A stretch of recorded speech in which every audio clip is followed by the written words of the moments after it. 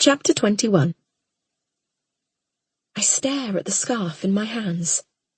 My mind whirs with possibilities, trying to find an alternative explanation. An explanation that doesn't involve my husband cheating on me. Perhaps Sarah dropped it when she was in the house on the day we cleared out the pond. Perhaps it got dirty at work, and Matt offered to take it home and wash it for her. Perhaps it's not Sarah's at all. Perhaps Pamela had a similar one. Perhaps it's a local design that everyone has round here. Without thinking, I lift the scarf to my nose and sniff it. Sarah's perfume. A strangled cry escapes me, and I drop it. I look up and realise that both Olivia and Ruth are watching me. I wonder if Ruth knows the significance of what's just happened. Sarah must have been here with Matt. In my bed. But when? I feel sick as it dawns on me. It must have been the day I found my hairbrush wedged down the side of the bed. I thought it had been Ruth who'd been in our bedroom. It must have been Sarah. With Matt. Everything fits together. All the time they spend together at work, their cosy drink at the pub. What's wrong? Ruth asks. If she does know the scarf belongs to Sarah, then she's very good at hiding it. For a moment, I feel illogically embarrassed. I don't want Ruth to know I've been humiliated, to know what's been going on behind my back. Nothing, I reply, trying to stop my face flushing. Just something else for the charity shop. I stuff the scarf into one of Ruth's bin bags. Can you watch Olivia for a moment? I say quickly, and leave the room before my tears start rolling. Back downstairs, I can't sit still. I pace up and down, not sure what to do with myself. This can't be happening to me. It just can't be. Matt wouldn't do that to me, he wouldn't. But then I think about how secretive he's been lately. All the things he hasn't told me, all the late nights. I'm not confident about anything I thought I knew about him. When I mentioned that someone had been in our bedroom to Matt, he'd tried to convince me I'd imagined it. But he must have been there himself, with Sarah. Sarah must have swept my personal things off the bedside table, wanting to remove the traces of me from our bedroom while she slept with my husband, taking my place. I wonder if she meant to put them back, or if she'd left them hidden deliberately. Has Matt told her about all the things I've been forgetting? Did she plan it so I'd think I was going mad?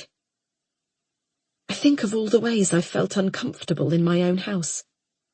Has Sarah been watching me, waiting for the perfect moment to steal Matt from me? I remember her in my room, touching my photos.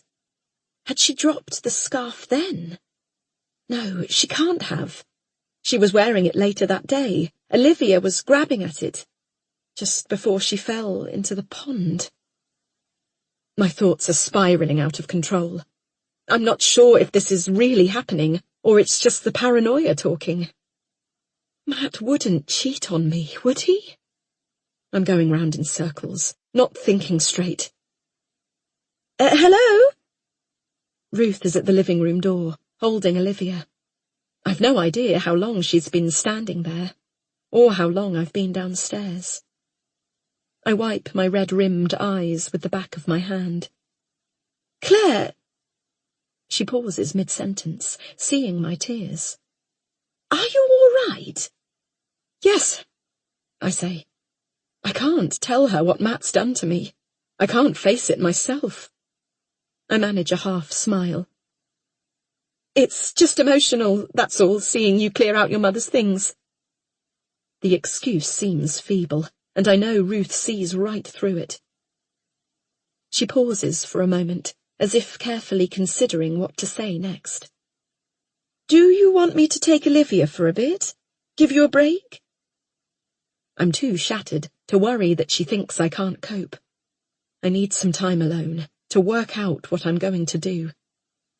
Oh, yes, please, that would be great. Okay, well, I'll bring her back in a couple of hours. You get some rest. It looks like you need it. The door shuts behind Ruth, and the house is eerily silent. I don't know what to do now. I should confront Matt, chuck him out. But what if it's all in my head? What if the scarf doesn't belong to Sarah at all, and there's a reasonable explanation? I wish I could talk to my mother about this. She would have calmed me down, made me think rationally. For a second, I wonder if I could call Miriam.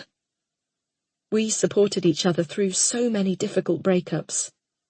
I know she'd understand. I'm getting ahead of myself. Why am I even thinking about breaking up? But I need to talk to someone. I pick up my phone and ring Emma. She'll understand, after everything she went through with Dan. I pace the room as her mobile rings. Maybe I'm wrong about this whole thing. Maybe it's all a silly misunderstanding, and Matt and I will laugh about it this evening. Or maybe not. I look at the unopened boxes that surround me. I should have unpacked them. But how soon will I be packing them back up again? If Matt and I split up, will Ruth and Jack even let me stay in the house? I don't mean anything to Ruth without her precious son. Emma finally picks up, and I jump. Claire, is everything all right? I'm so sorry, I didn't know who to call. Don't be silly. What's wrong? It's Matt. I think he's been cheating. When I say the words out loud, the weight of what's happening sinks in. I start sobbing down the phone. Are you at home? Yes. I manage to splutter. Stay where you are. I'm coming over. By the time Emma arrives, I have once again convinced myself that there must be some kind of reasonable explanation. When I open the door, she throws her arms around me and presents me with a box of chocolates and some flowers. I'm so sorry, she says. I thought we could share these. She hands me the chocolates. And the flowers will brighten up the house. They smell nice, too. I always like the scent of lilies. This type, anyway. They really cheer me up. Oh, you know you shouldn't have, I say, as she walks through the doorway. I suddenly feel embarrassed. What if I've made a fuss about nothing? She looks at me, concerned. You're not allergic, are you? No, it's not that. It's just such a kind gesture, that's all. Thank you. I take the lilies from her, run water into the sink, and then cut off the bottom of the stalks. We have our own vase somewhere in a box waiting to be unpacked, but I settle for one of Pamela's and arrange the flowers.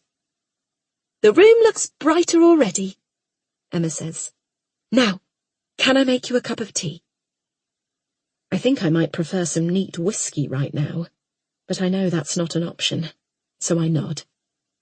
Emma pulls out some mugs as I switch on the kettle. She's at the house so often that she doesn't need to ask where anything is anymore. Emma pours the tea and carries it through to the living room. So, she says, taking a sip. What happened? I explain how I found the scarf. Maybe there's another explanation, I say, looking at her hopefully. I want her to say it can't be true, that I'm missing something obvious. But instead, she sighs. I need to tell you something, Claire. I should have told you weeks ago. What? I ask, my heart sinking. I was browsing the shops in Oxford the other day, and I saw Matt with Sarah. He was buying a bracelet. At first I thought it was for you and that maybe he was asking Sarah to help him choose. She was trying on the different bracelets, you see, and I thought that it was just to see how they looked on someone. I didn't believe he was buying it for her, I say incredulously.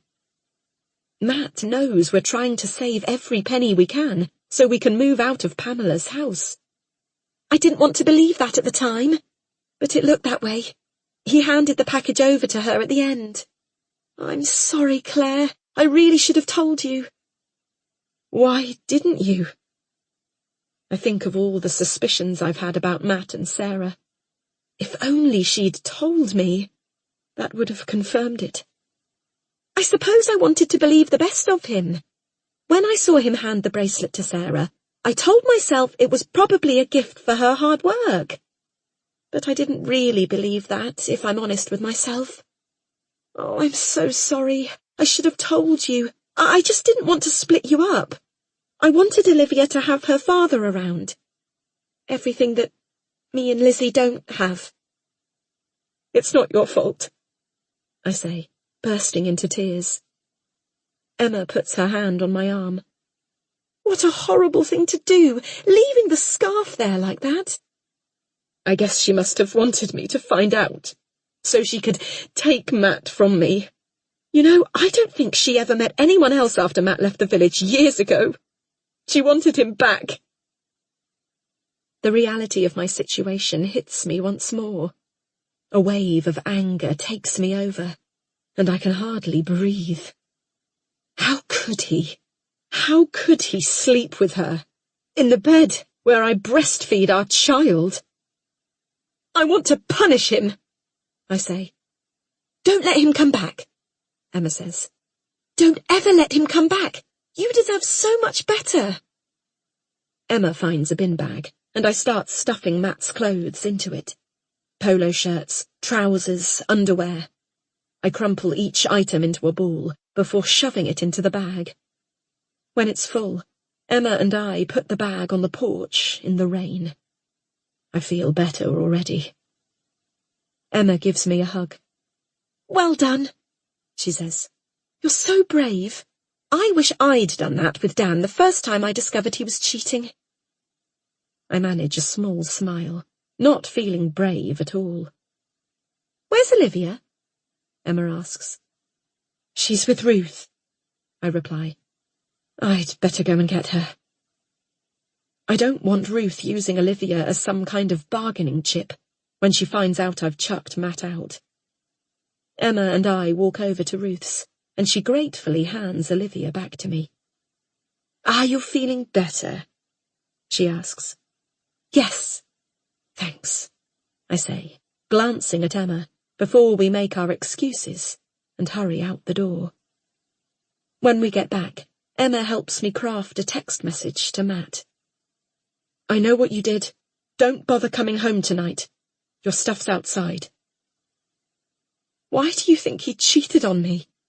I ask. I have no idea. Why does anyone cheat on anyone? There are so many amazing women out there who've been treated like this. I thought we were good together, I say. Me and Matt. We've been struggling a bit since Olivia's been born, but I still thought we were good together.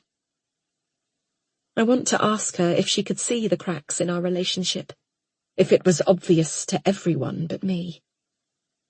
I thought you were good together too, Emma replies, and I'm relieved. But you had your doubts about Sarah, didn't you? Maybe a bit. I can't bear the thought of him with someone else. If he leaves tonight, he might go to her. I check my phone, desperately wanting to see a reassuring text from Matt. A text that explains how I'm mistaken, that everything's going to be all right.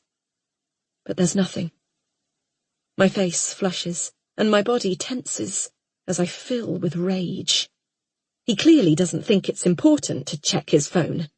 What if something had happened to Olivia? I want to scream at him, ask him why he cheated, why I wasn't enough for him, if he doesn't love me anymore. My phone beeps, and I jump. What are you talking about? No apology. I reply, you know what I'm talking about. My phone beeps again. We can talk about this tonight. Tears prick at the corners of my eyes before they cascade down my face. He hasn't even tried to call. He should be rushing home from work early to try and fix things. But he's not.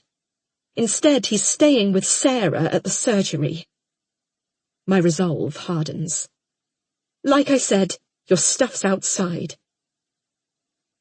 I show the texts to Emma. Don't worry, she says reassuringly. I'll stay with you until he comes back. You won't have to deal with him alone. I'm relieved, afraid that if I see Matt, I might crumble. If he apologizes, I'll fall into his arms and forgive him. I don't want that. When I hear Matt's key in the lock, I freeze. He tries it several times, pushing on the door before he shouts through the letterbox. Claire! I come to the door. I've bolted the door, I say. What? Why? Your stuff's outside. Emma comes up beside me and touches my arm. I hear Matt pick up the bin bag and rifle through it. Claire, what's going on? You know what's going on. You're sleeping with Sarah. I realise I'm shouting. It is so quiet round here that my voice echoes. That's crazy. What are you talking about? Just leave. Claire, I'm tired. I just want some rest. Let me in and we can talk. We're not talking about this, Matt. If you wanted to talk to me about our relationship, then you should have done it before you slept with her. He is quiet for a moment. Emma takes my arm, and we go back into the kitchen. For the next 20 minutes, Matt bangs on the door, shouting my name again and again. Finally, he gives up and leaves. In the silence, all I can hear is the screeching of the foxes. She picks up the phone after 2 rings, and I'm relieved to hear her voice. I'm always scared that someone else will pick up when I ring the helpline. I only want to speak to her. Hi, I say. It's me. There's a moment's hesitation, and I worry I've been presumptuous, that she won't recognise me. She must take dozens of calls a day. I'm just one of many to her. But she is my only lifeline. Hi, how are you? I can hear the smile in her voice, and I smile too, reassured. I wasn't sure you'd know who it was, I confess, with a nervous laugh. Of course I do. I'm always glad when you call. My heart lifts. It's something a friend would say. How are you? I ask. I'm curious about her life outside our conversations. I'm good, she says. You know, busy.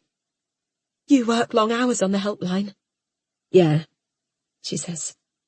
We're a bit short-staffed at the moment, so I'm on a lot of shifts. It must be hard work. Sometimes it's tiring. She sighs. But that's not what you called to talk about. How are things going? I'm disappointed she's changed the subject, that she doesn't want to tell me about herself. But there's a reason I've called today. There's something that's been playing on my mind. She said that men like my husband were always the same, that they often have a history of abusive behaviour. It's my husband, I say. Someone's accused him of sexual assault. I hear her intake of breath. What have they said? I'm not sure exactly. He's been vague about the details. Do you believe them? I breathe in deeply. It's hard to form the words. I feel like I'm betraying my husband, betraying my marriage vows. But I've thought about this again and again. I can't get the images out of my mind. Yes, I say. I believe them.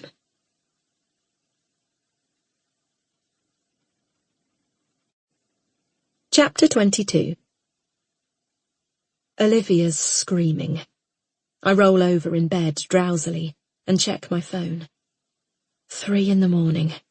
Time for her feed. I reach over towards Matt's side of the bed, into the empty space. I'm on my own now.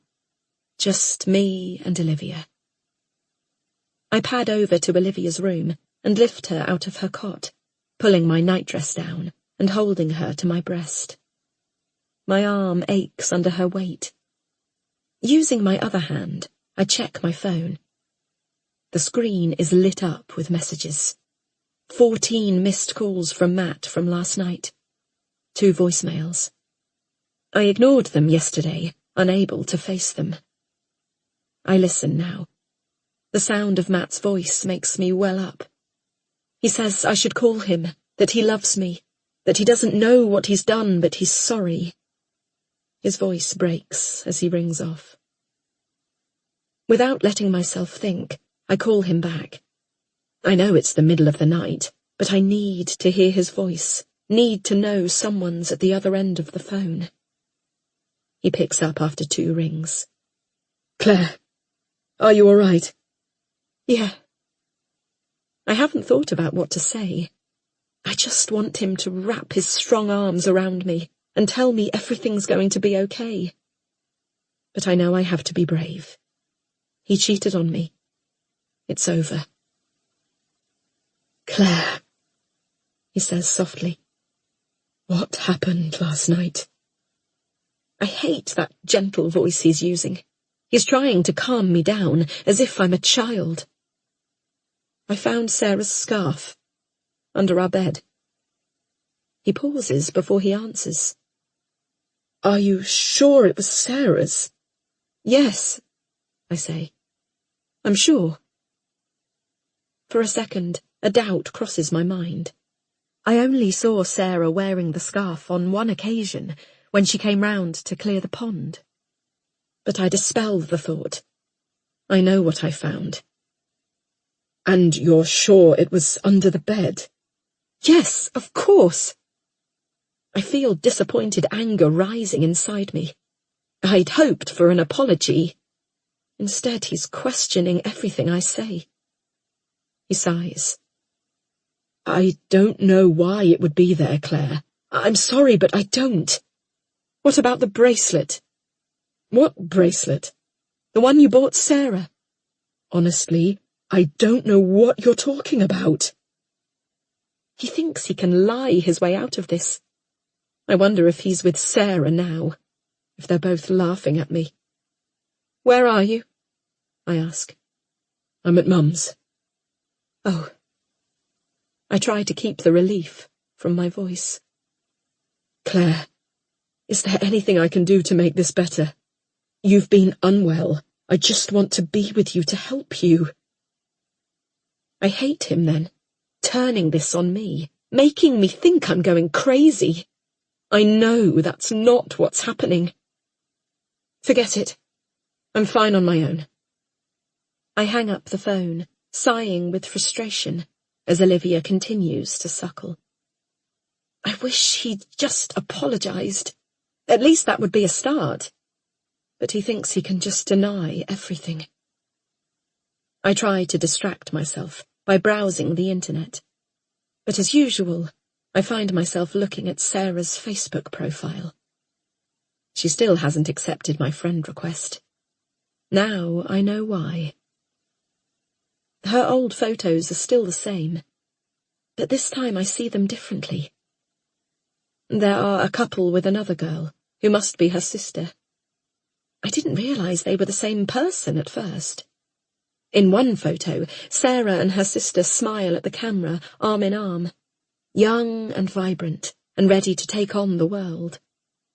In the second picture, they are still smiling, but the sister has aged and is wheelchair-bound, the left side of her face lopsided with paralysis. I remember how upset Matt was when he told me Sarah's story, and I feel an unexpected flicker of sympathy for her. The photo must have been taken between the accident and her sister's death. As I look at the photograph, something bothers me. My instincts are telling me that there's something not quite right about Matt's explanation of the accident. I take Sarah's sister's name from Facebook and Google it along with the word accident. Eventually, after pages and pages of irrelevant results, I find a newspaper article. September 1998. Tragic accident. for local family. I read the article 3 times. The accident happened late at night. Sarah's sister fell from the hayloft in the barn and cracked her head on the concrete floor. The article has a timeline of events and an annotated diagram. Despite this, it isn't quite clear exactly what happened at the moment she fell. But it's clear that Matt hasn't told me the whole story. There were only 2 witnesses to the accident. Him and Sarah. Both were interviewed by the police. Why would he keep that from me? What other secrets does he share with Sarah? I go through Matt's Facebook profile and look through the posts from the last few months, and then go back years and years to see if there's something there about him and Sarah. Something I've missed. There's nothing. No hint of a relationship with her, but it wouldn't be on his public profile. I need to look at his private messages. I log out of my account and type in the password he used to use for everything. It doesn't work. He must have changed it. He must be hiding something. At least he's not with her now. He's with Ruth. I bet she's furious with me for chucking out her beloved son. I'm sure she won't let me stay in the house for long without Matt. But where can I go?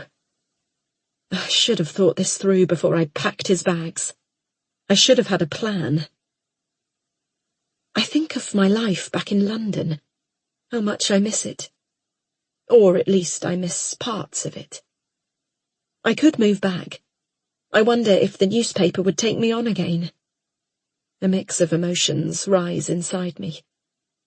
I remember the excitement I felt when I first entered the buzzing newsroom, the thrill of chasing down the story.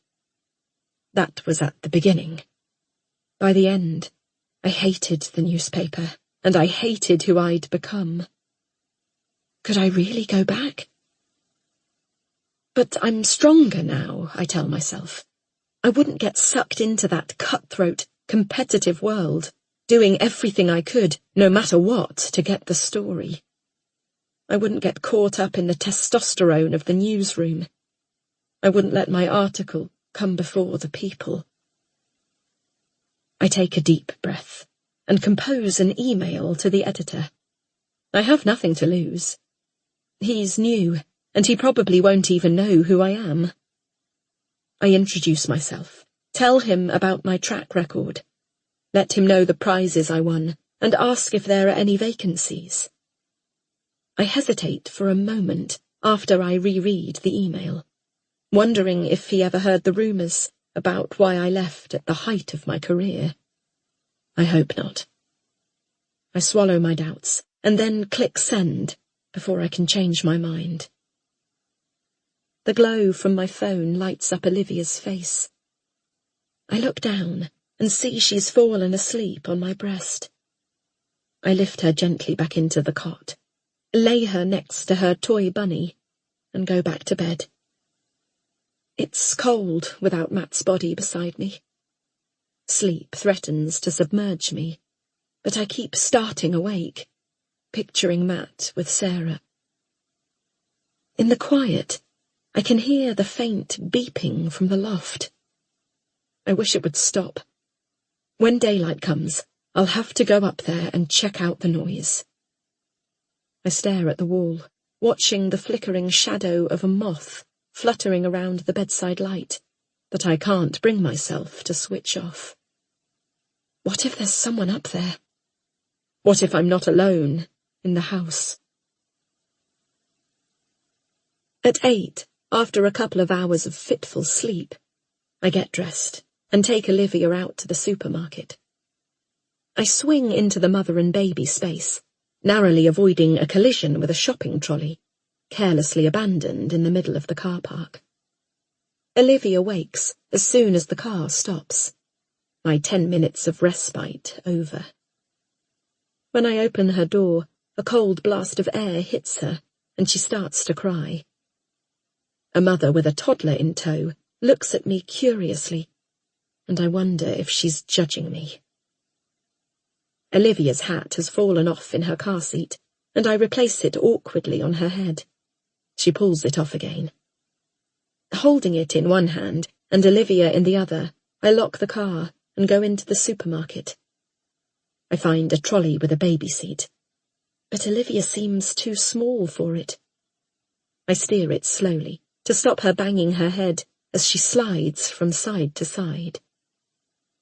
Olivia's eyes light up as she looks at the multitude of products on the shelves. I throw things into the trolley beside her. Lamb chops for dinner, vegetables, fruit. An old lady comes over and starts cooing at Olivia, leaning over the trolley and pushing her face close. My baby smiles angelically, and I tense. She never smiles that way at me. "She's lovely," the woman says.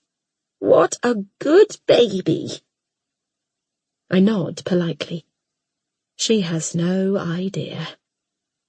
Olivia reserves all her love and affection for others, never for me.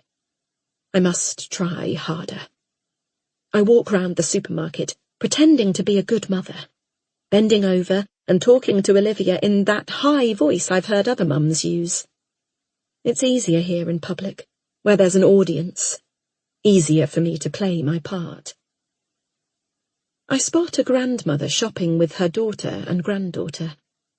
The grandmother pushes the trolley as she offers well-intentioned advice on childcare to her daughter, who pushes the buggy beside her. The daughter bats the advice away, irritated. I listen to them as they bicker over what they'll have for dinner. When they move away, I can still hear the rise and fall of their voices. I long for the relationship they have, missing my mother. I'd do anything to be with her right now. If my mother was here, what would she say?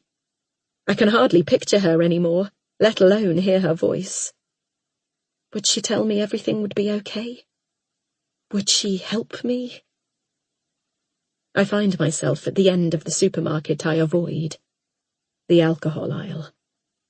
I feel my trolley turning, see the glimmer of thousands of glass bottles lined up. I stop at the Chilean Reds, remembering a vineyard tour I did back when I was travelling after university. I pick them up, one by one, reading the labels and feeling the cold glass against my skin.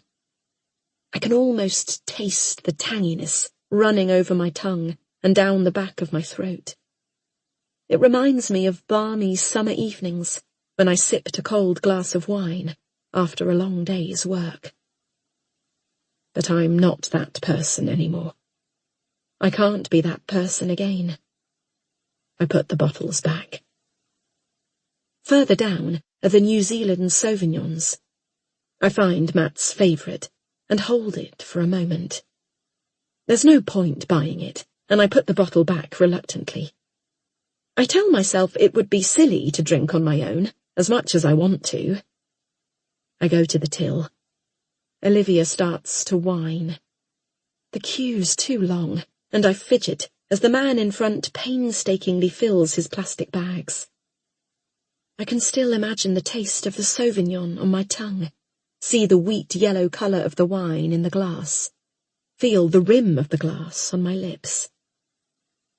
It's my turn.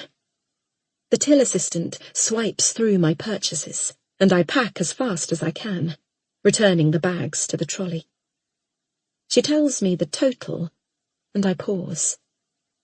Hang on a minute, I say. I've forgotten something. I dash back to the wine aisle and grab the nearest bottle. I pull up in front of the cottage and sit for a moment in the car. I don't want to go inside. I want to drive far away, away from my life and away from my family. I want to forget everything that's happened. A knock on the car window jars me back to reality. Matt. I close my eyes for a second before I open the door. Why aren't you at the practice? I couldn't go to work. Not with all this going on. We need to sort this out. I'm worried about you. I sigh. He's always been a good actor. I wish he'd just admit what he did. Claire. He reaches for my arm, and I pull it away sharply. Do you really believe I'd sleep with Sarah? Why would I risk losing you? Risk losing our family? I feel uncertain now, as if I might have imagined the whole thing. I see Ruth appear from the side path. I don't want her here. She goes round the back of the car and opens Olivia's door. She gives her a quick kiss on the cheek and tells her how beautiful she is, and then comes to the front of the car. What are you doing out here? She asks Matt. You know what I'm doing. I needed to speak to Claire. I wouldn't waste your breath. Look at what she's done to you, evicting you from your own home for no reason at all. You're not helping, Mum. Ruth turns to me, her voice venomous. Who do you think you are, coming here, living in my mother's house, and treating my son this way? After all we've done for you, you throw him out with only a bin bag of his things. I look down at the gravel. He's cheating on me. Ruth glances at Matt. Is he? Well, good for him in that case. He's carried you long enough, looked after you, protected you. You can't expect someone to love you when you behave the way you do. He's told me about you, you know, that you're paranoid, that you've been forgetting things. No one would put up with that forever. I swallow, afraid. How much of my history has Matt told his mother? Mum, please. Matt grabs her arm, tries to pull her away. And another thing.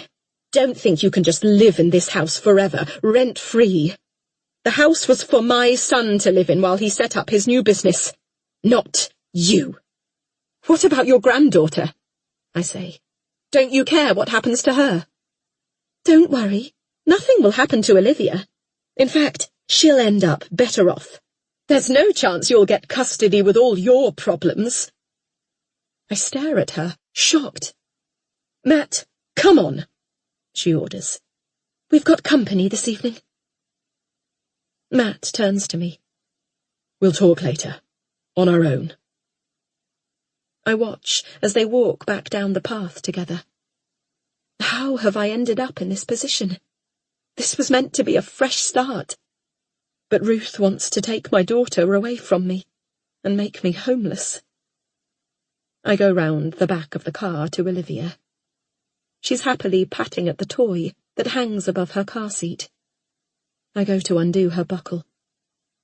It's already undone. I stare at the loose straps in horror. Did I forget to fasten her in?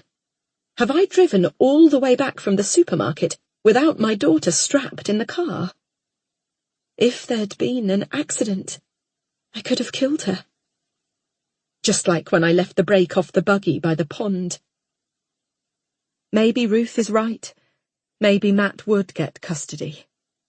If I can't even be trusted to strap my daughter into her car seat, then maybe I don't deserve her.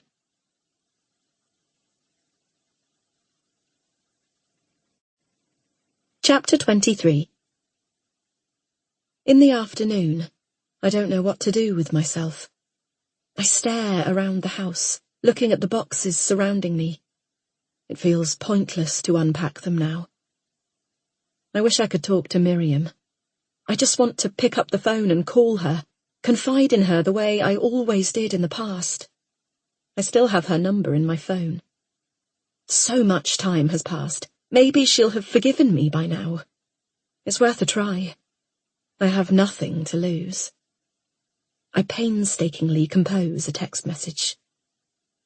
Hi, it's Claire. It's been too long. I'd love to catch up. I hope we can put the past behind us. I'm about to delete the last bit and redraft it, when Olivia cries for her feed. I read the message again. She's never going to reply anyway. I click send. While I'm feeding Olivia, Emma messages me to see how I am, and suggests a trip to Oxford to take my mind off things. Dan has Lizzie, and she's at a loose end. She comes round to collect me half an hour later, and soon we're in the city centre, wandering round the shops. "I've organised a surprise for you," Emma tells me, "to cheer you up." I grin. "Really?" "Yep, it's just round the corner." She leads me to a side street, and I see the small wine shop she's mentioned to me before. My heart sinks. I really shouldn't buy more wine, not when I'm feeling so down. "Maybe not today." "Come on, Claire, I've organised a tasting session for you. My treat. You have to try it. Everyone raves about this place." "I'm not sure." But Emma is already inside the shop. I follow her in reluctantly, wheeling the buggy in behind her. It takes up all the floor space in the tiny shop. I hope no one sees me and judges me. The man behind the small desk at the back welcomes us with a smile, and I tell myself that a tasting can't do any harm. It will only be tiny portions. "Beautiful baby," he says, looking down at sleeping Olivia. I smile proudly. It's so rare for her to be quiet. I should make the most of this opportunity. The man talks us through the history of the shop, the grapes and the wine-making process, as I relax, breathing in the smell of the alcohol and imagining the taste of it on my tongue. Finally, he takes 2 plastic cups and pours us each a small glass of the dry white.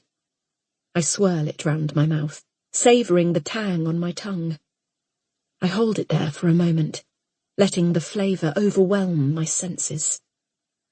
I wonder if I'm supposed to spit it out, but that's not been mentioned, so I swallow, and then take another sip. We try another wine, and then a third and a fourth. I'm starting to feel a bit giddy.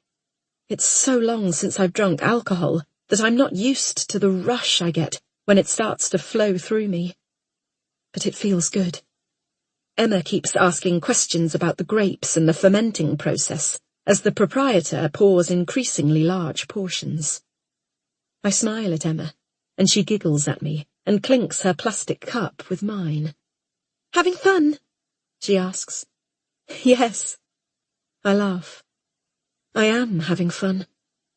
For once, I feel relaxed and free. After the wine tasting, Emma suggests we sober up with a coffee.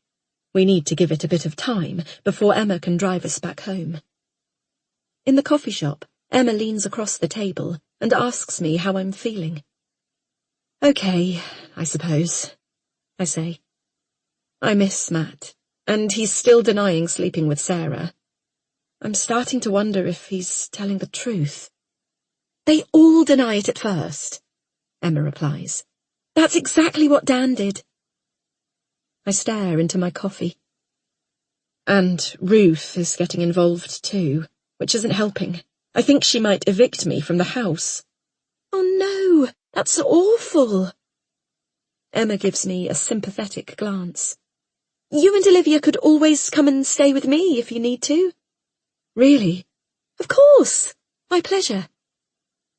I sigh with relief. It feels good to have a choice, even though I've no intention of leaving the cottage without a fight. "Thanks," I sigh, reaching across the table to touch Emma's hand. "You don't know what that means to me." "It's no problem. Lizzie and I would love your company." Emma looks out at the street beyond the coffee shop. "What do you fancy doing now? We've got the rest of the afternoon." I should be getting back. I've perked up from the caffeine, but underneath, I'm exhausted. "Really?" she says, disappointed. Then I think of the oppressive cottage and imagine an afternoon of feeds and dirty nappies, and change my mind. "What were you thinking?" I ask. "How about we go to one of the churches? They're beautiful." I smile. "Sure." There's a church a short walk down the road, and we wander inside. Emma seems thrilled that the church spire is open today. "Do you want to climb up it?" she asks excitedly. I look up at the tower. The views must be spectacular.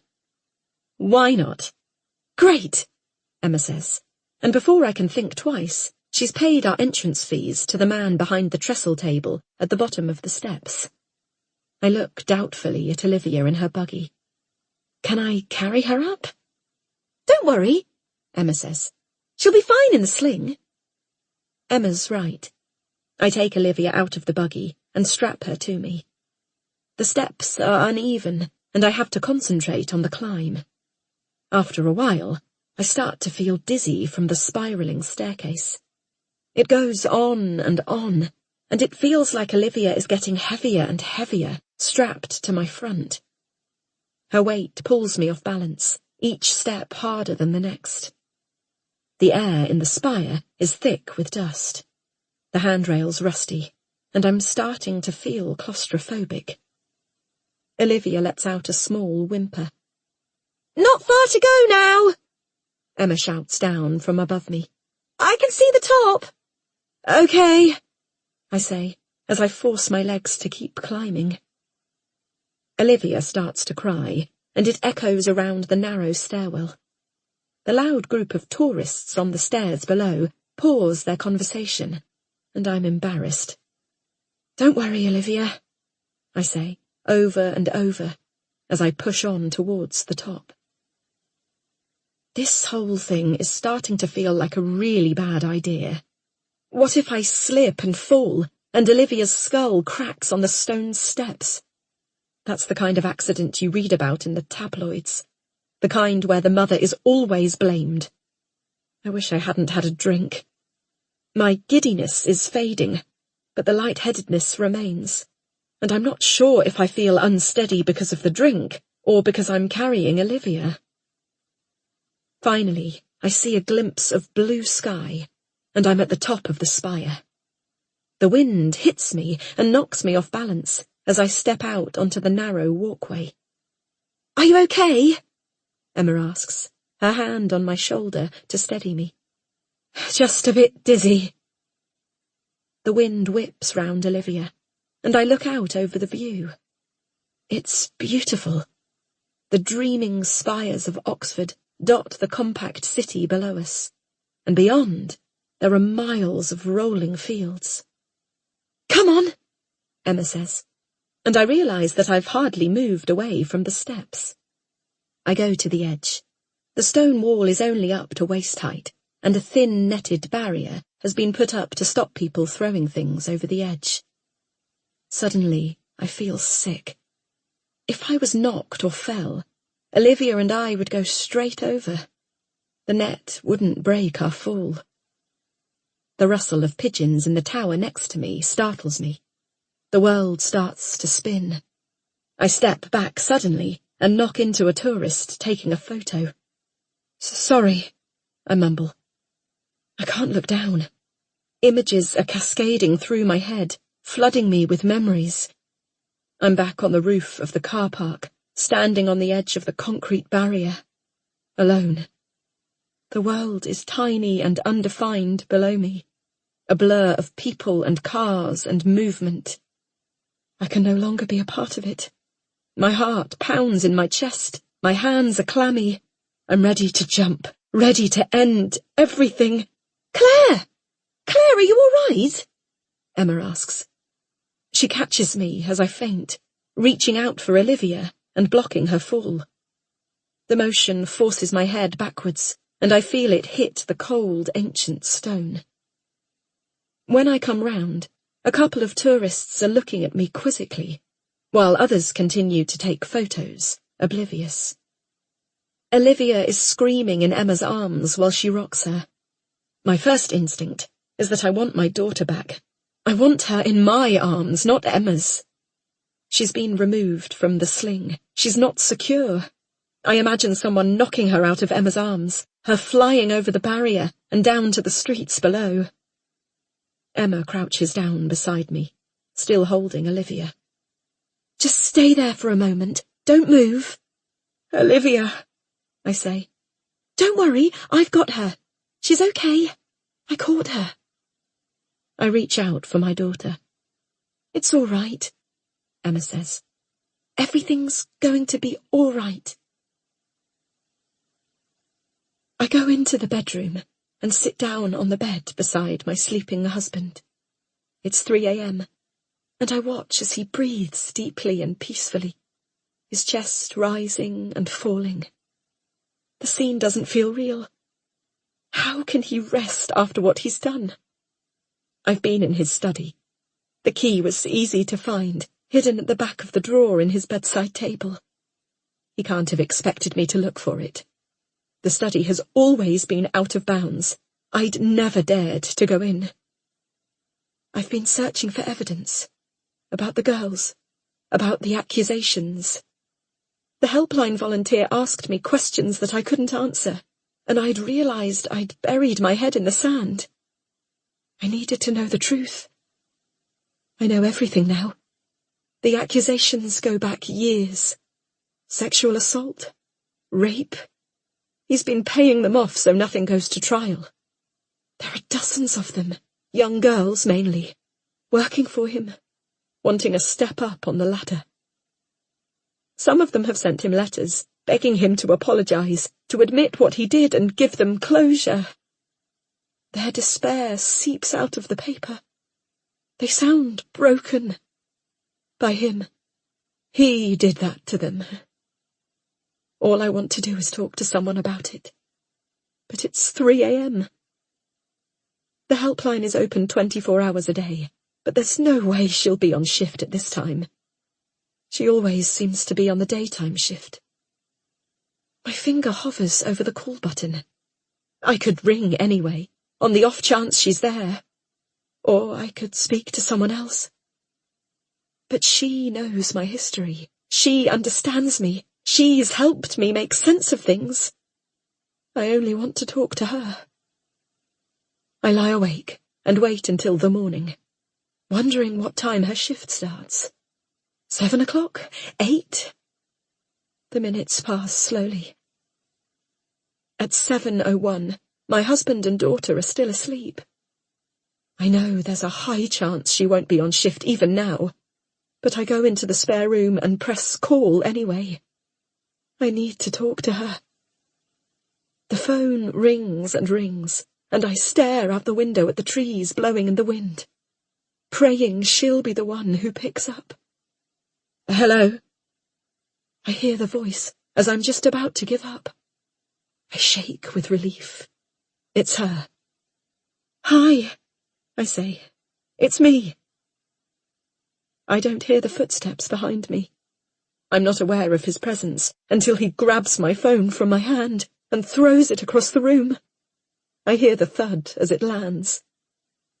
I can still hear the voice on the other end of the line, fainter now. Hello? Who are you on the phone to? He grabs me by the shoulder and shakes so hard my bones rattle. Who? He shouts in my face. Nobody, I reply. I knew you had another man. I don't! I really don't!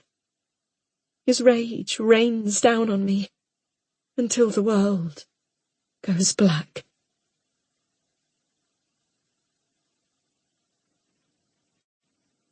Chapter 24. I get off the train at Paddington and join the mass of people streaming towards the entrance to the tube.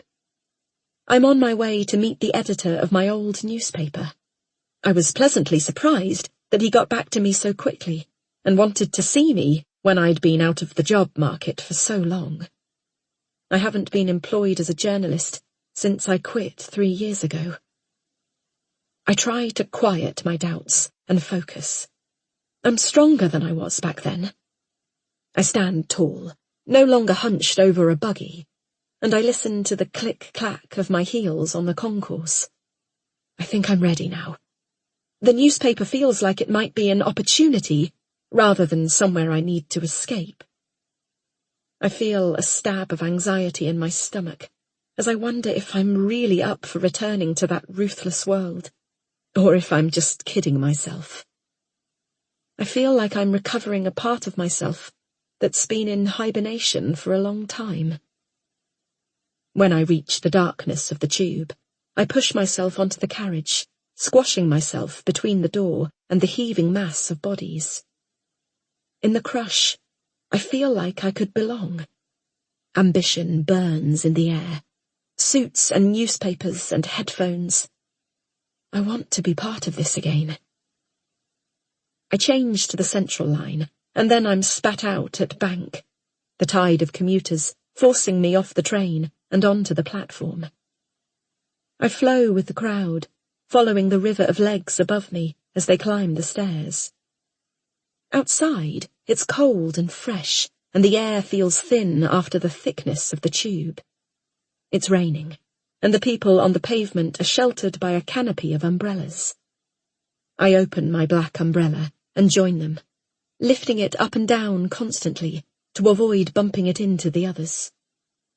The streets hum with people, pushing and shoving their way through, shouting into mobile phones and jumping into taxis. A suited man walks beside me, but not with me, plugged into the rhythm of his headphones. Buses meander down the road, a slipstream in the middle of the sea of pedestrians. The atmosphere's so unlike the countryside, with its emptiness and fields and quiet. Here the world is vivid and alive. Colours are brighter, noises are louder. I've missed it all. As I approach the revolving doors of my office, I have a sudden flash of fear. I stop on the pavement, stare through the glass. I'm not sure I can do this. I ignore the feelings that rise inside me. Surely it's time to move on. Surely I can forget what happened here. What I did. I take a deep breath and let the revolving doors carry me into the entrance hall. I go over to reception and speak to the false lashes and designer eyebrows behind the desk. Neat white blouse, low cut enough to catch a glimmer of flesh, but formal enough to look discreet.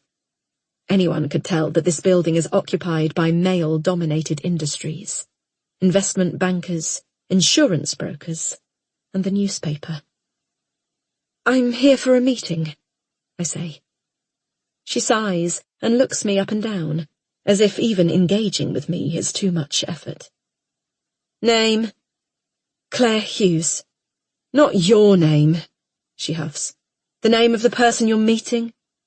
Adrian Lister. She raises her eyebrows, but picks up the phone. I'll ring him to confirm and get you a visitor's pass. She indicates a seat in reception, and I go and sit down. I check my phone and see there's nothing from Emma. It's so kind of her to babysit. She's said she'll take Olivia to the park with Lizzie. I didn't want to ask Matt to look after her, or for him to know I was looking for a job in London. Half an hour later, I'm collected from reception by Adrian's PA. Nerves hit me as I travel up in the glass lift. Being back in the offices brings back an overwhelming feeling of guilt. I remember coming into this building 3 years ago, heart thumping, my front page scoop on my laptop in my bag.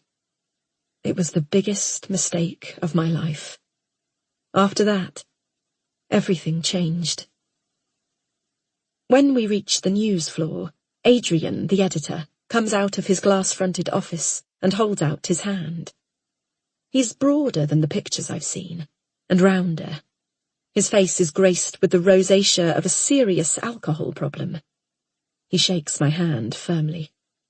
Claire, a pleasure to meet you. I hear you were one of our best journalists back in the day.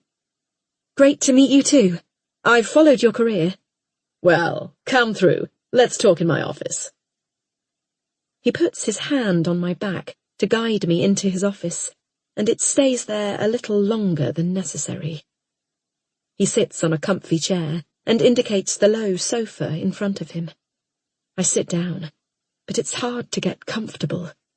The angle makes it almost impossible to cross my legs. So, what have you been doing the last 3 years? Has it really been that long? I laugh. I'd hoped he wouldn't bring that up. He must have heard why I left the newspaper, how I couldn't take the pressure anymore, how I broke down. I look at my feet, my confidence seeping out of me into the carpet. Copywriting, mainly.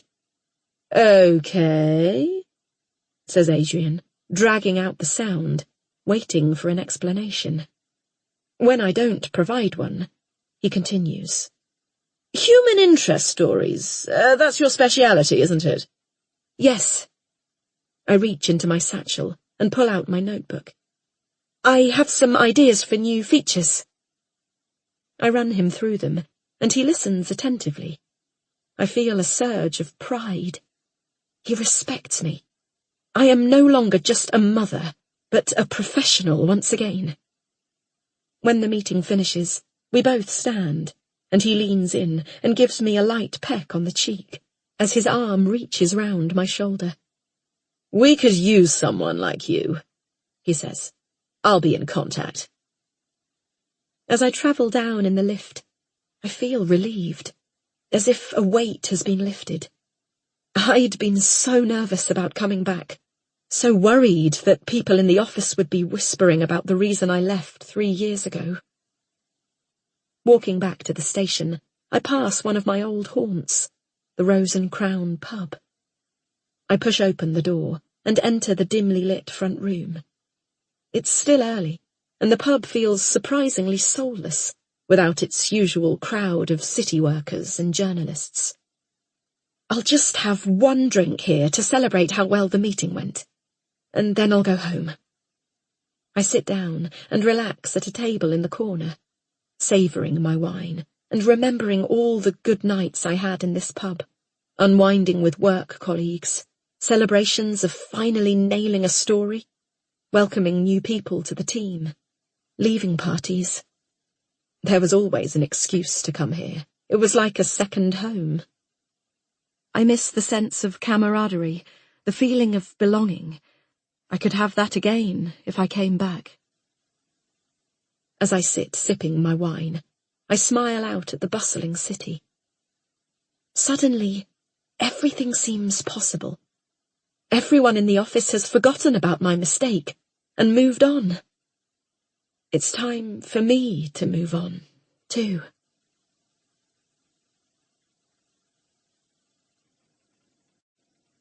Chapter 25. I spend the next morning cleaning the house, vacuuming every dark corner, dusting every crevice. I've cleared all the surfaces of Pamela's things. The cottage smells of oaky furniture polish, and I feel hopeful again.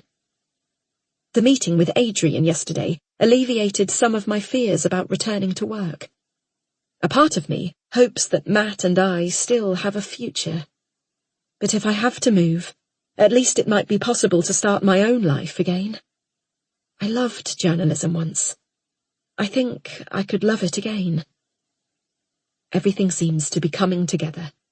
I think I finally might be able to put the past behind me. Then maybe my nightmares will stop.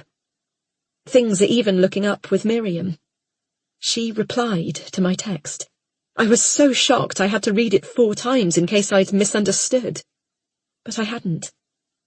We're meeting this afternoon in Oxford. It's halfway between the two of us. The white noise of the vacuum has lulled Olivia to sleep. In the silence, I can hear the distant beeping from the loft. I take Olivia upstairs and strap her into the chair on the landing. There's a ladder in the spare room, and I put it against the wall next to the loft hatch, climb up and push the hatch open. A cloud of dust drifts down from the darkness above. The sound is louder now, an insistent, regular tone. I climb higher and feel around for a light switch. Unable to find one, I go back down the ladder and set my phone to torch mode. I feel slightly sick climbing the ladder, afraid of what I might find in the darkness above. There's a cord switch dangling from one of the rafters, but when I pull it, nothing happens. The bulb probably went years ago. The beeping is coming from the back of the loft, under the eaves. I shine my torch around and realise that it's not properly boarded. Boxes are balanced precariously along the beams. I creep along, watching where I tread, stooping under the rafters.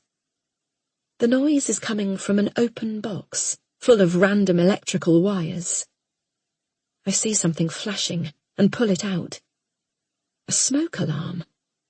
The battery must be almost dead. Then I recognise it. It used to be in Olivia's bedroom. Someone's removed it and put it in the loft. I swallow. Why would anyone do that? The smoke alarm's here to protect us. I imagine a fire ripping through the clutter in the old cottage, flames curling up the wallpaper. Without a smoke alarm, we wouldn't have a chance. I feel sick. I thought I was going mad, but now I can see I was right to be worried. Someone wants to hurt me, to hurt us. Olivia and I are in danger. Olivia's on the landing, on her own.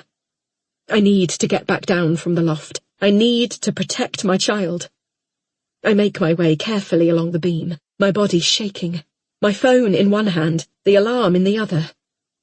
Who would have taken the smoke alarm from Olivia's room and put it up here?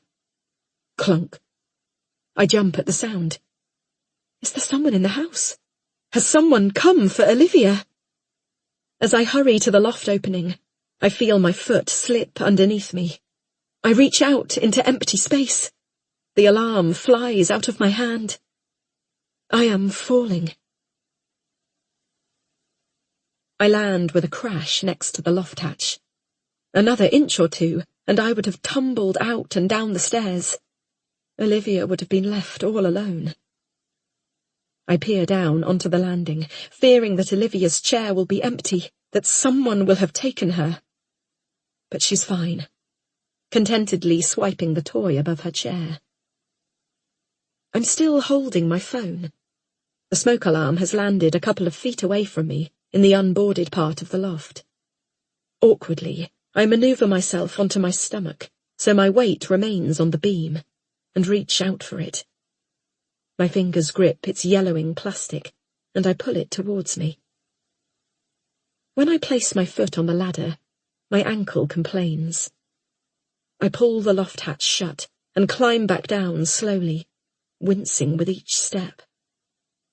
I wash the dust off my hands, and then pick Olivia up, holding her close. My heart pounds in my chest. I hear a snapping sound, and freeze. What was that? I peer down the stairs anxiously, hugging Olivia tightly. There's a white piece of paper in the hallway. It was just the letterbox. Someone's delivered something, most likely junk mail. An advert for a cleaner or a local babysitter.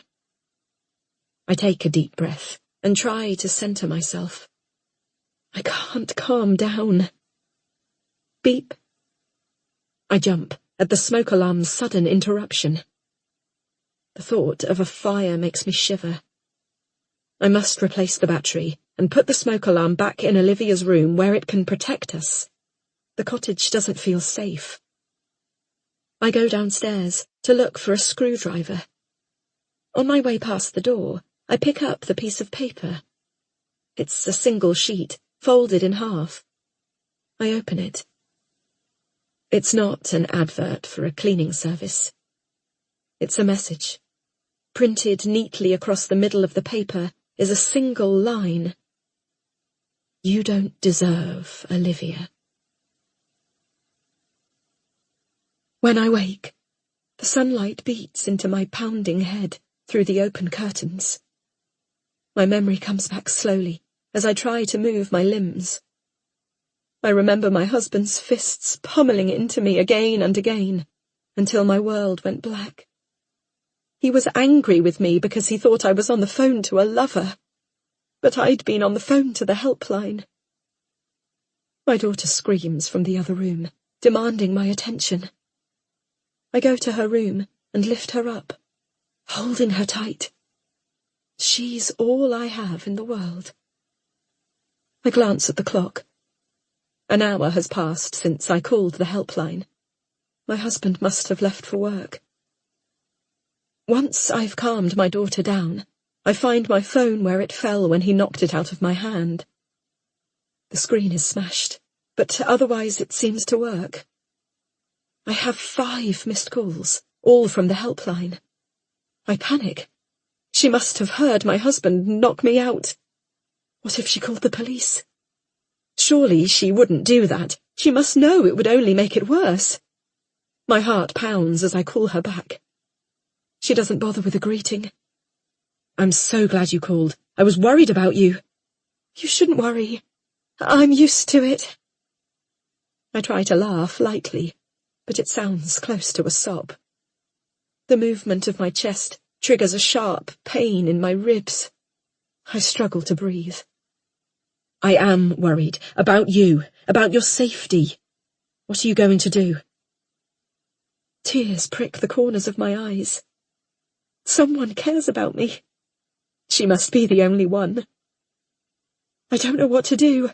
I went through his study yesterday. There are dozens of girls accusing him of things, going back years. What kind of things? The worst kind. The word is hard to get out, but it needs saying. Rape. I hear her intake of breath. He's paid them off, I continue. All of them. He must have done it. You've seen all this? She asks. You have all the evidence? Yes. You have to leave him. Her direct words shock me. But I love him. What about your daughter? I can hear the sounds of my daughter playing downstairs, the tinny music of her toy bear circling round on repeat. I don't know what's best for her anymore. I've told myself I'm giving her the childhood I never had. 2 loving parents, a home. He loves her. He'd never hurt her. How do you know that? The tears are running down my cheeks now. I just know, I say, but I'm not so sure of my own words anymore. I didn't marry the man I thought I did. I don't know my husband at all. Maybe she's right. Maybe I need to get my daughter away from him. Do you have anywhere to go? Family? Friends? No. I realize how stark my situation is. I have no friends left. I don't even have a bank account in my own name. He has completely cut me off. Anyone you could stay with? Someone you could confide in? I don't know what to say. She's the only one I can talk to about this. The only person I trust. I have to be honest. I need her help. I don't have anyone. She pauses for a second. You could stay with me. If you're desperate, you could come and stay with me.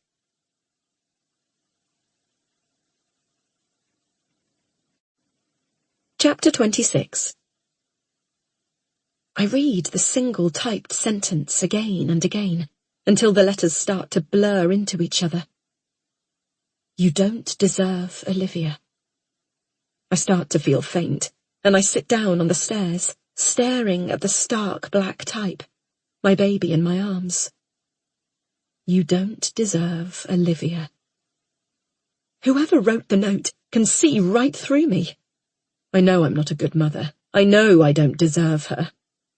The words echo in my head. You don't deserve Olivia. I hug my daughter closer to me, tears of regret welling up. I must do better.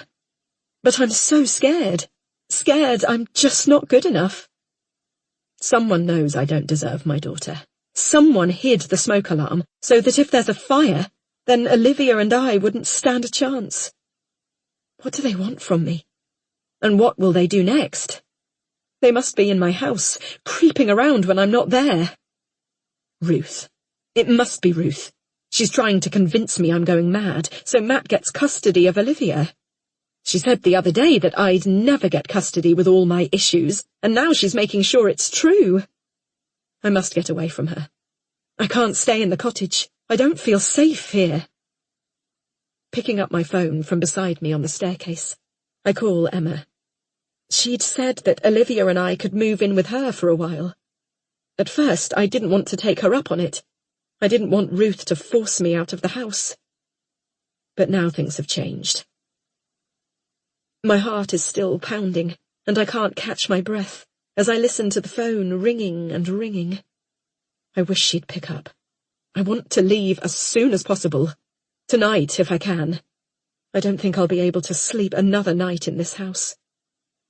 It will be okay, I whisper to Olivia. We'll move in with Emma and Lizzie. We'll be safe there. The phone clicks onto answer phone.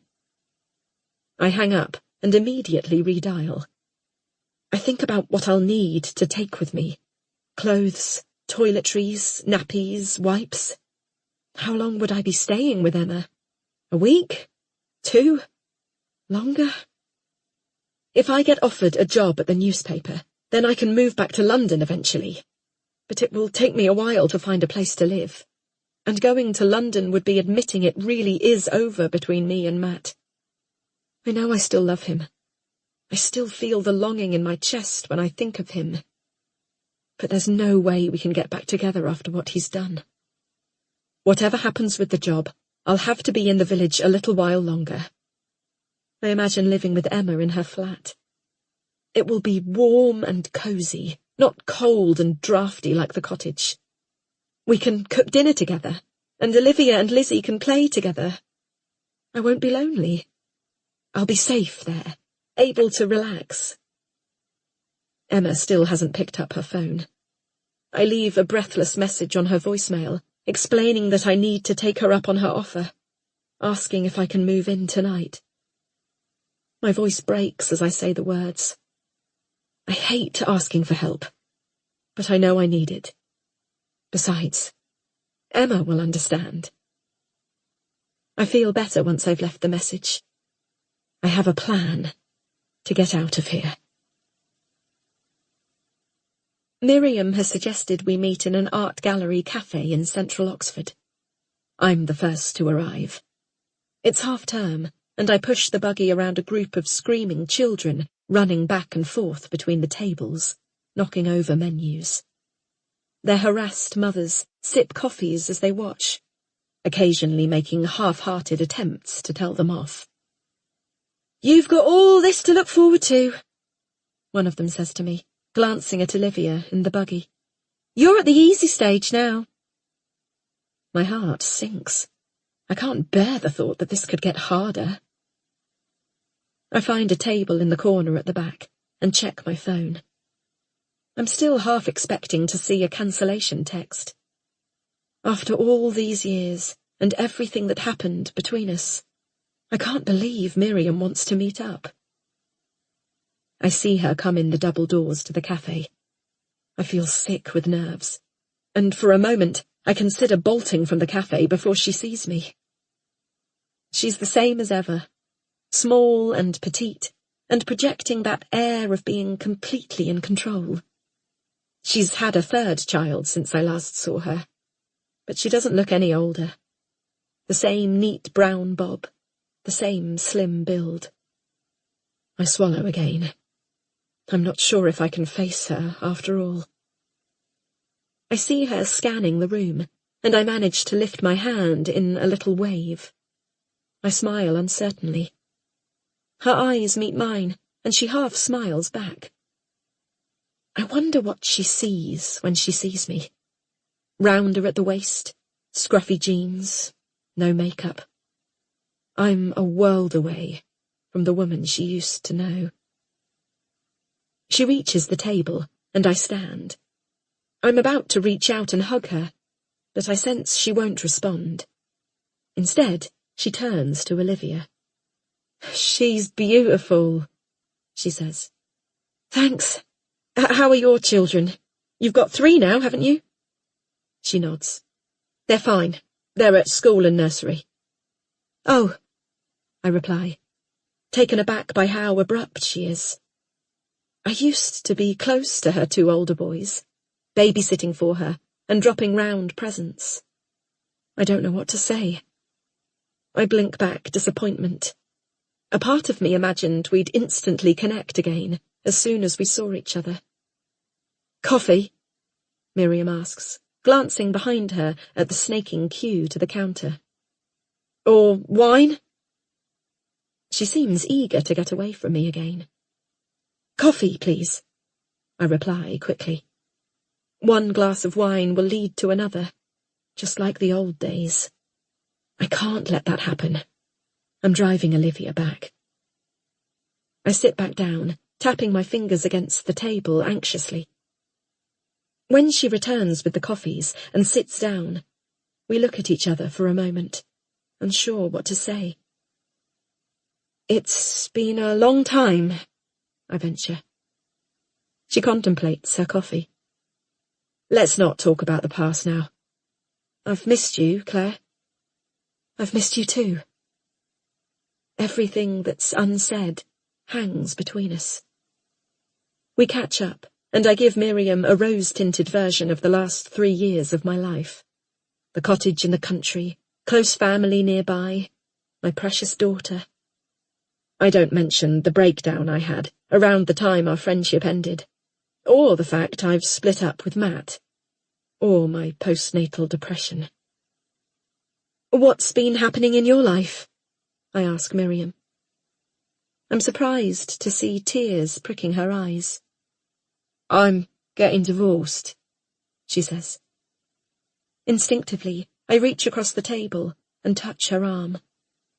"Oh, I'm so sorry. When you texted, I just signed the papers, and I remembered the old days, how close we were. You were the only person I wanted to talk to." And then the tension between us eases, and we're talking like old times. Miriam tells me about her husband's affair with a younger woman, and I find myself telling her all about Matt and Sarah, and my mother-in-law. It's a relief to have someone to confide in. When I look at my watch, 2 hours have passed in a flash. "Do you fancy getting something to eat?" I ask. We each choose an overpriced cake, and Miriam suggests a glass of wine once more. It takes all my willpower to say no. "I stopped drinking," I explain, and although it's technically true, I feel guilty. I did stop, but recently I've started again. "Good for you," Miriam says. I bite into my stale cake, while she tells me more of the intricacies of her divorce. Custody, finances. I might have to go through all of that with Matt. I'm not sure how I'll cope. She seems to feel better when she's got it all off her chest, and I wonder if I trust her enough to tell her about the smoke alarm in the loft and the note through the door. She might just think I'm going mad, but I need to confide in someone, and I'm running out of people I can trust. When I finish explaining, I see the concern in Miriam's eyes. "This is serious," she says. "Someone's threatening you. You should tell the police." "I don't think they'll believe me." "Why not?" I try to explain. Sometimes I'm not sure if I even believe myself. My brain is in such a fog with the sleepless nights and endless childcare that facts and fiction seem to merge, and I'm not sure what's in my head and what's real. "Matt never believed me about anything," I say. "Even when we first moved and his mother was coming into the house and moving my things around." "Why wouldn't he believe you?" She seems genuinely confused, and I realize she never knew what happened after our friendship ended, how I'd fallen apart. I look down at the table, embarrassed. "Well, because I went a bit off the rails before. 3 years ago, after everything that happened." I know I'm minimizing, but I can't bear to tell her the whole truth about my breakdown. "I didn't realize." she says, surprised. I tried to contact you. I didn't want to speak to you. I couldn't forgive you. I know. It's okay. The things that happened, they're the reason why I went off the rails. And I still feel awful about it. I flush, the familiar shame rising through my body to my face. I'm so sorry. But I know those words can never be enough. Not after what I did. We stay at the cafe another hour, but the conversation is stilted, and we can't get the connection back. We're both aware of the huge crack that underpins our whole relationship. The atmosphere has turned, and everything about our friendship is starting to feel fragile once more. I need to go in a minute, Miriam says. Got to pick the kids up. I nod. I was hoping that this meeting would be the renewal of our friendship, a fresh start. But now it feels more like the end, a permanent goodbye. And yet neither of us seem to really want to leave, to abandon the hope of rekindling the friendship we once had. Have you got somewhere to go? Miriam asks. If the worst comes to the worst and you and Olivia have to move out, to get away from your mother-in-law, do you have someone to take you in? I remember years ago, when Miriam slept on my sofa for a month after splitting up with an ex. I nod. Yes, I've got a friend I can move in with. She's local. I glance at my phone. Emma still hasn't called me back. I'm glad, Miriam says, reaching over to touch my hand. Take care of yourself. You too, I say, feeling the door of our friendship starting to close on me. If you ever need anything, then you can always call, she says. I don't think she really means it, and I think I might cry. I don't want things to end this way.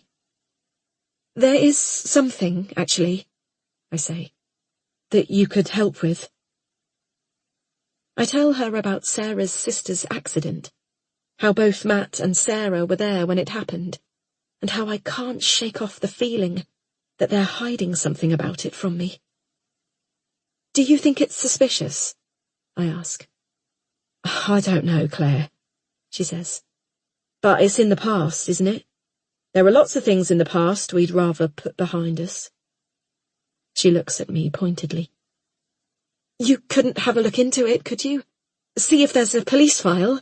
I mean, I know it's historic, but... Miriam rises suddenly from the table, and I see she's lost patience.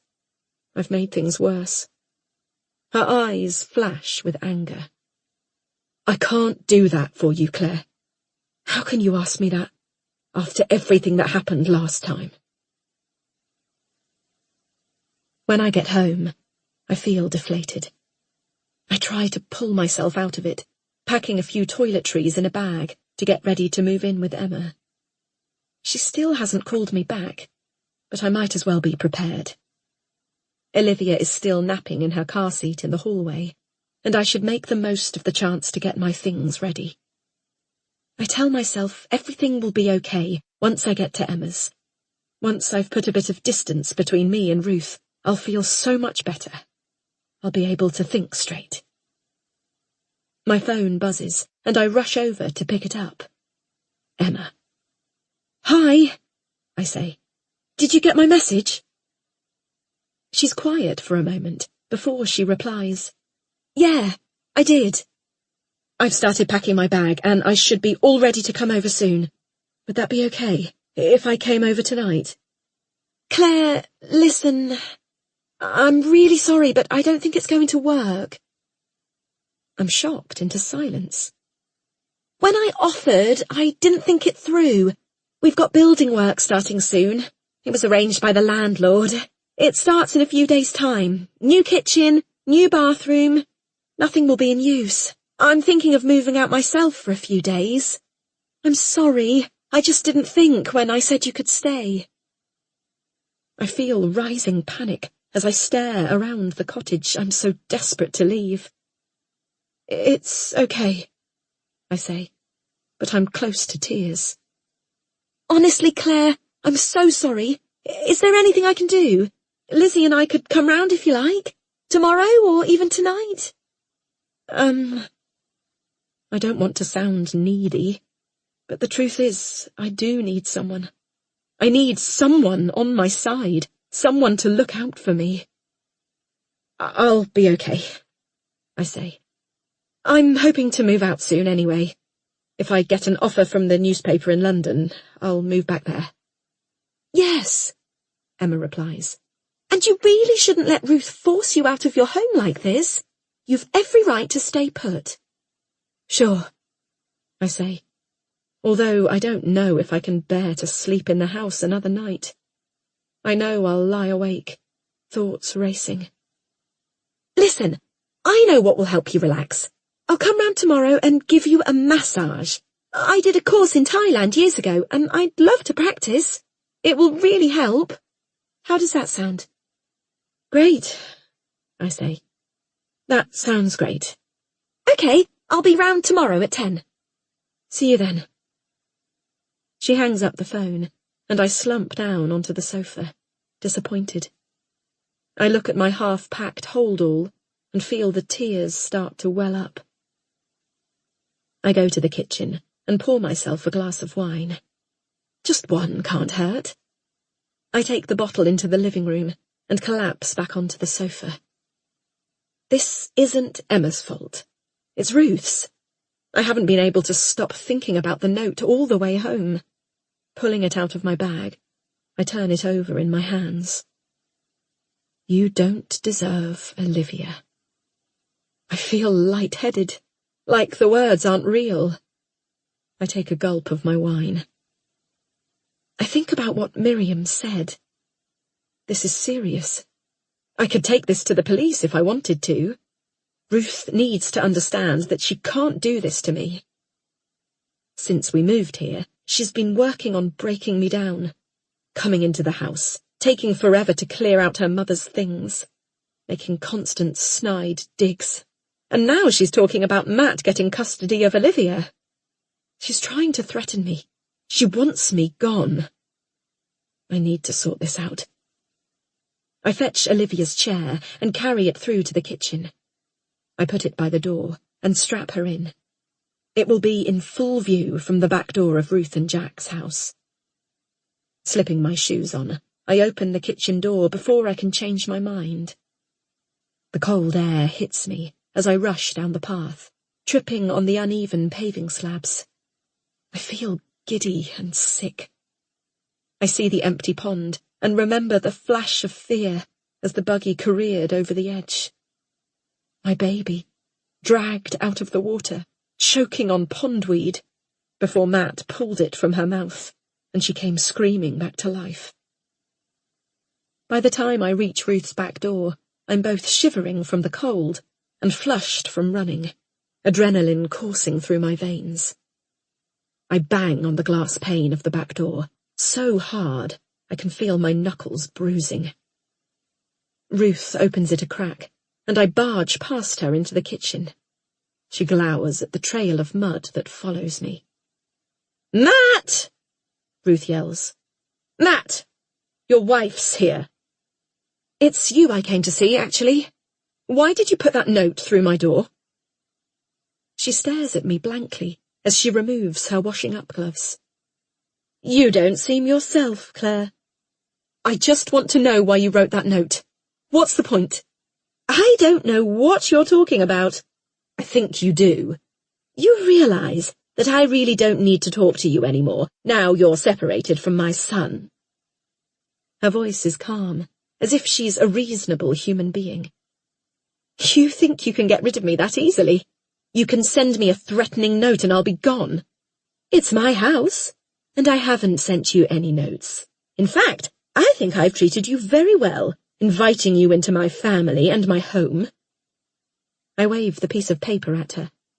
"You don't recognize this, then?" She looks blank, and it crosses my mind that I might be wrong. I redden, suddenly unsure of myself. I shouldn't have come. Matt appears behind her. "Claire, Are you okay? I'm fine. It's your mother that's not okay. She wants me out of your lives. She's pushing me out. I'm sure it's not like that. Matt places a hand on my shoulder, and I shrug it off. Matt's right, Ruth says. You're not yourself, Claire. Are you sure you don't want to go back to the cottage and lie down? Her voice is sickly sweet. Mum, Matt warns. Ruth looks at Matt. I don't know why we're all tiptoeing around her, she says. Matt shakes his head. Not now, Mum.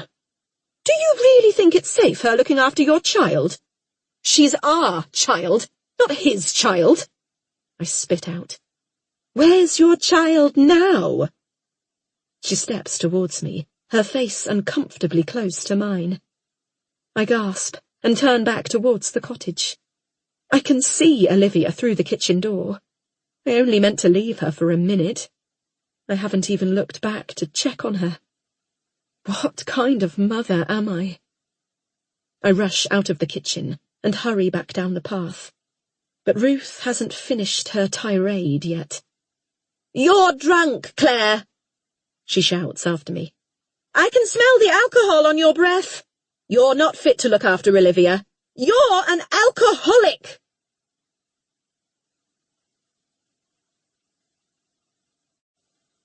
Chapter 27. My head pounds. It feels like someone is drilling into it.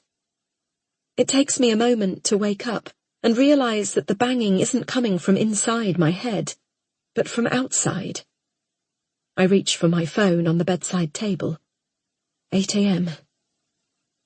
I put my pillow over my head and hope the noise will go away. Images from yesterday start to flash through my mind. Ruth's angry face, Matt's baffled look. Ruth's words echo in my mind. I feel so ashamed. She's right. I do have an alcohol problem. I shouldn't have been drinking in the afternoon while I was looking after Olivia. I've been trying so hard to stop myself giving in to the temptation, but the note was the final straw. I'm starting to feel like I need alcohol. The taste of it on my tongue. One drink, and then more. I'd had a whole bottle of wine before I went over to confront her.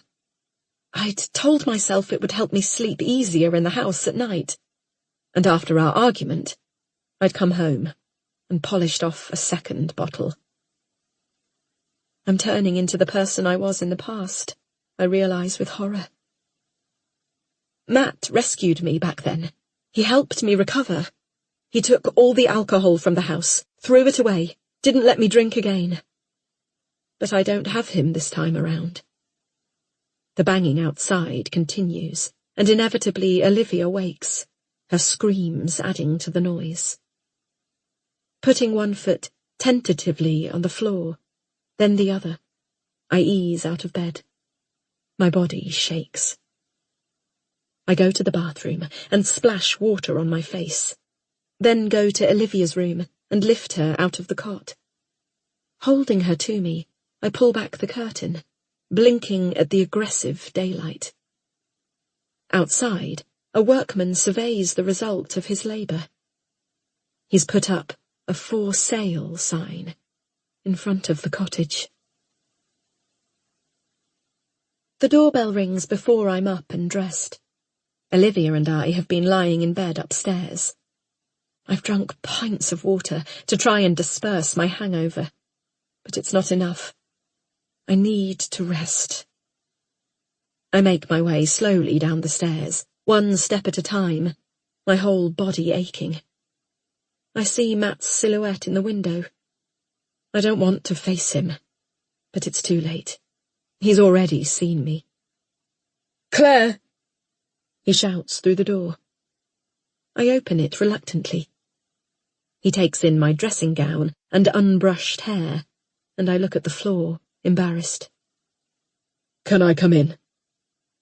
I have no energy to object, and I lead him through to the living room. He offers to make the tea and brings through the mugs. I sip it gratefully, while he holds Olivia. "I'm worried about you, Claire," he says finally. "I'm sorry about last night.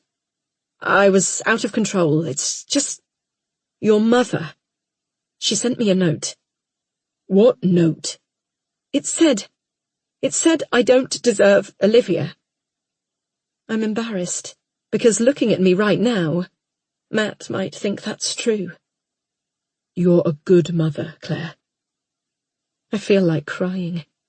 It's just what I need to hear right now. If only he hadn't cheated on me with Sarah, then we could still be together. We could fix this. "Do you think we could give it another go?" he asks. It's like he's read my mind. "You cheated on me, Matt." "I didn't. I don't know how to convince you, but I didn't." I sigh. More lies. How can we move forward from this? "You have to tell me the truth, Matt." "The truth?" he asks. "I don't think you want to hear it, because the truth is that none of this is about me. It's about you. It's about you believing all sorts of things that are in your imagination. You think everyone's out to get you. My mother, Sarah, me? When the truth is that we only want to help you." I don't know what he's trying to do to me. Yet slowly but surely, Matt and his mother are making me fall apart. "Please, Claire," he says. "Let's give it another go." "No. Sorry." He straightens then, and I see his demeanour harden. "Okay then, if that's the way you want it. But I need access to Olivia. I need to see my daughter." "I can't let her spend time with your mother. I just don't trust her." I think about the smoke alarm. Another thing Matt will think I'm imagining. "You can't dictate that, Claire. Listen, if we're not together, then Mum wants to take you to court, to win custody. She'll use everything she knows about you against you. I need to see my daughter regularly. You can't withhold that." A shiver runs down my spine. Does Ruth really want to take Olivia away from me entirely? "Okay," I say. "We'll sort something out, but don't leave Olivia alone with your mother." Matt sighs. "That's ridiculous." I shake my head. I'm only trying to protect my daughter. "It's a condition of you seeing her," I say. Matt sighs. "Look, you're being completely unreasonable. My mother loves Olivia. But if it's my turn to look after her, then I can make sure I'm always there with her, if that puts your mind at rest." I nod. "Okay." He reaches out and strokes my hair, and I recoil at the unexpected tenderness. "Wouldn't it be easier if I just moved back in?" he asks. For a moment, I want to say yes, to forget about him and Sarah. But I can't. I'm stronger than that. I shake my head. "Look, you need to go. Emma's coming round soon." Matt stands. "Well, if you need anything, you know where I am." He kisses me lightly on the cheek before he goes out the door. Emma gives me a huge hug when she arrives at my door with Lizzie. "How are you?" she asks, cocking her head in concern. "I've been better." "I'm so sorry about the flat," she says. "I completely forgot about the building work." "Oh, it's okay. I'm sure I'll find somewhere else." Emma touches my shoulder as she shifts Lizzie in her arms. "You shouldn't be looking for somewhere else. You have every right to live here with Olivia. You should stay." I nod. I know in theory she's right, but in reality I'm not sure if I can stand to stay in the cottage much longer. I don't feel safe. "Look, you need to relax," Emma says. "Are you ready for your massage?" "Sure," I reply, as Emma places Lizzie alongside Olivia on the playmat. I eye Olivia doubtfully. I don't think she'll be quiet for very long. Emma follows my gaze. Leave the babies to me. I'll entertain them, and I'll make you a cup of tea. It's time to focus on you. Once I've finished my drink, I double-check the blinds are fully closed, and then undress, folding my clothes and putting them neatly on the chair. Olivia watches me curiously, while Lizzie stares at the ceiling. Emma lays a towel across the sofa, and I lie face down, inhaling the comforting smell of washing powder. She puts some soothing music on her phone, turns off the main light, and switches on the desk light in the corner. I shiver, and Emma places another towel over my back. I hear the squelch of the massage oil as she squirts it onto her hands and rubs them together to warm it up. Just try and relax, Emma says, pulling the towel down to expose my bare skin. I start as her hands touch my back. They feel cold at first, but as she pushes her hands into my muscles, I stop noticing. I close my eyes. I can't stop thinking about Matt.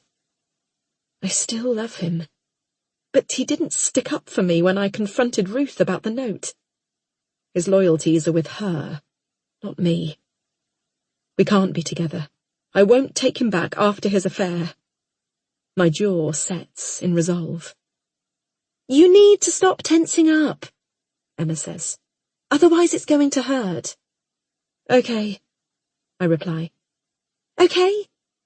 She asks, and I can hear the smile in her voice. Yes. Her hands come down hard into the muscles. She kneads my flesh, pushing deep into my skin and putting her body weight behind the movement. The pain takes my breath away, and I can only focus on not crying out. Is that too hard? Emma continues without me answering. I close my eyes. The pain starts to feel good, as if she is pushing the impurities out of me, pushing the thoughts out of my mind. It's good, I say, releasing my breath just enough to get the words out. Great! Not everyone likes Thai massage. It's supposed to hurt a bit. You have to take out the knots in the muscles, and that's going to be painful, especially if you're as tense as you are. But when it's done, you feel like you're walking on air. Okay, I say, as she presses harder into me. Her slim frame hides a strength I didn't know she had. If she held me down, I wouldn't be able to get up. Olivia whines, and she sets Lizzie off, who starts crying. Emma's hands leave my skin. I listen to her go over to the babies, pick them up and soothe them. After a couple of minutes, they both calm, and I'm overwhelmed by jealousy. Why don't I have that effect on my daughter? Emma returns, and her knuckles work their way into the gaps underneath my shoulder blades. I wince. You've tensed up again. Sorry. I grit my teeth, scrunching up my eyes. Emma repeats the motion again and again, until I'm not sure I can bear it. I bite the inside of my cheek until I draw blood, the sharp, metallic taste distracting me from the pain. Emma's hands move to my neck. They wrap around me like a python, and I suddenly feel vulnerable. I wonder if she could kill me if she were to squeeze in the right place for the right period of time. It's okay, Emma says, sensing my discomfort. You just need to relax. I feel the soft cushion against my cheek, breathe in the lavender fabric conditioner. The tinny music from Emma's phone is starting to irritate me. I've had Thai massages before, but they've never been this hard. I feel sick with the pain. I wonder if it's because I'm more stressed, more tense. Emma says nothing as her hands stretch out the tendons in my neck. She pushes up hard into the bones at the base of my skull. Stars dance in front of my eyes. It's too much. I should say something. I feel my breathing quicken. It's okay, I tell myself. It's okay. I'm about to speak when her hands lift from my skin. I hear her squirting the oil onto her palm, and dread the feel of her hands back on my neck. But instead, she goes to the other end of the sofa and starts running her hands up and down my legs. The movement is smoother, more relaxing. She presses hard, but it isn't as painful. You have more tension in your neck and shoulders than your legs, Emma remarks casually. It's a sign of emotional stress. Right, I say, into the sofa cushion. But I've got a lot of the stress out of the muscles now, so you should feel much better. Thanks, I reply, relieved that the painful part is over. I relax as Emma continues to work on my legs. I take deep breaths and try to empty the thoughts from my mind, focusing on the sensation. I hear a swishing noise, and I'm suddenly aware of my naked skin pressed against the towel. I lift my head to look up. Emma gently pushes it back down. Don't worry, I just adjusted the blind. The blind? I couldn't see properly. Don't worry, no one can see in. When the massage finishes, I sit up, the towel wrapped over my breasts. Was that good? Emma asks. I bet you're much calmer. She brings me a glass of water, and I sip it gratefully. I feel exhausted. Thanks so much, I say. It's no problem at all. That's what friends are for. When I'm rehydrated, I get up to make Emma a cup of tea. It takes all my strength to resist offering her a glass of wine. I need to start controlling myself, for Olivia's sake. I'm sorry that moving in with me didn't work out, she says again. Perhaps after the building work is finished. It's okay. I understand. Despite how painful it was, the massage has made me feel better. How did your interview in London go? Emma asks. Do you think they'll offer you a job? I smile. I hope so. Emma smiles at me encouragingly. You'll have a route out of here soon enough. Back off to start your exciting London life again. I nod, but I can't ignore my mixed feelings about returning to London, particularly returning to the newspaper. I want to move out as soon as I can, I say. I tell Emma about my run-in with Ruth yesterday, how she thinks I'm not a fit mother, how she even put that in a note and sent it through the door. That's shocking, Emma says. I saw the for sale board she's put up outside. You mustn't let her push you out. You have every right to live here. Can you avoid her? Matt needs to see Olivia, so I'll have to see her sometimes. I sigh. The whole thing seems overwhelming. No matter how far away I move, Ruth will always be Olivia's grandmother. If Matt wants to look after Olivia more, then why don't you do it on your terms? What do you mean? Well, Emma says, putting her arm through mine. We should have a girls' night out. A big one. I haven't had a night out for so long. I imagine dancing in a club, forgetting all my worries. Let's do it. We can go to London, Emma says. Make a proper night of it. I smile. I need to forget my responsibilities and enjoy myself for once. Maybe if I just have some time off from the relentless childcare, then I'll feel better about everything. When? I could do Thursday, Emma says. If Matt wants to see more of Olivia, then he can have his chance. He can look after her the whole evening. She grins deviously, and I smile back. Matt has never had to look after Olivia on his own for more than an hour or so. Now he'll be able to see just how hard it is. And I get to have a night out. Finally, I have something to look forward to. I look at my suitcase, mine and my daughter's clothes neatly folded inside, along with a small selection of my daughter's toys. I wanted to let her choose what she wanted to take, but I couldn't. She can't know we're leaving, in case she somehow lets slip to my husband. We have to leave so much of our lives behind in this house. Not just her toys, but the lives we've built for ourselves here. The carefully chosen furniture, the state-of-the-art kitchen, our family pictures. I'm so grateful to have a friend to move in with. Even if we've only ever spoken on the phone, I know she must care about me. You'd only offer up your home to a friend. I've explained everything to her. Everything my husband did to those girls. There's only one option. She's right. I have to leave. I've prepared to move in 2 days' time, when my husband's away at a conference. I've bought an expensive candle for my new friend, as a thank you for letting us move in with her.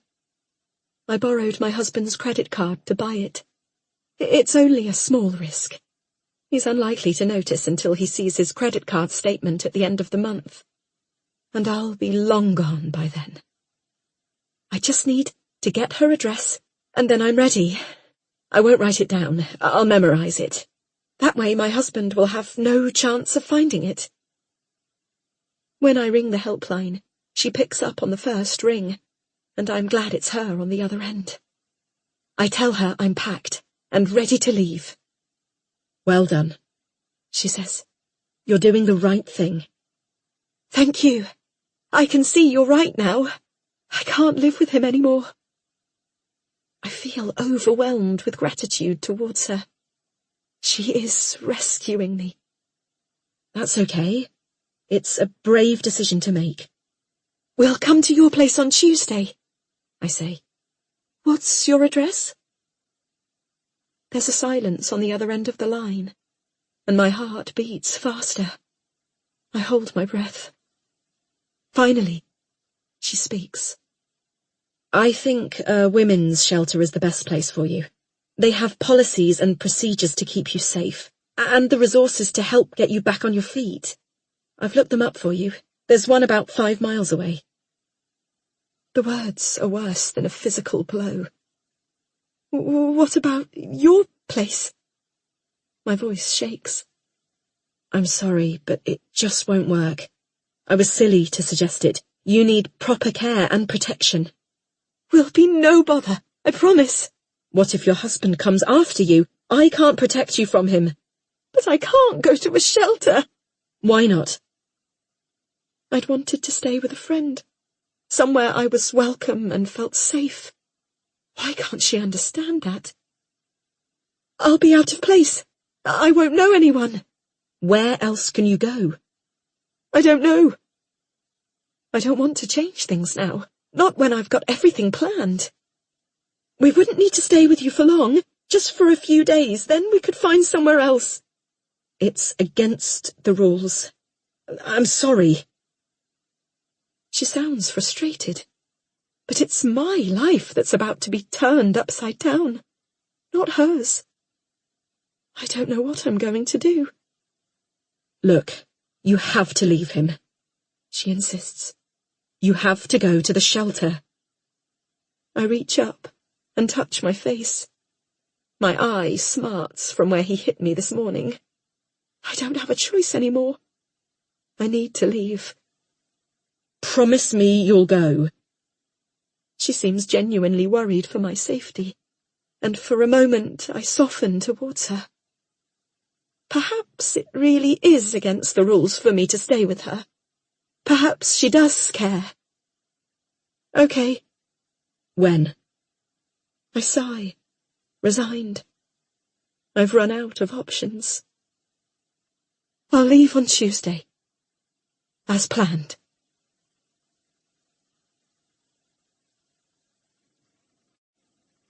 Chapter 28. When I wake, I'm surprised to see I've slept for 4 solid hours. I'd been so sure that I wouldn't be able to sleep in the cottage anymore.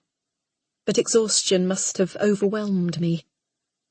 The day stretches endlessly ahead of me. I've no idea what to do with myself and Olivia.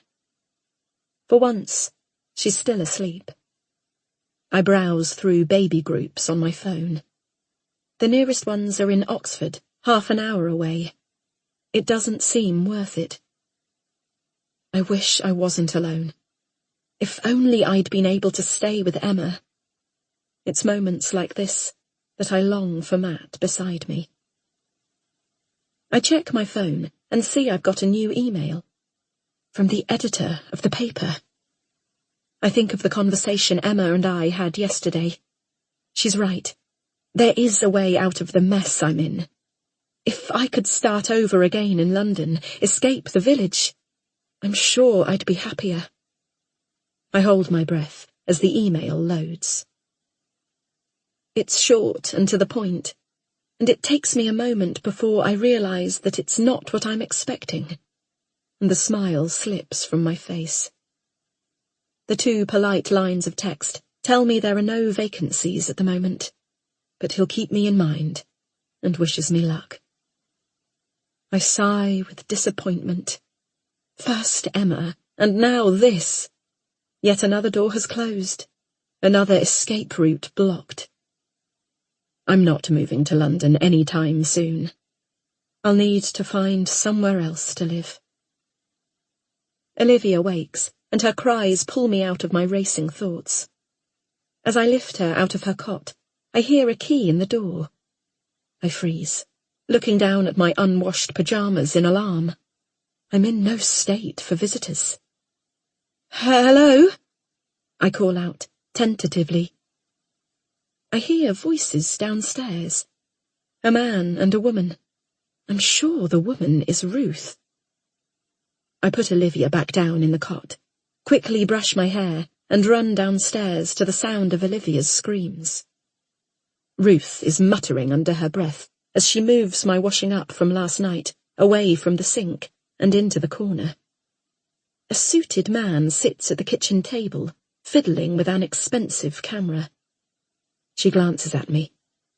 "That's the tenant," she says to the man. He holds out his hand to shake mine. "Ryan," he says, "estate agent." "Hi," I say, feeling exposed and vulnerable in my dressing gown. I glare at Ruth. "What's going on?" "Ryan's just here to take a few photos for the listing, and then we'll be out of your way." Anger rises in me, and I flush. They have no right to come into my house early in the morning and take photos without asking. "Could you come back another time?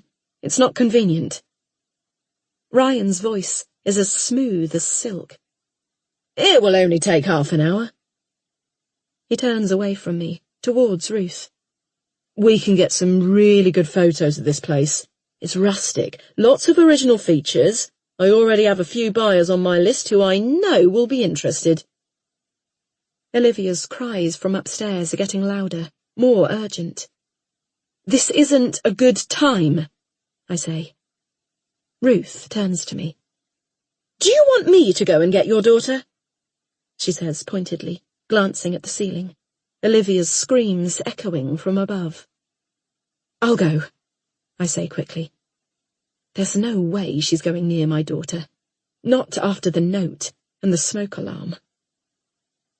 As I go up the stairs, I can hear snippets of Ruth's conversation with the estate agent. "Volatile," she says. "I'll be glad to be rid of her." I resist the desire to go back down and have it out with her. I pick up Olivia and start her morning feed. Thinking of the mess downstairs, I feel embarrassed that it will be displayed online in the photos on the estate agent's listing, for all to see. When I come back downstairs, Ryan is in my living room, taking pictures. All my photos from the mantelpiece have been taken down, and my picture of the Vietnamese motorcyclist has been put out of sight of the camera. "Where are my photos?" I whisper to Ruth angrily. "In the sideboard in the dining room. They needed to be moved out the way for Ryan." "Why didn't you let me know he was coming round?" She turns and looks me right in the eye. If you won't respect my things, then I won't respect yours. I've always respected your house. Have you? Then why did I find bin bags of my mother's things in the study when I was clearing out the wardrobes? She turns to me, her eyes bitter. It was only opened toiletries, old tights, that kind of thing. Rubbish. Rubbish? She raises an eyebrow. So my mother's belongings are rubbish. No, that's not what I meant. I just wanted a bit of space for my things. My mind is racing. She found her mother's things the same day I found the scarf.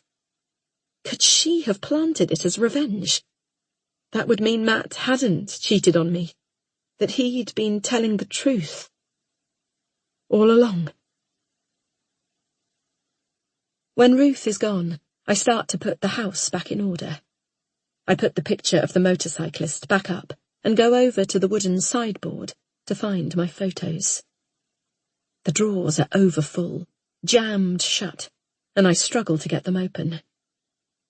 I see my framed photos have been shoved in carelessly, on top of a pile of other family photographs belonging to Pamela. Curious, I pull out a few. Mostly they are of people I don't recognise in black and white. Weddings, birthdays, grinning faces, long dead. Then I see a familiar face, smiling out from the bottom of the pile in colour. Matt. I pull it out. He's with Sarah, at a circular table, arms around each other, smiling happily. A bride stands behind them, her hands resting on the back of their chairs, beaming into the camera. Matt's sister. They're at Matt's sister's wedding. I gasp. The wedding took place just before Matt and I got together. I remember, because when I first met his sister, she showed us the photos from her honeymoon. Were Matt and Sarah a couple when his sister got married? He told me they'd split up when they were teenagers. But that can't be true. He was with her just before we got together. Why would he lie? Had he two-timed her with me? That would explain why Sarah has always been hovering around Matt since we moved here. They clearly have unfinished business. The job at the surgery, befriending Ruth. Was it all to get closer to him? And eventually it worked. He cheated on me, with her. I swallow. I can hardly believe that just a few hours ago I was starting to believe Matt, to think there might be another explanation, that Ruth might have planted the scarf. I feel sick. Nothing is going my way, and there's no escape. Matt cheated on me, and Ruth wants me out of the house. I can't move in with Emma, and there's no job in London. I'm trapped. I need to get out of the cottage. I can't think straight. I grab Olivia's coat from the hook and push her arms through the sleeves. It's too small, and I can't do up the zip.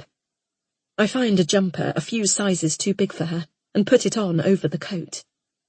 Olivia squirms as I strap her in the buggy and leave the house, locking the chaos inside. Outside, the air is fresh, and grey clouds are threatening to burst. My trainers pound on the wet pavement as I speed through the streets, hoping to miss the rain. In my rush, I've forgotten my umbrella. The threatened rain comes, and I tilt my face up to the sky, letting the drops bounce over my skin and run down my cheeks like tears. Olivia's pram is getting wet, and the footmuff is already soaking. I pull the canopy over her, so she's partially covered. I hope the rain doesn't seep through into her clothes. Oh, I'm rubbish at this. Rubbish at looking after Olivia. Rubbish at life. I keep walking, as fast as I can. I feel the urgent need to escape, to run away to anywhere but here, outside the confines of the countryside. outside the confines of my family. I walk and walk and walk, faster, faster. Pensioners mill around in the village centre, ignoring me as I weave in and out between them with the buggy. I'm invisible. When I reach the outskirts of the village, I go down tree-lined streets, rows and rows of identical semis with tarmacked driveways. I peer through the windows at the lives inside. A woman ironing, a child playing, a television flickering. Glimpses of domesticity, lives that radiate warmth through the double-glazed windows. This is not my life. This is not me. I need a drink. The welcoming amber glow of a pub window casts light into the heavy air. The sign swings in the wind. I realise I'm starving. I never got round to having breakfast. These days I keep forgetting. I haven't been on the scales lately, but I can feel my clothes getting looser. My jeans hang off me, and my belt is on the tightest setting. A while back, I would have been pleased with this development. But now it worries me. It's not healthy. I'm tired all the time. I need the energy from food, but I can't seem to remember to eat. Or when I do remember, I'm just not hungry. I grab the occasional sandwich here and there, some ready meals from the supermarket. But I have no interest in cooking.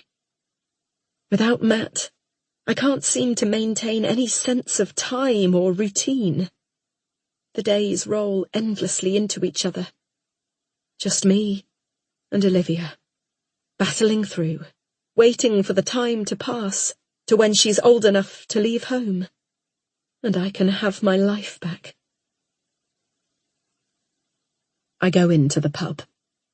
There must be an office nearby, because inside there are tables of suited men and high-heeled women. I'm an anomaly in my joggers and trainers, and yet again I'm invisible. They're immersed in their chatter, their deals and their sales targets, their banter and their ambition. I'm an aside, a woman alone in a pub with a buggy and a baby. I park the buggy at a table by the window. Olivia's sleeping, so I leave her there, and squeeze past an overflowing table of office workers to get to the bar. "What will it be, love?" "A glass of white wine. Sauvignon, please." I love the way the word sounds on my tongue. It's like I'm trained to say it. Years and years of the same order. The after-work release of a glass of Sauvignon. The dinners in a restaurant with a bottle or two. So many good memories. How could I have ever stopped? I need this. All along, I've needed this. "It's a bottle for a tenner on Wednesdays. Do you want to upgrade? A large glass is £6 anyway, so it's not much extra." "Okay," I say, strumming my fingers on the bar agitatedly. I watch as the barman goes to the fridge and pulls out a bottle. I could stop him. I could call him back and ask for just a glass. He places the bottle in front of me and unscrews the cap. "How many glasses?" He's assumed I have company. Of course he has. It's Wednesday lunchtime, and I'm ordering a bottle of wine. "2, I say quickly. I wonder if he's humouring me, if he's seen me coming into the pub on my own with Olivia. "My friend will be arriving shortly. We're meeting for lunch." I've overdone it. Over-explained. He wasn't even asking. But now he looks over to the buggy, and I see a slight rise of his eyebrows. He knows. I need a drink so badly. I don't even care. I tap my card to pay, and then take the bottle in one hand and the glasses in the other.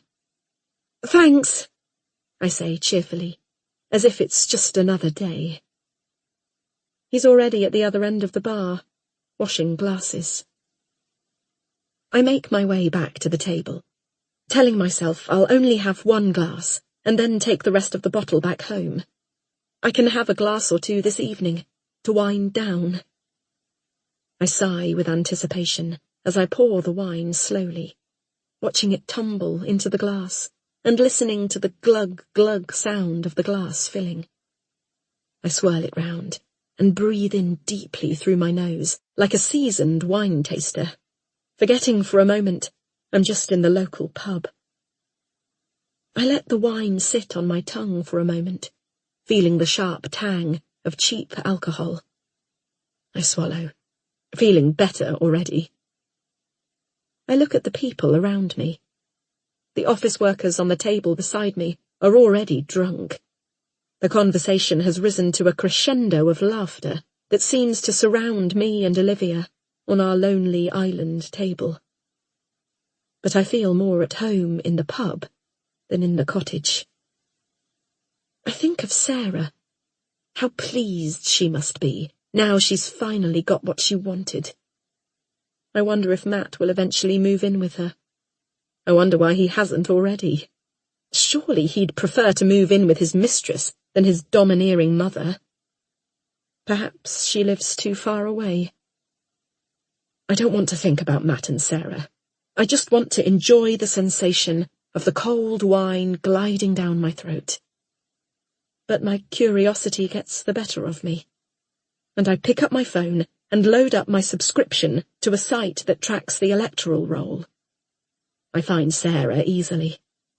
She lives on her own in a flat in the village, one of the new builds that Ruth says ruin the look of the place. I look up the address on Google Maps and then on Street View. It's just an ordinary flat. Going back into the address listing, it tells me who's lived there in the last 20 years. Sarah's been there ages, mostly on her own. But not the whole time. 7 years ago, the year Matt met me. Matt was registered at the address too. Matt was living with her when we first met. He lied to me.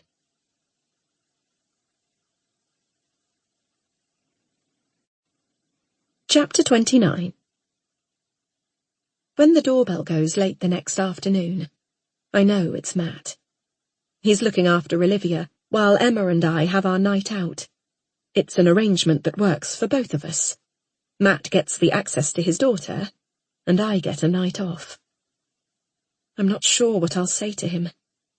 Now I know he's been lying to me from the very beginning of our relationship. The trust between us has completely gone. He should have told me about Sarah right from the start. I open the door hesitantly. Outside, the weather is bleak. The rain pours down behind Matt, a sheet of grey, accentuating his shadow across my doorway. The water droplets in his hair reflect the light.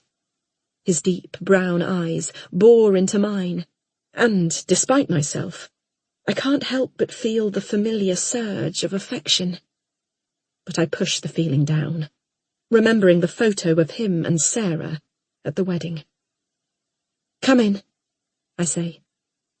He nods and steps into the cottage. He reaches over to hug me awkwardly, and as we embrace, I breathe in the scent of his wet leather jacket, his aftershave. His face is close to mine, his breath hot on my cheek. I want to bury my face in his neck, to forget everything, but I can't. "I brought some toys." He holds up the carrier bag in his hand. "You shouldn't have." I should offer him a drink, but I don't. He knows where the coffee is. I leave him with Olivia while I go to get ready. Upstairs, I strip and critique my body in the mirror. It's far from perfect. I've lost weight, and yet my stomach still protrudes over the top of my knickers. My breasts sag. I run my hands over the white stretch marks that curve over my stomach and thighs. I reach into the cupboard, take out a dress, and pull it on over my head. It looks dowdy, mumsy, too long, too floral. I take it off and take out another one. shorter, silvery. It looks good. I look good. I smile at myself in the mirror, and then pout, projecting a confidence that belongs to someone else. I do my makeup quickly and go back down the stairs to the living room. Matt looks me up and down. "You look beautiful," he says. "Matt, don't." "Claire." "You know where everything is?" I say. I point to the pile of sheets I've placed on the floor by the TV. "The sheets for the sofa bed are over there." "Can't I just sleep in our bed?" "No, you can't. I'm sleeping there when I'm back. There's food in the fridge, or you can order takeaway. Bottle of wine in the fridge." Mum was right. You're drinking again. It's none of your business. It is my business. You're my wife. I'm worried about you. I feel a flush of shame. He can see through me, see that I'm struggling. He reaches out to touch my shoulder. "It's okay. It must be hard for you on your own. Listen, I could move back in here for a bit. It doesn't have to be forever. Just for a little while, to help you out with Olivia and get you back on your feet." A part of me desperately wants to say yes. After all, I still love him. But I can't ignore all the lies he's told me. "No, Matt." My words sit heavy in the air between us. "I've got to go and meet Emma," I say. "Claire, you'll be careful, won't you? With alcohol?" "Of course. I'll just have 1 or 2 drinks. I won't go overboard." He reaches out, embracing me. "You promise?" "Yes." For a moment, I let myself lean into his strong chest. I feel tears welling up in my eyes. I long to stay in his arms forever, to pretend everything's okay. But I can't. I pull away.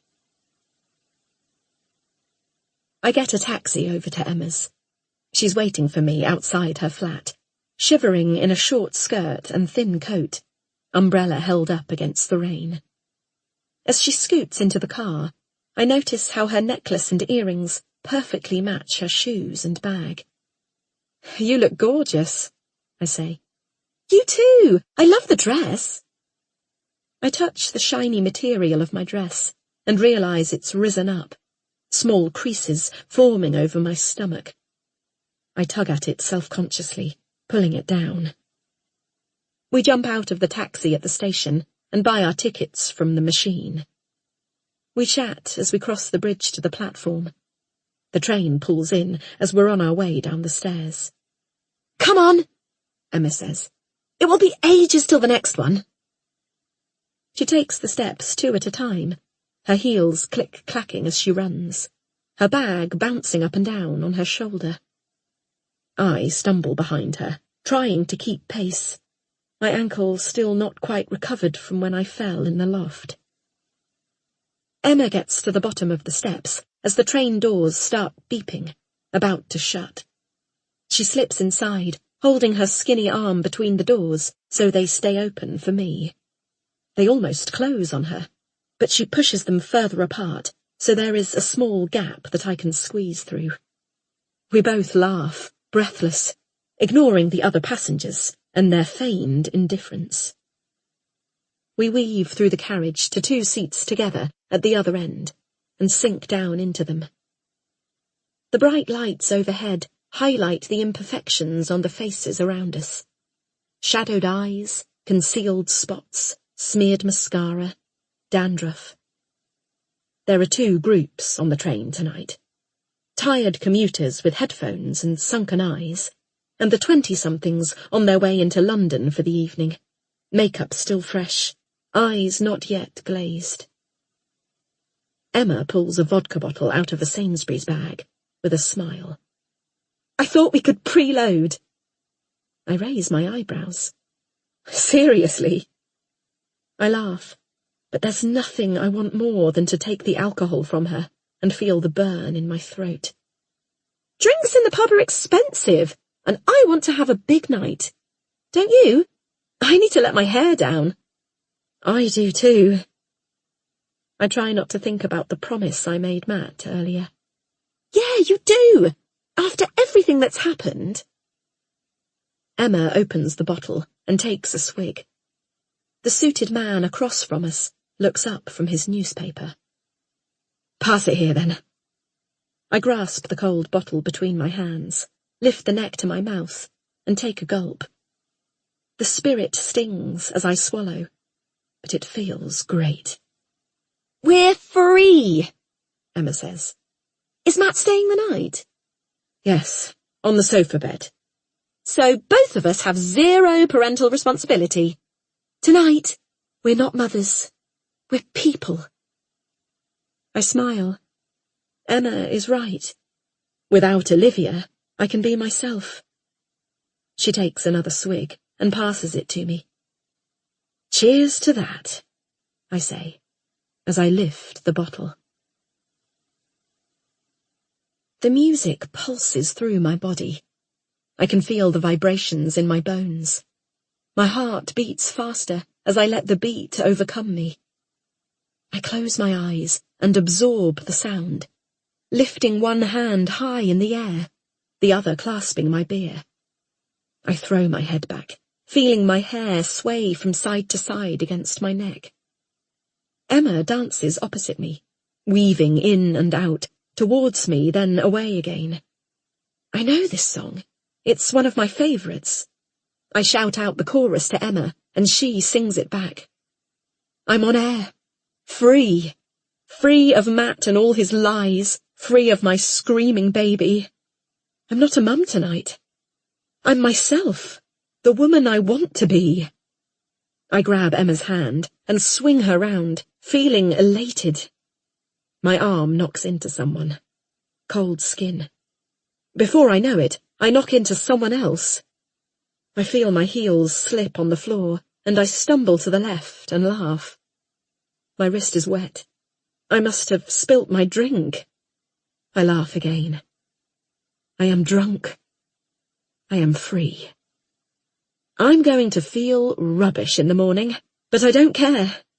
This evening, this moment, belongs to me. Dizzy and sweaty and out of control. I look at my watch. The hands are blurry and I try to focus. It's dark in here, and I pull it closer to my face, holding it up to the strobe lights. It's 11:30. I should really text Matt and let him know I'll be home later than planned. There aren't many trains after midnight, but there is a bus. I unzip my bag and ferret around for my phone. I feel the cold plastic. There it is. I hold it close to my face to enter the passcode. It doesn't work. Fat fingers. I try again, stabbing at the digits.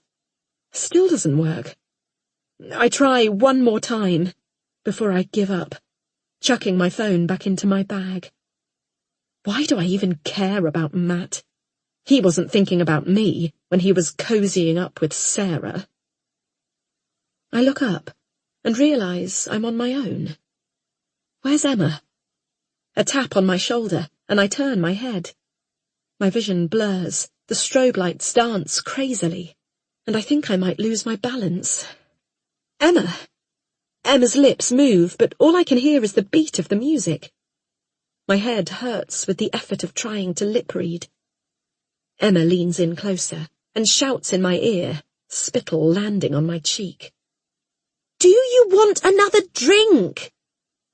I still have a beer bottle in my hand. I tip it up and hold it to my mouth. The last few drops slip down my throat. Yes! I shout back. She turns and heads away from me as the DJ changes the song. The first few beats trigger a memory of university. It was my all-time favourite song when I was 18. I shout out the lyrics to whoever is around me. I feel arms wrap around my waist from behind, and a man grinding against me. I turn my head slightly to see his face. His beard grazes my neck as he leans down as if to kiss me. I turn my head around and move to the music, then wriggle free and away from him. The room is spinning. Or am I spinning? Maybe both. I giggle. Who cares? Another man appears and starts dancing opposite me, copying my movements. They are caving in on me. I'm vulnerable. Drunk. His face is a blur. 2 of him. Then 3. I need to slow down. I need the toilet. I'm going to be sick. Where are the toilets? I stumble across the dance floor, unable to keep my footing in my heels. No one moves to let me pass, and I knock into people and push others aside. The bodies are getting closer and closer together, crammed into the space, moving as one in time to the music. I keep going, as the crowd gets denser. The dance floor goes on forever. I thought the toilets were this way, but now I'm not so sure. I bump into something hard and reach out to touch my head where I banged it. I've walked into my own reflection in the mirror that runs the length of the wall. I stare at myself. My eyes are bloodshot, and I lift my hand to my smudged mascara. The reflection follows.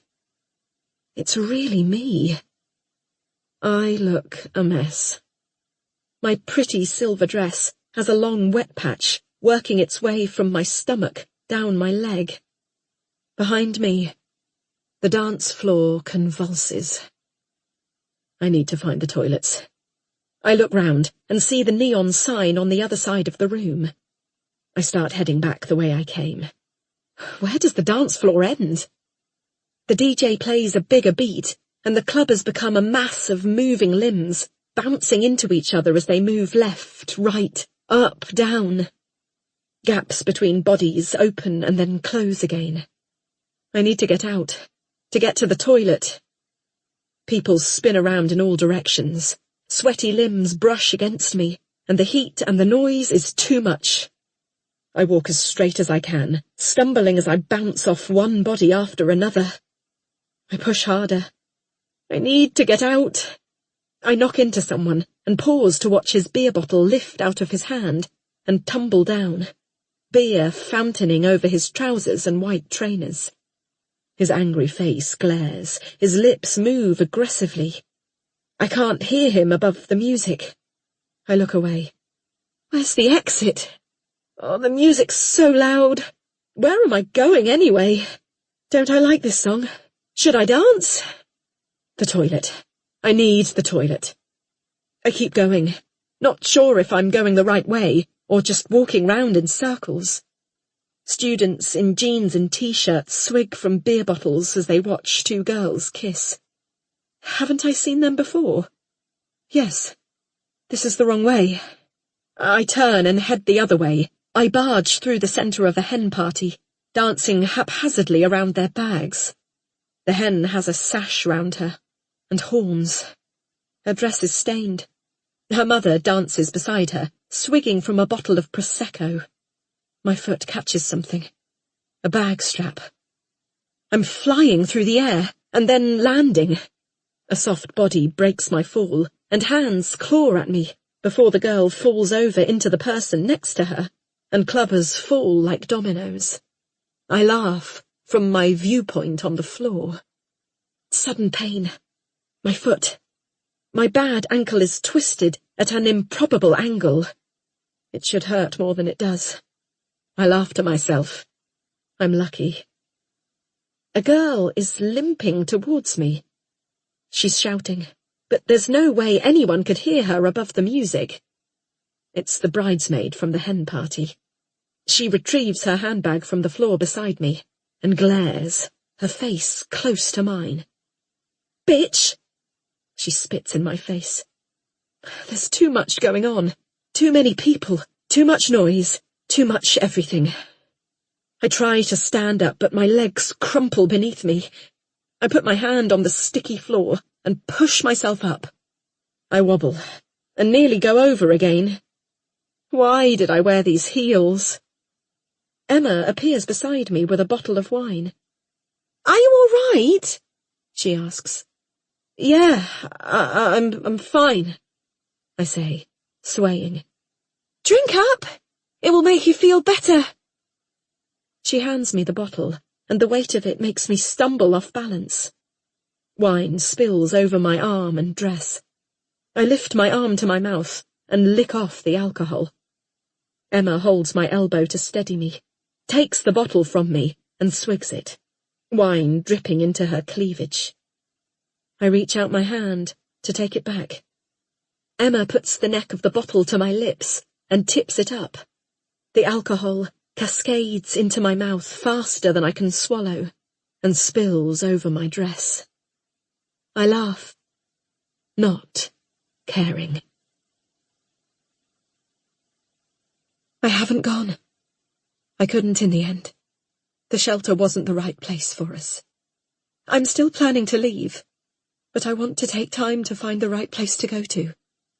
I'm thinking of a B&B in Scotland, far away from my life here. It will just take me a bit of time to arrange. I phone the helpline. I want to say goodbye. I want to tell her that my daughter and I are going to be okay. I've got it all figured out. And I want to thank her. Hello? I can hear the surprise in her voice. I guess she thought that once we'd left, I wouldn't need to ring.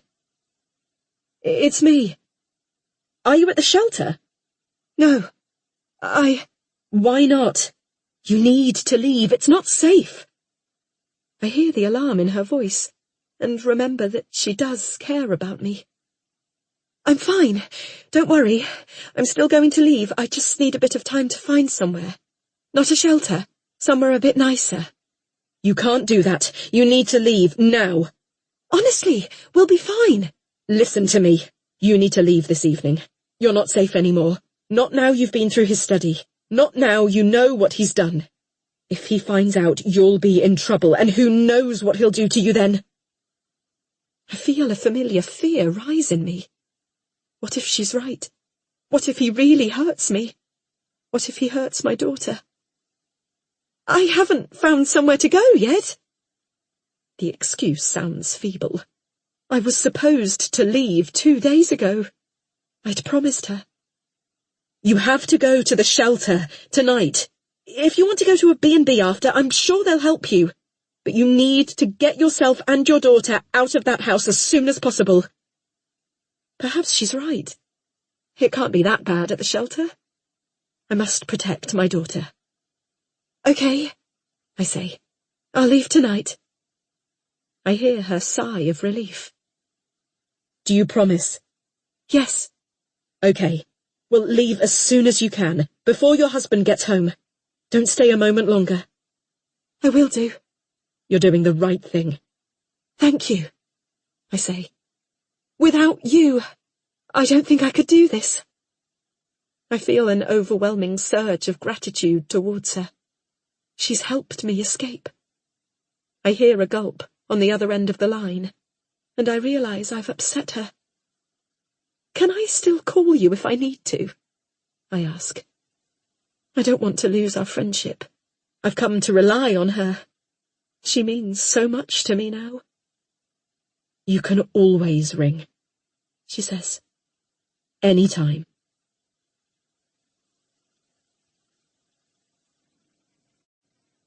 Chapter 30.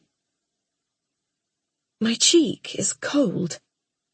I shiver, reaching out to pull the covers over me, but my hand meets colder air. I adjust my position, turning my head. I moan. Everything hurts. Every limb. My cheek feels like it's rubbing against sandpaper. I wince as I try to move my head. It feels bruised and heavy. I should open my eyes, but I don't want to. I can feel the light beating on the backs of my eyelids, and I don't want to face it. It must be morning. Why is the light so bright? Where's Olivia? It's cold. So cold. I just want to go back to sleep. I try to turn over again, and my elbow hits something hard. I open my eyes slowly. I'm outside, lying on stone steps. I must still be dreaming. Maybe if I let myself doze off, then I'll wake up again back in my own bed. I lie still, cold stone against my cheek, my limbs hugging myself in the fetal position, my muscles stiff. I touch my cheek. Wetness. Blood? Tears? Have I been crying? I can smell sour milk. My breasts are heavy. I've leaked over my dress and the step, and now the two are stuck together.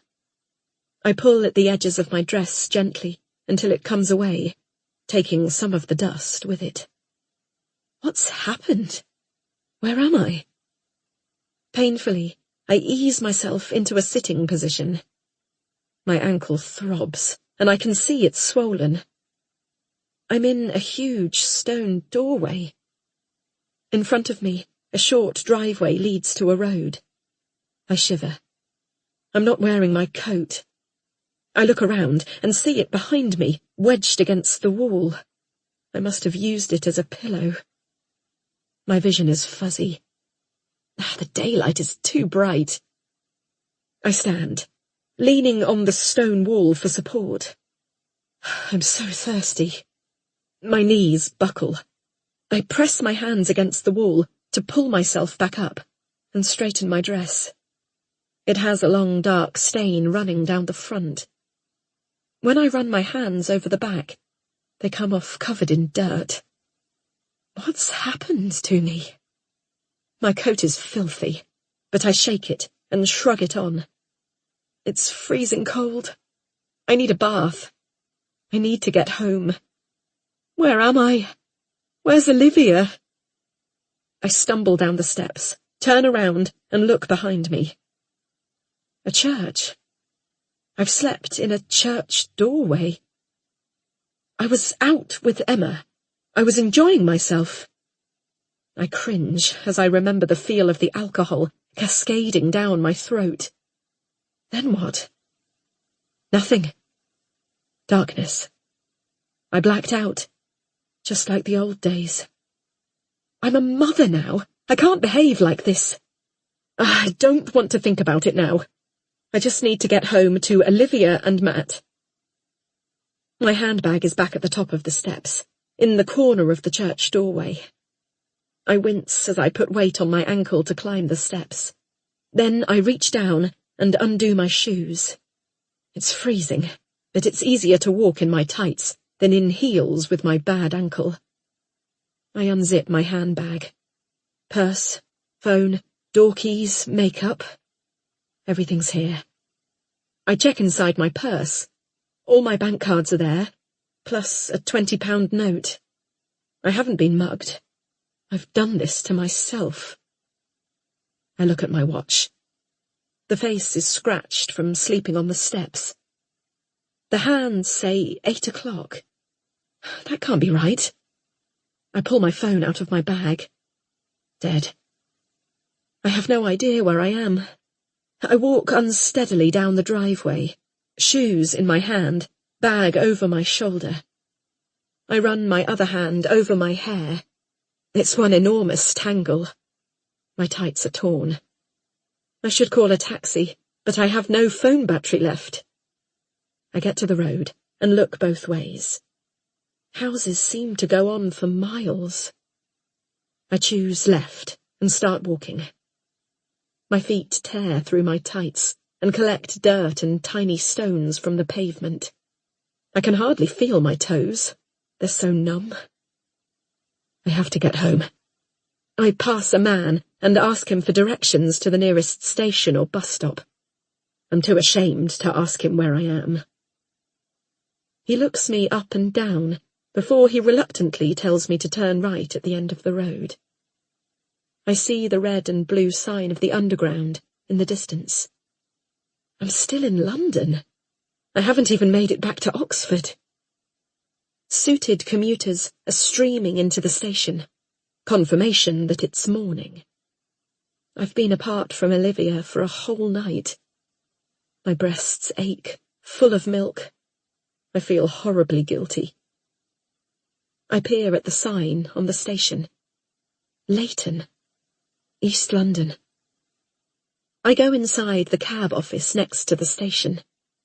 "How much to Paddington?" I ask. I can't face the tube during rush hour, but I can get the train from Paddington. It should be quieter going out of London. 60, the woman behind the desk says. "And it will be an hour's wait. All our drivers are out." I can't wait. I need to get home now. I'll have to take the tube. In the cramped carriage, a woman in a trouser suit eyes my ripped tights and short dress warily. An older woman to my right shuffles away from me, placing her hand over the top of her handbag. A young man sniffs and then coughs. The alcohol is sweating out of me. A wave of shame washes over me. I think of Olivia. I think of how angry Matt will be, how I've proved his mother right, how I've let myself down. I feel the tears welling up, and I let them tumble down my face. I cling to the handrail as the train lurches out of the platform. If I was freezing before, now I feel hot and sweaty and sick. Each jerk brings a fresh wave of nausea. I want to get off, rest for a bit, but I know I need to get home to Olivia. I feel vomit rise in my throat, and I swallow it back down. I look at the red line snaking across the tube map above me. I try to count the stops, but the mental effort exhausts me and makes me feel more sick. I close my eyes and try not to think. Instead, I focus on the patches of light floating around on the backs of my eyelids. They are all sorts of colours. Red, yellow, blue. Focus. Focus on the blackness of your eyelids. Focus on trying not to vomit. Focus on staying upright. Focus on not collapsing. Focus on not crying. It doesn't work, and I can't stop the tears running steadily down my face. I wipe my eyes with the back of my hand. A long streak of mascara comes off onto my hand. Around it, there's a pale patch of skin where the tears have rubbed off the dirt. My tongue feels like sandpaper. My nose is clogged. I sniff loudly. I don't have a tissue. Commuters tut around me, shuffling and rearranging newspapers. I hear movement in the carriage around me as people reposition themselves nearer the doors. Then I feel a rush of air as the carriage doors open. I don't move or open my eyes. I let people push past me to get off the train, then let others push past me to get on. The doors beep, and then whoosh closed. One stop down. Many, many more to go.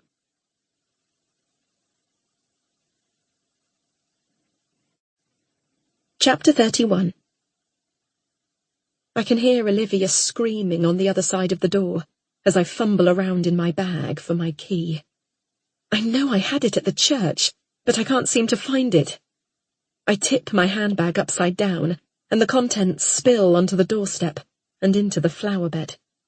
Oyster card, coins, wallet, house keys. There they are. I put the key in the lock as Matt opens the door. "Claire." I expect him to be furious, but he wraps his arms around me, holding me close.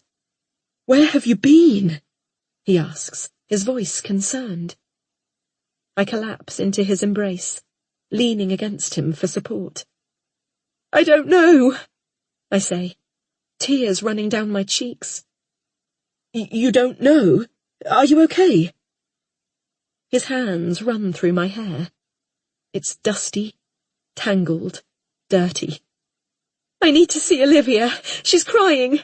"She's okay, don't worry." I hear a strangled sob, and it takes a moment before I realise it's from me. I drop my shoes onto the floor and push past Matt into the living room. Olivia is on her playmat, and I lean over and sweep her into my arms. I feel dizzy, but I hold her close and smother her with kisses. Slowly, her screams quieten before stopping altogether. "Be careful, Claire," Matt says. He prizes Olivia gently from my arms. "Why don't you sit down and hold her?" I want to protest, but I'm exhausted. I sink down into the sofa. Matt sits beside me and holds Olivia up to me. "Do you want a cup of tea?" "Yes, please." I take Olivia, and she starts rooting for my breast. My instinct to feed her takes over. I pull up my dress and hold my nipple to her, and she sucks eagerly. I am grubby even under my clothes. My stomach has a grey, sooty line across it. What's happened to me? Matt comes in with the tea. "Are you sure you should do that?" he asks. Why? My brain is foggy. "I can smell the drink on you, Claire." I look at Olivia and feel a sudden, unfamiliar surge of affection. I never want to let go. "Let me take her for a bit," Matt says. "Drink your tea, then have a shower. It will make you feel better." I reluctantly let him lift Olivia out of my arms, and then I pick up my tea. The thought of a shower exhausts me. I just want to sleep. I feel my eyes start to close. "Are you okay?" Matt asks from far away. "You're spilling your drink." I feel his hand wrap around mine and take the tea away. When I wake up, I'm still on the sofa, still in my dress, covered in a blanket. I can hear Matt on the phone in the kitchen. It takes a while to remember what happened. Emma, drinking, dancing, church steps. Matt comes in. "You're awake?" Looks like it. I manage a half smile. I feel like death. "What happened?" Matt asks, his voice steeped in concern. I don't know. "You don't know?" No. I woke up in London. I can't explain it. I suppose I must have had too much to drink. I'm sorry. I feel the flush of shame. There have been other nights like this. Big black abysses of memory. I remember what my counsellor told me. You're never a recovered alcoholic. The addiction will always be there. It's always inside you, waiting to get out. Last night, I stupidly gave in to it. "Where in London? Were you with someone?" No, I say quickly. It wasn't that. I can't bring myself to tell him I slept in a church doorway. Matt strokes my hair and then pulls his hand away, holding a dried leaf between his fingers. "How did this get here?" I don't know. "I was so worried, Claire." I swallow back tears. I can't lean on Matt. We're not together anymore. You can go, if you like, I say. But I don't want him to go. I want to be here with him. "I think you need me. Besides, I've cancelled all my appointments for today." Oh, you had work. I'm so sorry. "It's okay, Claire. You're more important. You're my wife." Why is he being so nice to me? I don't deserve this. Was that who you were on the phone to just now? Clients? "No, I was on the phone to the police, letting them know you were safe." The police? Why? "You were missing. I was worried." I'm so sorry, I say, ashamed. "I called the police 5 times. I'd spoken to Emma and she didn't know where you were. We were both so worried." You didn't need to call the police. "I couldn't get them to look for you anyway. You hadn't been missing long enough." Oh, They said you were probably out drinking. I'm so sorry. I was scared, Claire. It reminded me of the last time you went missing. You know what happened. I'd never been more scared in my life than when they found you. I don't want to think about who I was back then. I was found at the top of the multi-story car park, staring over the edge, ready to jump. I wouldn't do that, not anymore. But I wonder if I would. What am I capable of? I had to tell them about it. Did you? I don't want the police to know that. I wonder if it will get back to social services, if they'll add it to their growing file of evidence that I'm a bad mother. It was the only way I could get them to listen. They didn't take it seriously until I told them. Then they were concerned. And, Claire, I was worried, too. I thought you might have— I wouldn't, I say. But you have been depressed. I just thought— I'm fine. The lie tastes bitter on my tongue. But you're not fine, Claire. You're not at all fine. He leans towards me. Your cheek is scratched. He reaches out to touch it and runs his fingers gently over the graze. He looks into my eyes. I can help you. I want his help. I want it so much, but I can't admit it. I don't need help, I say, averting my eyes. At least let me clean that graze, and help you get the dirt out of your hair. I'm so tired, I say, my vision blurring again. Let's clean you up and put you to bed. I'm so exhausted that I give in. I'm leaving this morning, with my daughter. I couldn't face leaving last night. I wanted one more night in my house, in my own bed, before I entered the chaos of a shelter. I have everything ready. My packed suitcase is by the door. I've tidied the house, mopped the kitchen floor. Even after everything he's done, I don't feel I can leave my husband alone in an untidy house. He can't stand it when anything is out of place. Now is the time. He's left for the office and won't be back until the evening. I go to the cupboard and pull out my suitcase and put it by the door. I look round the house one last time. I'll miss it. The quiet street, with the big houses that I'd always longed to live in. I'd thought this was the life I wanted. I'd thought that this was my happy ever after. When my husband whisked me off my feet and helped me escape my controlling family, I'd finally felt safe. The house was a new beginning. My own little family. But now it's time to go. When I go into my daughter's room, she's sitting quietly on the floor, thumbing through a book. I sit down beside her and stroke her hair. This room is everything I didn't have as a child. A bookshelf full to bursting with books. Bright yellow walls with a flowered border. A toy box with every kind of toy. I wonder if she'll miss it. I wonder if she'll even remember. My daughter senses something before I do. She freezes, her fingers suddenly still on the page of the book. Footsteps. The light changes in the room, a shadow across the door. My husband, holding my suitcase. He puts it down on the floor beside me and takes every item out one by one, holding each up in turn and examining it, before dropping it back to the floor.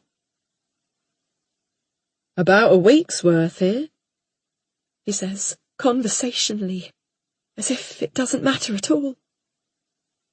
My eyes meet my daughter's, and I don't know whether to hug her close or tell her to run away, run as fast as she can. She gets the message, jumping up and leaving the room. His face is in front of me, right up close to mine. His breath is ragged and angry. Where did you think you were going?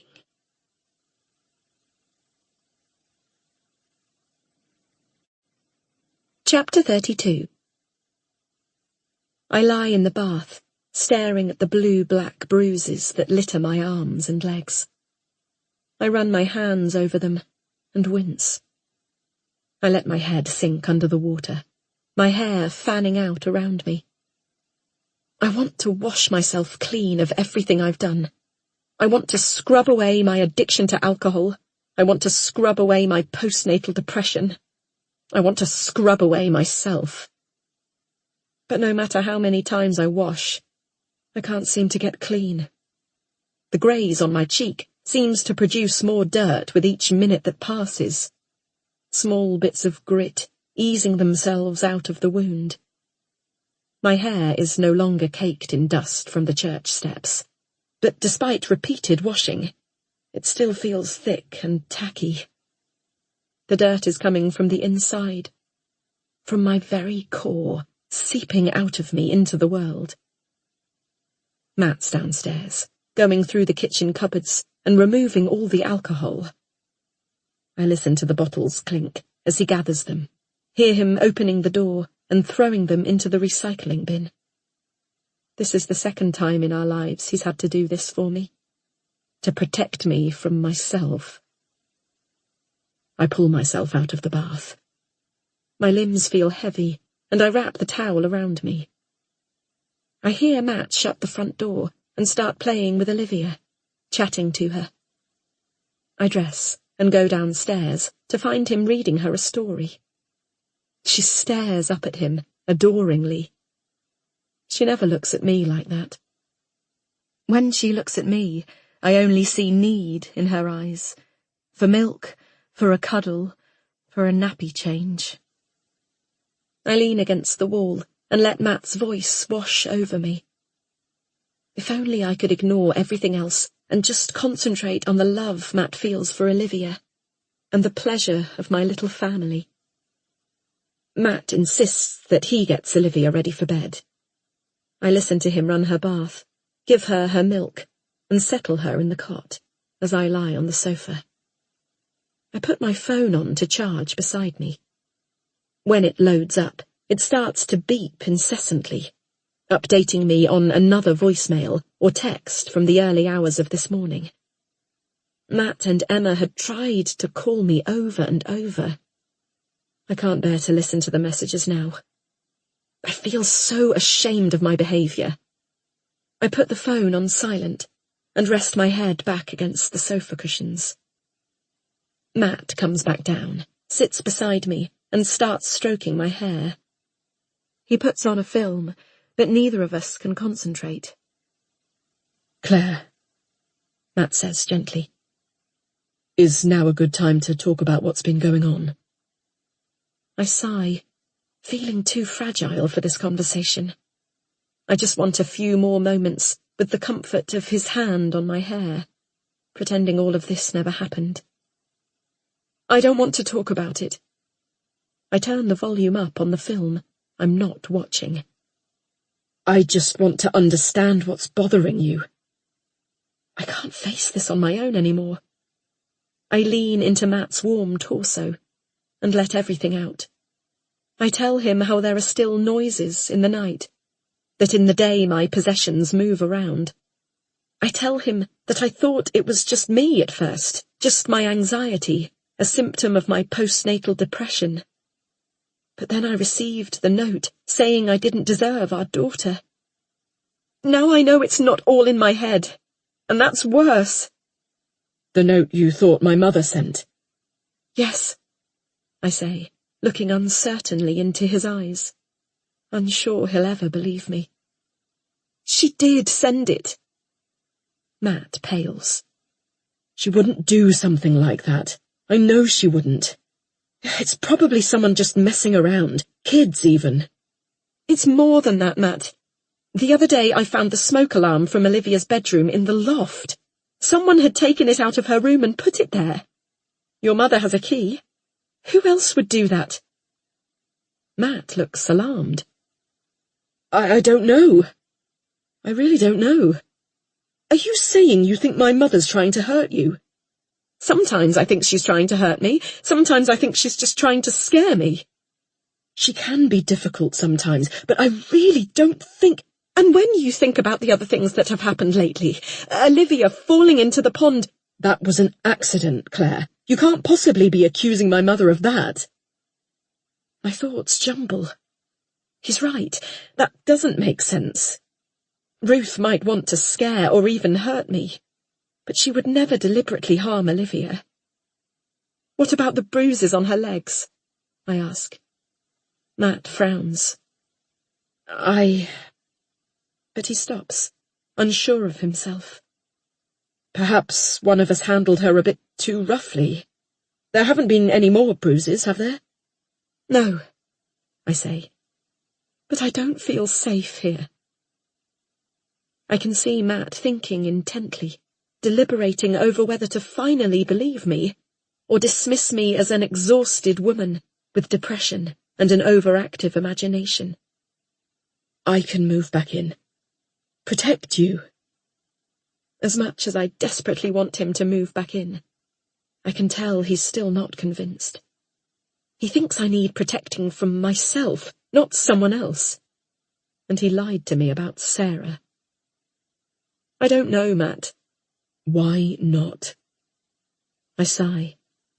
I don't know who to trust anymore, and that includes you. I'm your husband. I laugh bitterly. That doesn't make you innocent. What about you and Sarah? Claire, I've told you, there's nothing going on. I can't just take your word for that. You haven't offered me any explanation. When it comes to Sarah, all you do is lie. The weight of my words hits me as I realize the truth of them. I know I shouldn't take him back. I'm not having an affair with Sarah. I've told you so many times. Why won't you believe me? Because of all the other lies. What lies? About your past.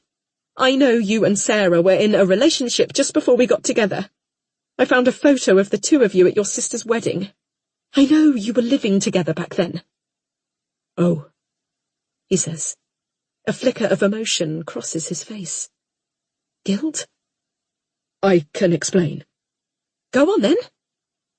About a year before we met, Sarah contacted me out of the blue. Her sister had died of a brain hemorrhage. They thought it was a result of her accident years before. Sarah wanted me to come back for the funeral. I softened slightly. And you came back? Of course I did. I had to. I felt so guilty about the way I'd treated her, and it was such a long time since I'd seen her. I'd tried to put her out of my mind. I'd run away to university and left her alone to care for her sister. Tears well up in Matt's eyes. What happened? She told me she wanted to get back together. I was overwhelmed by coming back. I knew I shouldn't have left her the way I did. I thought I owed it to her to try again. It sounds awful, but without her sister to care for, I thought we might have a chance. But it didn't work out. No. Too much time had passed. We were different people. Older. She seemed, I don't know, more subdued. She wasn't the ambitious, fun teenager I remembered. It didn't last long.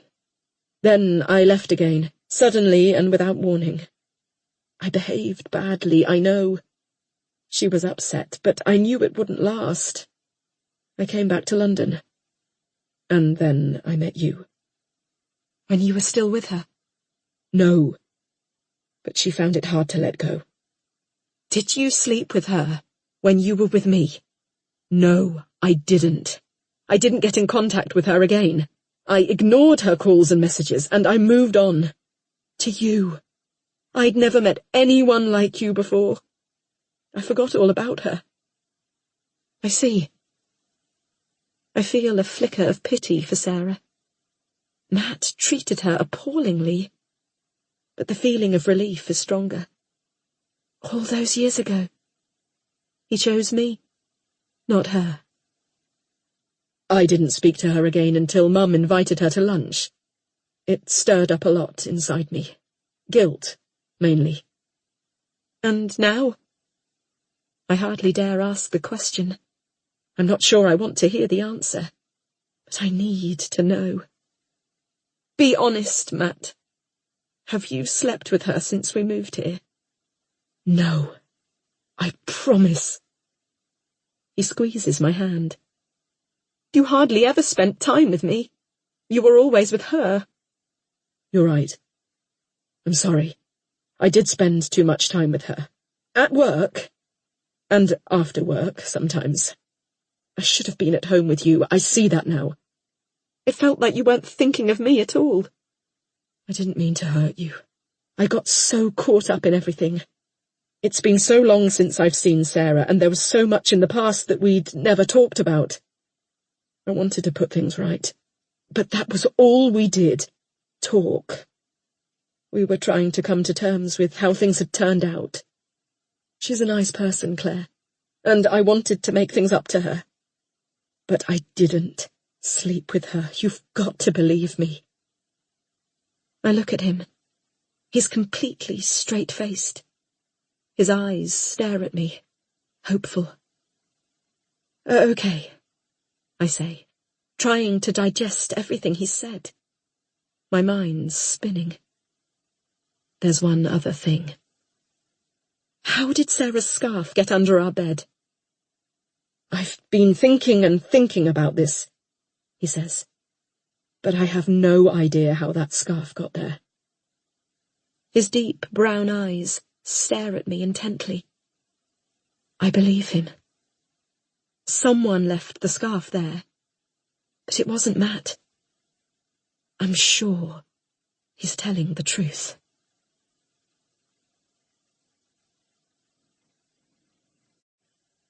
Chapter 33. Before dinner, I make myself listen to the messages on my phone. Most are from last night, but Emma has also been trying to get through to me today. I know I should call her back, but I really can't face her. I'm so embarrassed. I start to compose a text to tell her I'm fine but hungover, when my phone starts vibrating in my hand. Miriam. Why on earth would she be calling? I haven't heard from her since we met in Oxford. I don't want to speak to her now. There's too much going on in my head. An alert comes through to say she's left a voicemail. When I listen to it, she says she's just returning my call and to ring her back. I feel sick. I have no memory of phoning her. I swallow and check my call records. There it is. At 3 a.m, I called Miriam. During the hours I can't remember. I've no idea why I rang her, or what I said. I was so drunk that perhaps I clicked call by mistake and cancelled it immediately. I go back into the record to check. That can't be right. It says I was on the phone for 5 minutes to her. At 3 a.m. I feel sick. My phone buzzes in my hand. Miriam again. I swipe across to cancel the call. I can't face talking to her now. For once, Matt and I sit down to a peaceful dinner, Olivia sleeping soundly upstairs. Are you feeling better? He asks. A little. I still feel grubby, and I have a headache, and I can't stop worrying about what happened last night. But I'm glad Matt and I have finally managed to talk without Ruth interfering. It will be okay, he says. I hope so. I can't stop thinking about the scarf. What's the matter? I'm just thinking about the scarf. Who do you think put it there? He frowns. I don't know. It could easily be your mother. She was in the bedroom that day, clearing out Pamela's clothes. Matt frowns. I don't know. Or Sarah? She could have planted it because she wanted you back. It seems unlikely, even to me. I'm convinced it's Ruth. Sarah wouldn't do something like that. Well, someone put the scarf under the bed, and someone sent the note. Someone close to us. Matt hesitates for a second. Emma? He says. She's the only other person who comes to the house. I laugh. She's my closest friend. Why on earth would she do it? I've no idea. He sighs. Maybe you were right the first time, he says sadly. Maybe I've been wrong about Mum. Perhaps she's been trying to set me and Sarah up. She always invites Sarah to the house, pushing us together. She knows Sarah will never leave the village. She wouldn't drag me away to London, away from her. Ruth could have planted the scarf to split us up, then sent the note to force me out of the house and get me out of your life. I don't know. Perhaps I can believe the scarf, but the note... It just seems a step too far, even for her. But if you like, I can ask her about it. Help us get to the bottom of who sent it. I raise my eyebrows. It's hard to imagine him confronting Ruth. Look, Claire, why don't you let me move back in?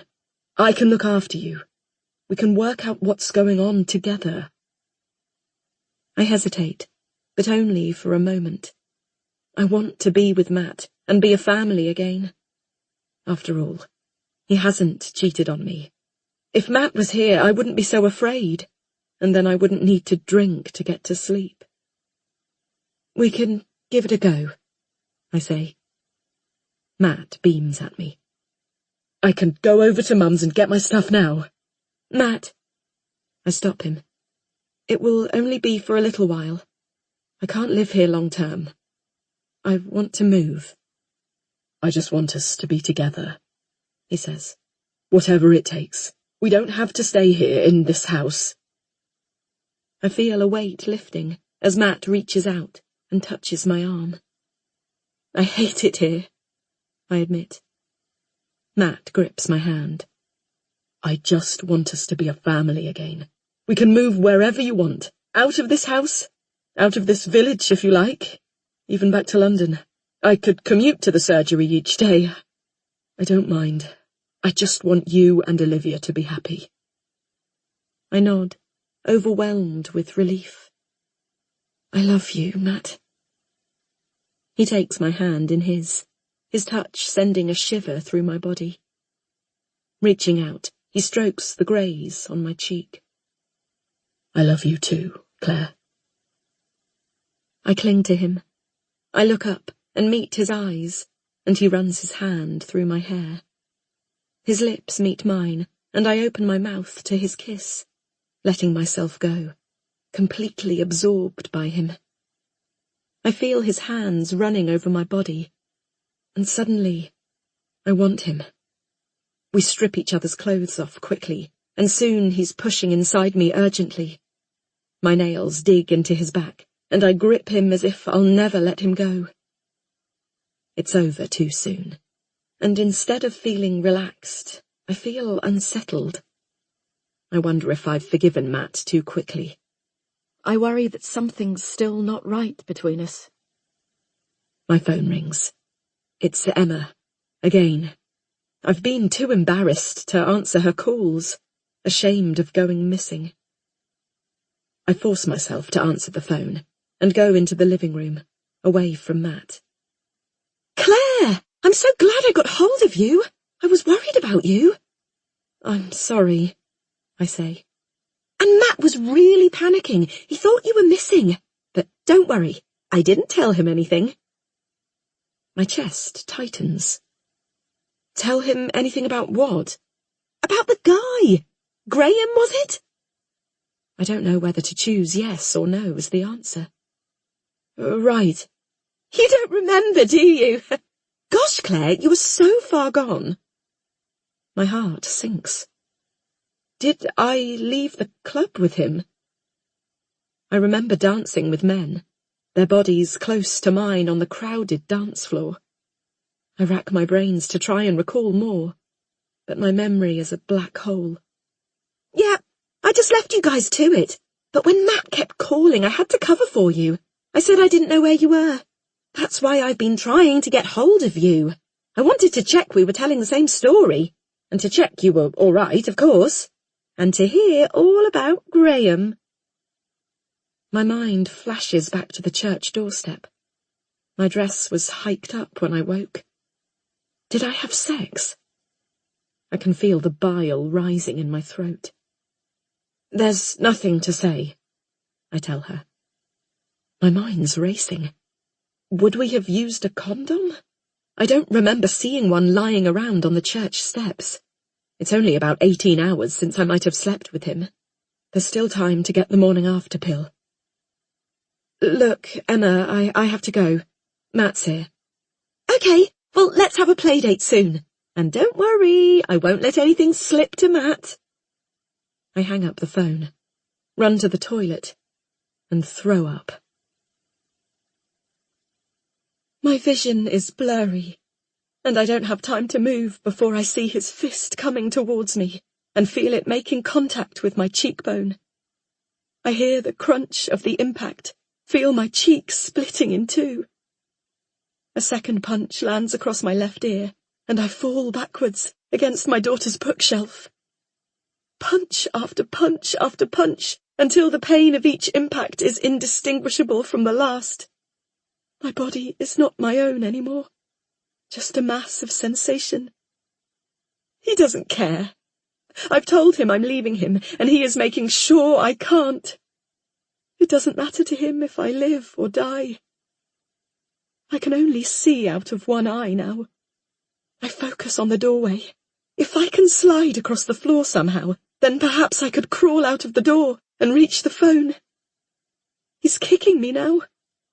I raise my hands to cover my head, and he kicks it harder. Stars dance in front of my eyes. I shouldn't move. If he thinks I'm unconscious, maybe he'll stop, or maybe he won't stop until I'm dead. There's movement in the doorway. For a blissful second, I think it's the police coming to rescue me. But it's my daughter, eyeing the scene silently, thumb in her mouth, clutching the soft toy koala that her father brought her back from a business trip. She meets my eyes, but says nothing. I feel a bitter guilt as I choke on the blood that fills my mouth. She's not shocked.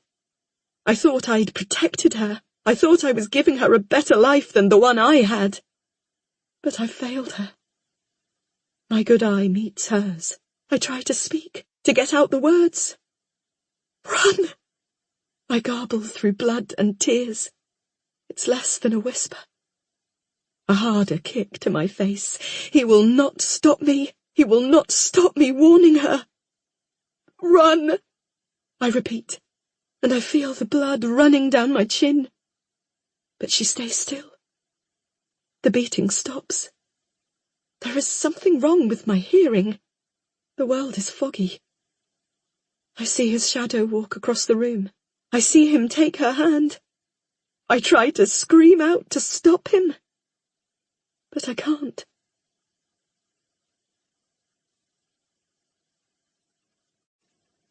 Chapter 34. The house is quiet. Matt has drifted off on the sofa, and Olivia is still asleep in bed. While I have the chance, I grab the car keys and drive to a pharmacy 2 villages away. I can't risk anyone seeing me at the local store. I leave Matt a note to say we've run out of baby wipes, and I've gone to get some. There's a queue, and I tap my foot impatiently as people hand in prescriptions, and the pharmacist goes to search for them out the back. I wish I wasn't here, wish I wasn't doing this, but I have to, just in case. When it's my turn, I ask for the morning after pill, but they won't give it to me until they've questioned me about my sex life. I tell them we used a condom, but it broke. I tell them I'm with a long-term partner, and yes, we usually use condoms. She asks me about breastfeeding and warns me that I might have a small drop-off in milk supply. I nod. There are others standing around waiting, and I keep my voice down. Finally, the pharmacist hands over the packet, and I leave. When I get home, Matt is still asleep on the sofa. I go to the kitchen and take the pill with water, shame overwhelming me. In the morning, I tell Matt I need some time to myself, and I'm going shopping in Oxford. It's the weekend, and he's happy to look after Olivia. I take the car and drive to the STI clinic at the hospital. The waiting room is crowded with people. I glance round furtively, worried I'll be recognised, or that someone will notice me and see the turmoil in my head. I'm overwhelmed with guilt about what I've done.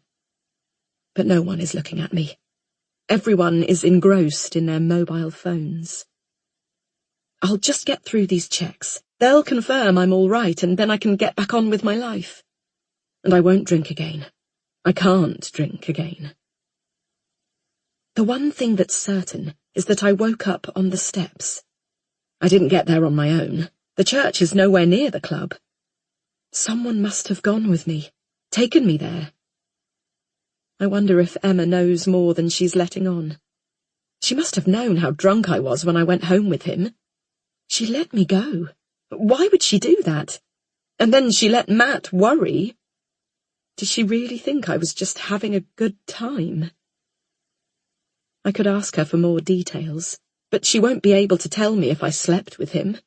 She won't know, and I'll never know either. I just need to move on. Matt and I are happy now. We can move away from everyone in the village and get on with our lives. Put everything behind us. Eventually, I'm called into the nurse's room, and I tell more lies about my sex life to get the tests. Just one partner. Fancied a checkup. Condom broke. Luckily, the tests are quick. When I get back home, I go upstairs. I don't want to be around Matt or Olivia. I'm too ashamed. I sit on the bed for a moment, listening to the sounds of Matt playing with our baby downstairs. This is it. The life I want. I must make sure Matt never finds out what happened. I should get the test results back in 1 week. Then my mind will rest. I dread to think if the test results are positive, they'll want to trace all my partners. I'll have passed on the infection. I'll have to tell him then. I won't have a choice. My phone rings, and I see it's Miriam. I'm about to reject the call, when it occurs to me that she might know what happened in London. If I called her in the middle of the night and spoke to her, then I might have told her where I was, what I was doing. I feel sick. She might tell me something awful. But I have to know. I swipe to answer the call, holding my breath. Hi, I say. Claire, I'm sorry I called you in the middle of the night. Oh, don't worry. I had my phone off. Oh, I say, disappointed. She's not going to be able to tell me anything. You left a message? Oh, you don't remember, do you? Her voice is sad rather than accusing. No, I admit. You just said you were worried because you thought Matt's ex-girlfriend was trying to take Olivia off you? I sigh. Is that all? I'm sorry I called you about that. I don't know what I was thinking. How had I managed to get myself so worked up about Sarah that I thought it was a good idea to call Miriam at 3 a.m? You seemed really agitated, quite upset. You asked me to look up the police records about the accident on the farm. I'm sorry, Miriam. I shouldn't have asked you that. You already told me you couldn't do it. It's okay, she says. I did look in the end. I was curious. I wasn't going to tell you if I didn't find anything. Oh, I reply, realization dawning. You did find something? There's a huge file on the records, Claire. And? I hold my breath, afraid of what she might be about to tell me. Are you at home? Yes, I say. Is Matt with you? Miriam, what is it? It's not good news, Claire. It's like you thought. The police suspected Sarah of pushing Felicity. She did it, didn't she? This changes everything. Matt said she'd felt guilty, it must have been because she pushed her sister. And if she'd do that to her sister, then what else is she capable of? Is she the one who's been tormenting me?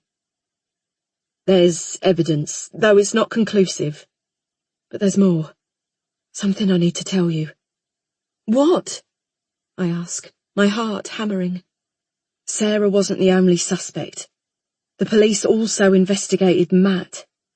What? I gasp. It gets worse, Claire. He confessed to pushing her. I collapse down onto the bed. Surely Matt couldn't have pushed her. Did he go to jail? No. He withdrew his confession a few weeks later. The police were pretty convinced he'd done it. There just wasn't enough evidence.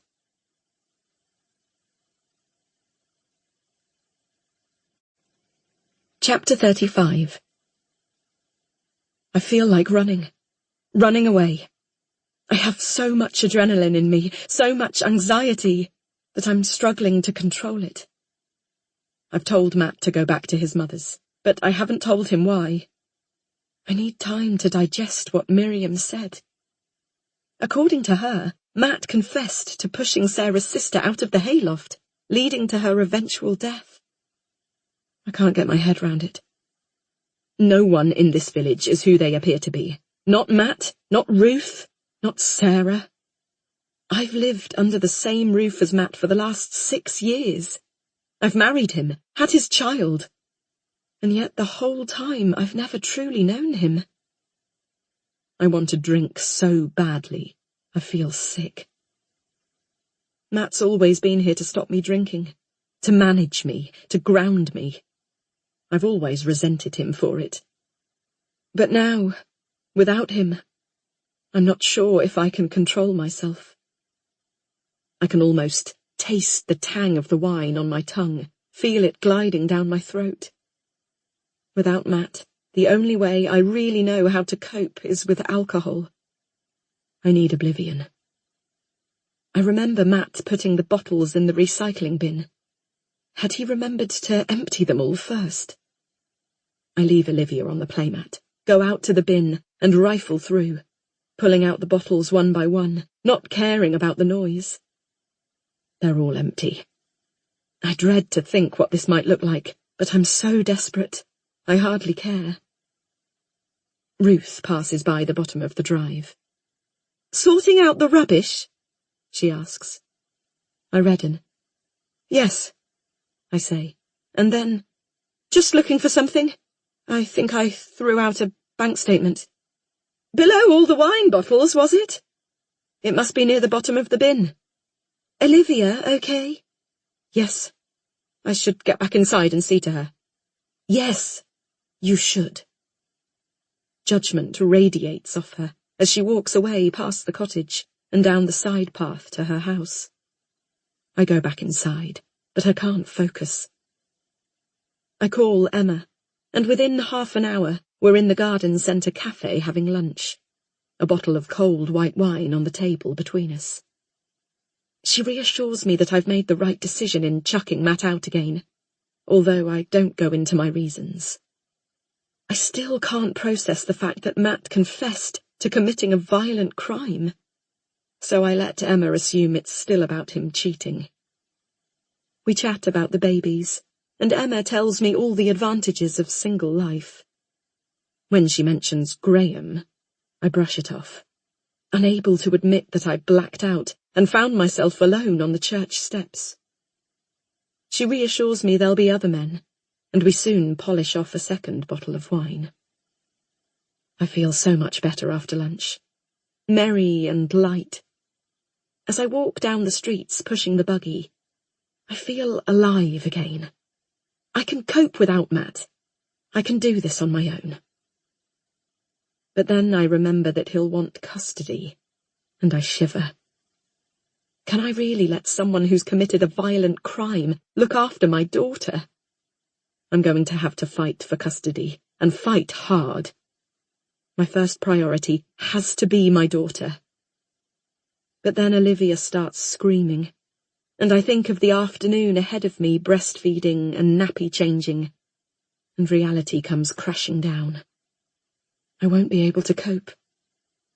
When I stop at the tiny local supermarket to pick up nappies, I see the wine is on offer and grab a few more bottles, telling myself I'm stocking up for the week. By the time I finally wheel the buggy back through the door, Olivia has increased the volume to maximum. "Shut up," I mutter under my breath. "Just shut up." Inside, I pause for a moment to sit on the stairs and catch my breath. "Hello?" a voice calls out from inside the house. There's someone in my living room. I put my shopping down and the bottles of wine clink together. I gather a screaming Olivia into my arms, take a deep breath, and step into the room. There's a woman there. She has a severe grey bob and penetrating green eyes. She gets up from my sofa and holds out her hand. "Catherine Clark, I work in child welfare. Your mother-in-law let me in." I look round the living room at the scattered mess of toys, bottles, and spare nappies. "I would have tidied up if I'd known you were coming." "We prefer to see people as they live normally."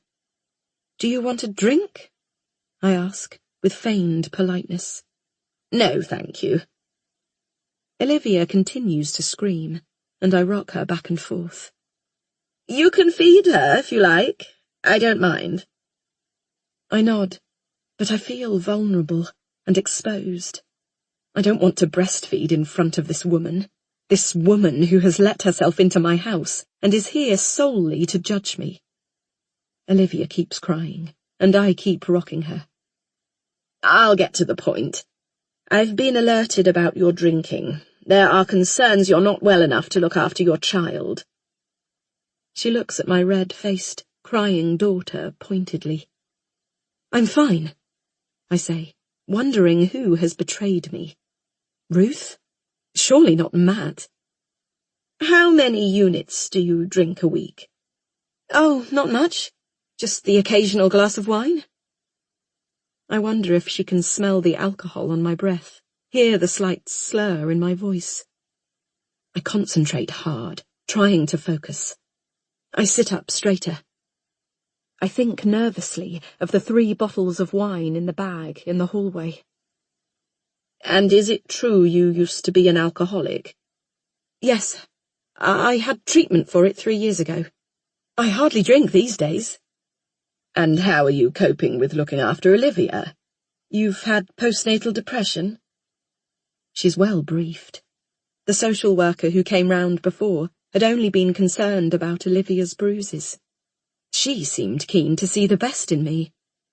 This woman is different. "Yes, that's right. I was feeling a bit down when she was first born, but I'm fine now."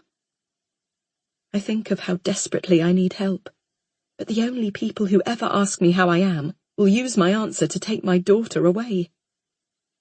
"Do you mind if I look around the house, see how you're coping?" "Sure," I say, wondering what she can possibly be looking for. I think again of the bottles in the hallway. That's not evidence of anything, surely. It's not unusual to have wine in the house. "Who called you?" I ask. "I'm afraid I can't tell you that." It has to be Ruth or Matt. I know what this is about. As soon as I asked Matt to leave again, Ruth was back on her mission to win custody of Olivia for him. And when she saw me rifling through the recycling bin this morning, she saw her opportunity to discredit me. She wants to prove I'm not capable of looking after my daughter. If the social workers decide that Olivia should stay with Matt and Ruth, I'll have to stay in the village too. I'll be trapped. Was it my mother-in-law? "I can't tell you," she says, as she goes into the kitchen. "Mind if I—" Her hand is on the handle of the kitchen cupboard. "Go ahead," I reply, and she opens each of the cupboards in turn. There's nothing to find there. I fidget, shifting Olivia's weight in my arms.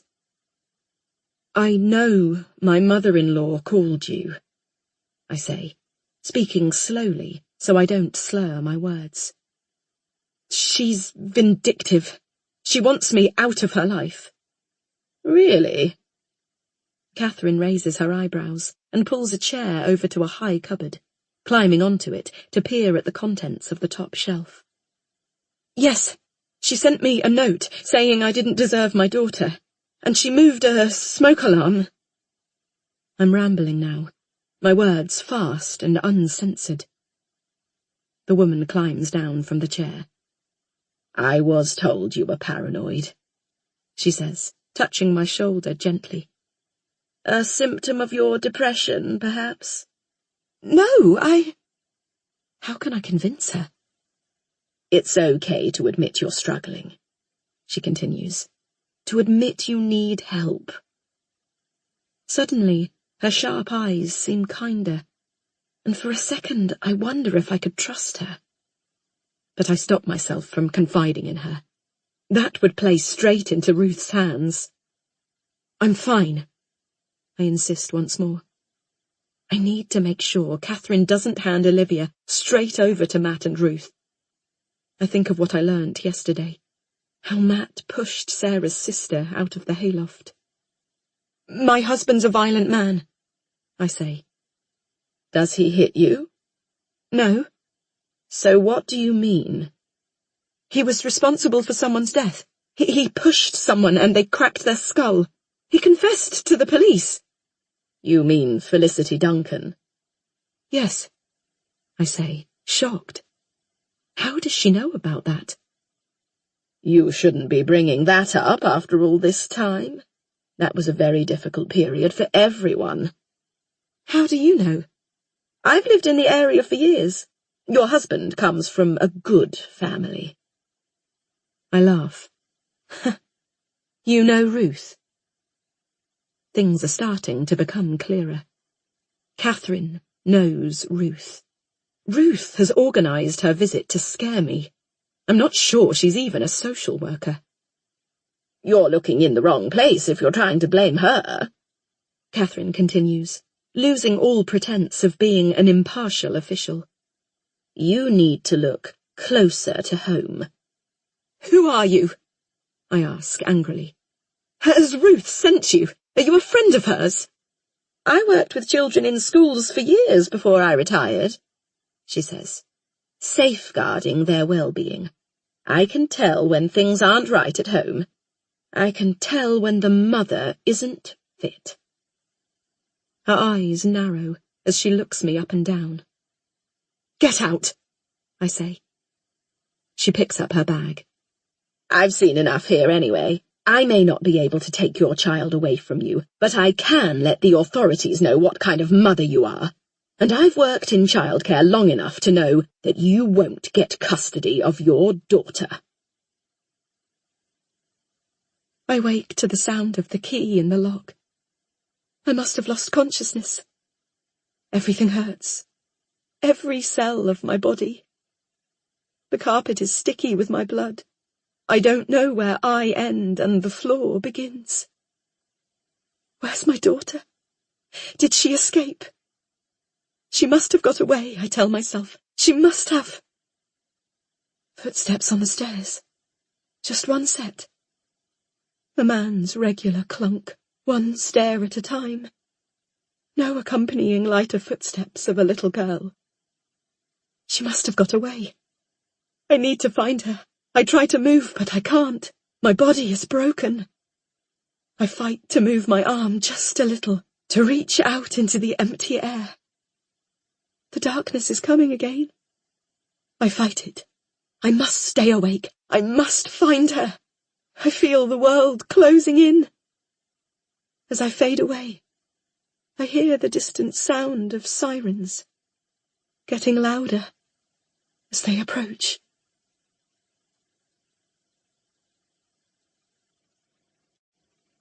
Chapter 36. I lie on the sofa, trying to get some rest. I feel exhausted from the last few days. And yet I have to up my game, be a better mother. I can't let them take my daughter away from me. Olivia lies beside me on her back, playing lethargically with my hair as the TV flickers in the background. My top sticks to me.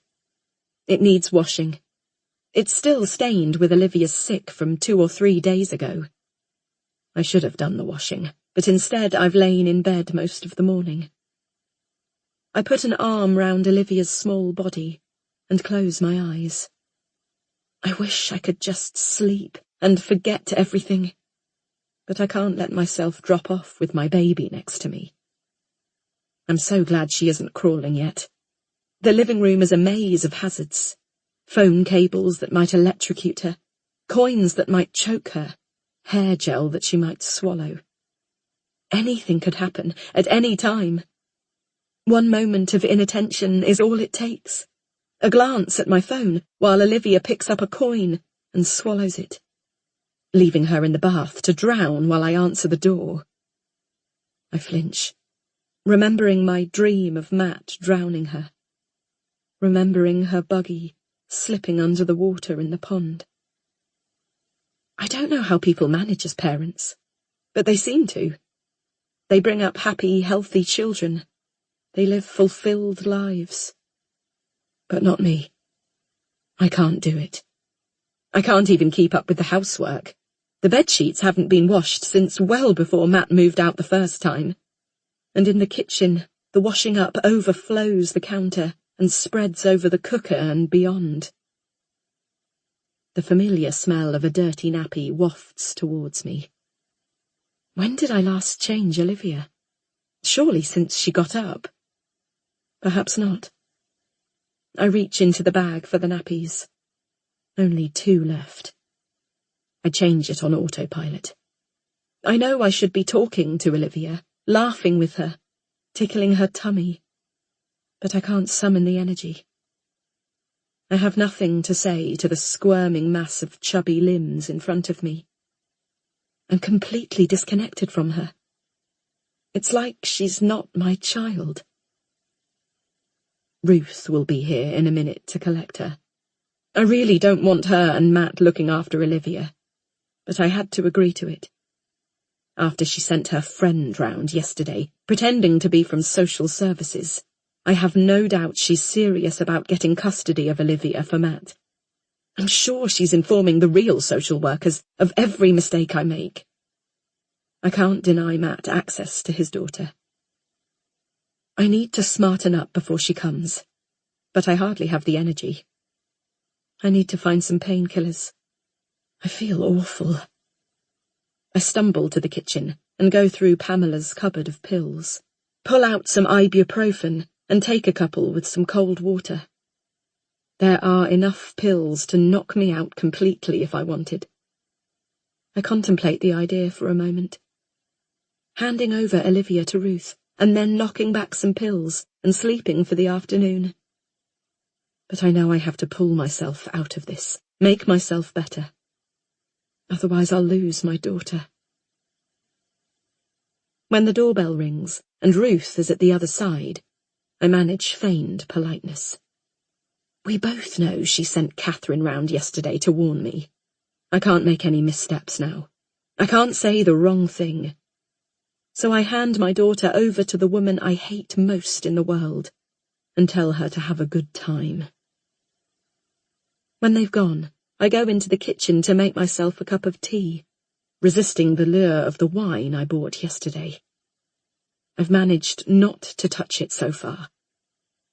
I can see into Ruth and Jack's house from here. I see Olivia being passed back and forth between Matt and Ruth, cooed over and loved. I want to turn away, go and catch up on some sleep. But somehow I can't.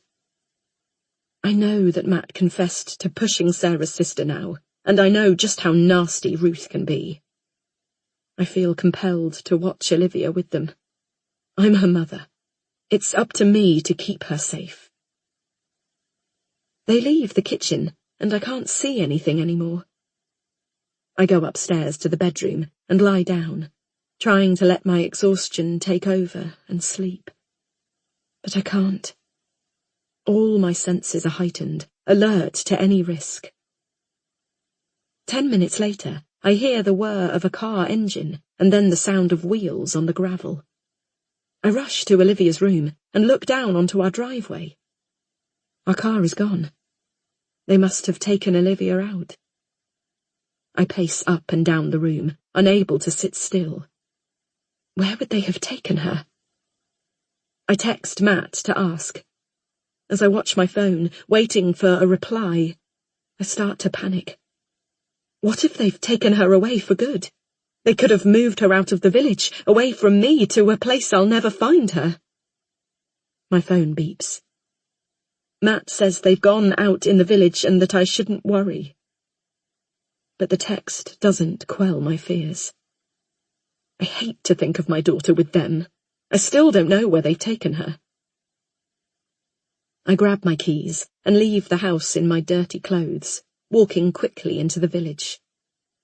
I look for them on the streets, but there's no sign. I rush around, checking the post office and the charity shop, and then the pub and the garden centre. Nothing. My heart races. I'm sure something is wrong. Where have they taken her? And then something occurs to me. Sarah. Perhaps they've taken her to see Sarah. It takes me 10 minutes to get to her flat. I see Matt's car outside, and at first I'm relieved. But then I wonder what they're doing there. My daughter is with 2 people who were suspects in the investigation into Sarah's sister's death. What's going on? Why are they all meeting? Are they trying to cover something up? Or was I right about their affair all along? I creep over to the block of flats. Sarah's in flat 2, which must be on the ground floor. I peer into the windows of the flat on the left-hand side and gasp. They're there. All of them. Ruth, Jack, Matt and Sarah. Sitting on the living room sofas, deep in conversation. Matt is holding my daughter. He says something, and everyone laughs. Then he gets up and leaves the room, passing Olivia to Sarah. Sarah smiles at my baby, pushing her face close to hers and stroking her hair. I feel a surge of jealousy and fear. I don't want that woman holding my daughter. I don't want her touching her. My hand clenches into a fist. They look like the perfect, happy family. Suddenly, everything makes sense. Sarah wants my child, and my husband. She's worming her way into my family, taking my place. I think of all the odd things that have happened since we moved. Olivia falling into the pond, the bruises on her legs, the note, the smoke alarm. Were these all ways of discrediting me, of getting to my daughter? I remember what Sarah said about miscarrying, how she hadn't found someone who she wanted to have a child with since. She wanted to steal my family all along. What if none of what's been happening has been down to Ruth? What if it's been Sarah? I must do something. I must get Olivia away from her. In the living room, Ruth suddenly turns and looks directly at me. Her eyes meet mine, and I recoil. She says something to Sarah, and Sarah turns to stare at me, my daughter in her arms. There's a moment where they all confer, and then I see Ruth get up. I rise from my position at the window and go to the door of the block. It opens. Ruth. "What are you doing here?" "I'd like my daughter back," I say. "It's Matt's turn for access, and we're having a nice time." She looks at me pityingly. "You need to go." I barge past her, into the hallway, and then into Sarah's flat and her living room. "Claire," Matt says as I enter. I look at the expectant faces and realise I haven't planned what to say. "I want my daughter back. Why have you brought her here? You said you weren't cheating on me. Was it all lies?" "Claire, we've had this conversation before. I'm not cheating on you. You were the one who told me to leave." Olivia whines, and Sarah strokes her back to comfort her. She needs to get her hands off my daughter. I go towards her to take my baby back. Matt exchanges a look with his mother and gets up, placing a hand on my shoulder. You need to go, Claire. I shrug out of his grip. I point at Sarah. She's trying to take you, I say. She wants my family. She wants my life. She wants my baby, but she's not having her. Claire, you need to calm down. Matt's hand is back on my shoulder, leading me out of the living room, but I slip away from him. Admit it. You're trying to take them from me. Sarah stares at me blankly. Her indifference angers me. No one knows what you're talking about, Claire. Ruth speaks slowly and gently, as if talking to someone who's not well. Jumbled thoughts flash through my head. Matt and Sarah working together, the noises in the house at night, Olivia falling into the pond, Sarah's sister's fall. She's dangerous, I say, turning to Sarah. You can't be with Olivia, not with your past. You can't be trusted. I struggle for the next words. Not after what happened to your sister. Sarah's sudden tears shock me into silence. Her body racks with sobs, and Matt and Ruth spring into action. Matt takes Olivia from her and puts a comforting hand on her shoulder, while Ruth brings her a glass of water. Olivia screams, and I go to take her from Matt, but Ruth blocks my path. You're leaving, she says, pushing me towards the door. Not without Olivia. I escape Ruth's grasp and rush over to Matt, snatching my daughter out of his arms. That night I can't sleep. I relive the day again and again. Matt has sent me a series of angry texts, saying I should never have gone round to Sarah's, that I shouldn't have upset her. I read them over and over, thinking how only a few days ago I wanted to get back together with him. Now there's no one I can trust. It's not until after midnight that I give in to the temptation and go downstairs and open a bottle of wine. I need it to help me sleep. If I don't sleep, I'll be too exhausted to look after Olivia properly tomorrow. I don't mean to polish off the bottle, but I can't stop myself. When I've finished the last dregs, I put my head in my hands and sob. I'm losing control. I wake up covered in sweat. I feel sick. I can taste the sourness of stale alcohol on my tongue. I roll over in bed, and my head pounds.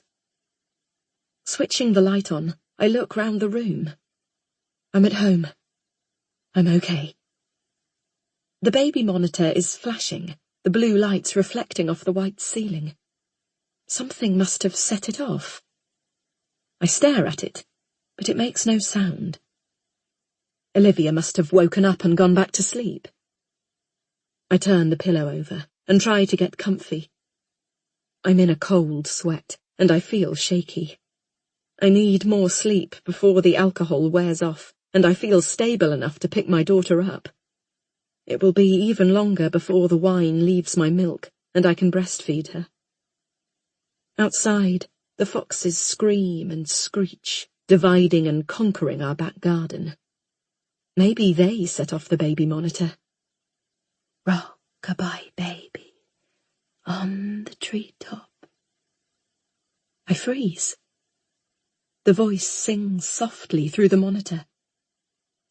When the wind blows, the cradle will rock. Am I still asleep? When the bough breaks, the cradle will fall. The voice is ghostly, almost a whisper. The lights of the baby monitor flicker and then go off. The air is still.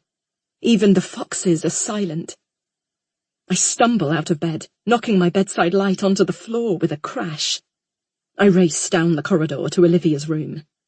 She's lying in the cot, next to her toy bunny, fast asleep. The room is still. I watch my daughter's chest moving up and down. I release my breath. Then I notice the rocking chair, where I sit to breastfeed Olivia when she wakes in the night. It's moving. There's no breeze in the room, no reason for the chair to be rocking back and forth. I turn to the baby monitor beside the cot. It's been turned off. It was on a few minutes ago. In my bedroom, the blue lights had been flashing.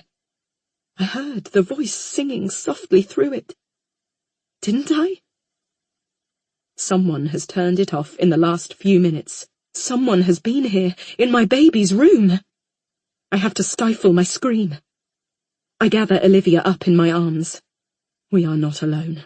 There's someone in the house with us. I hear the stair creak, and I jump. Olivia starts to cry. I daren't go downstairs. I don't want to confront whoever's down there. I'm too woozy, too confused. All that matters is that Olivia's safe and that I'm with her.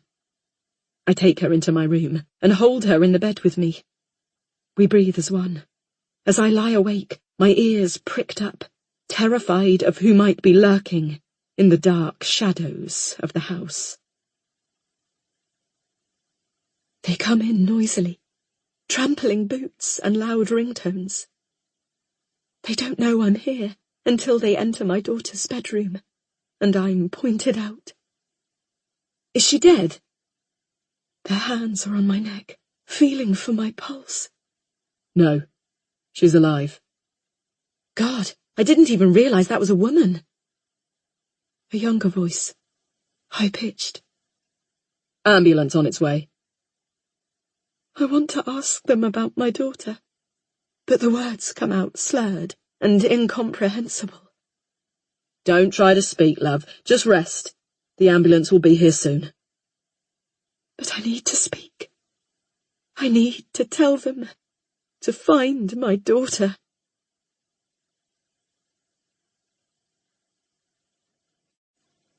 Chapter 37.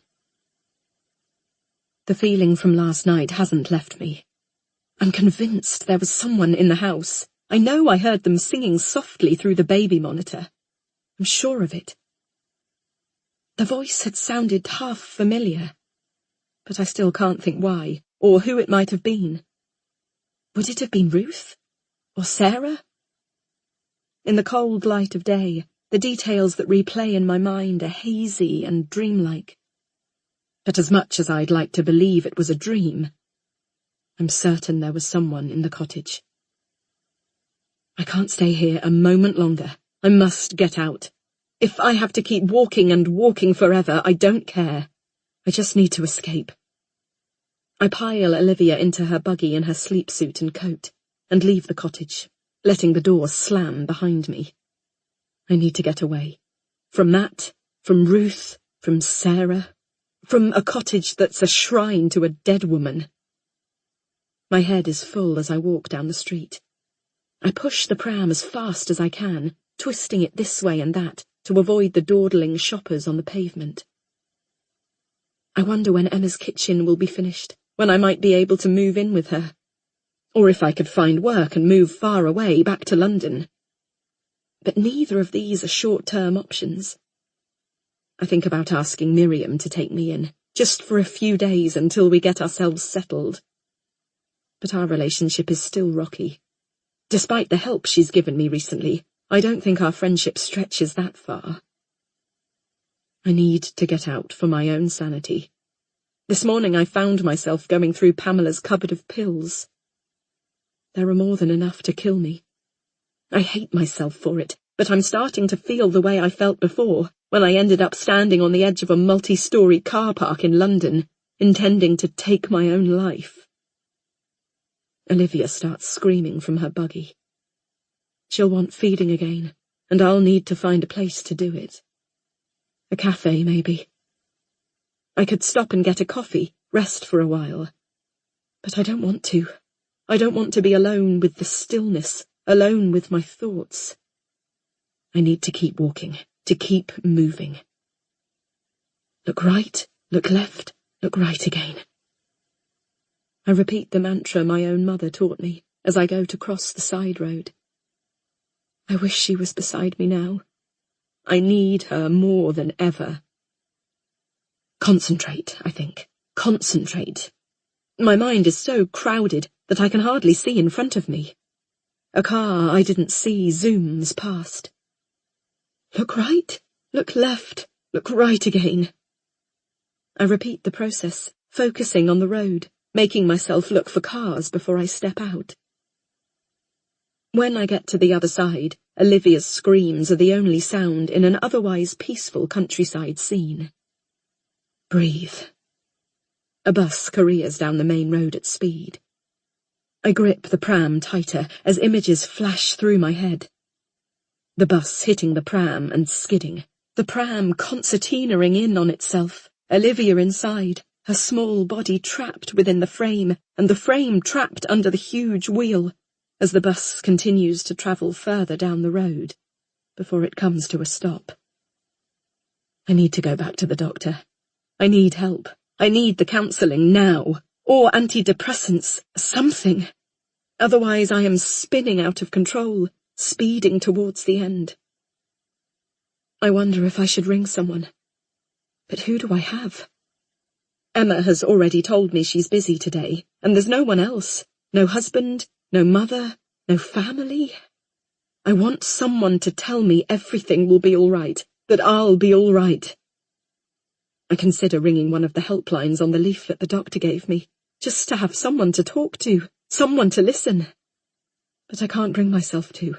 I can't. I can't trust anyone. I have to look after myself. We get to the park and Olivia is still screaming. I try and block it out and focus on the morning sunlight shining through the branches of the trees, the fresh, crisp air. Another mother smiles at me sympathetically as she pushes her own screaming toddler in his buggy. I keep my head bowed and find a bench to sit on.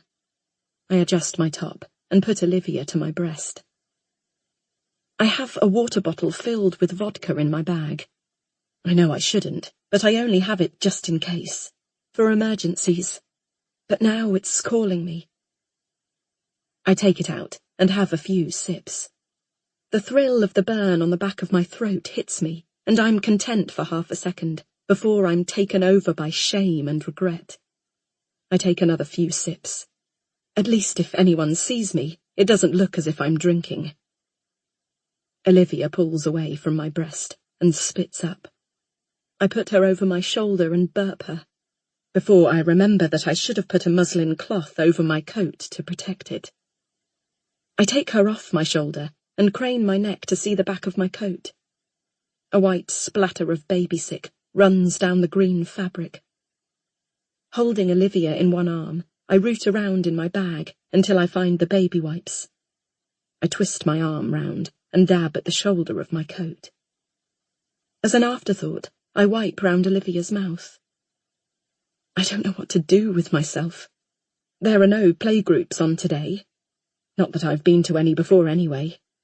I spend all my time with Emma, the only friend I've got around here.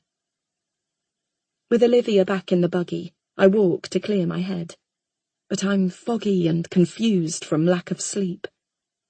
I must start looking for jobs. I need to get away from Matt and Ruth and Sarah. Any work will do. Freelance work for the papers would be a good start. If I have to share custody with Matt, then I might have time to do it from home, and then I can save enough money to return to London. After 4 circuits of the park, Olivia is asleep. There is nowhere to go but home.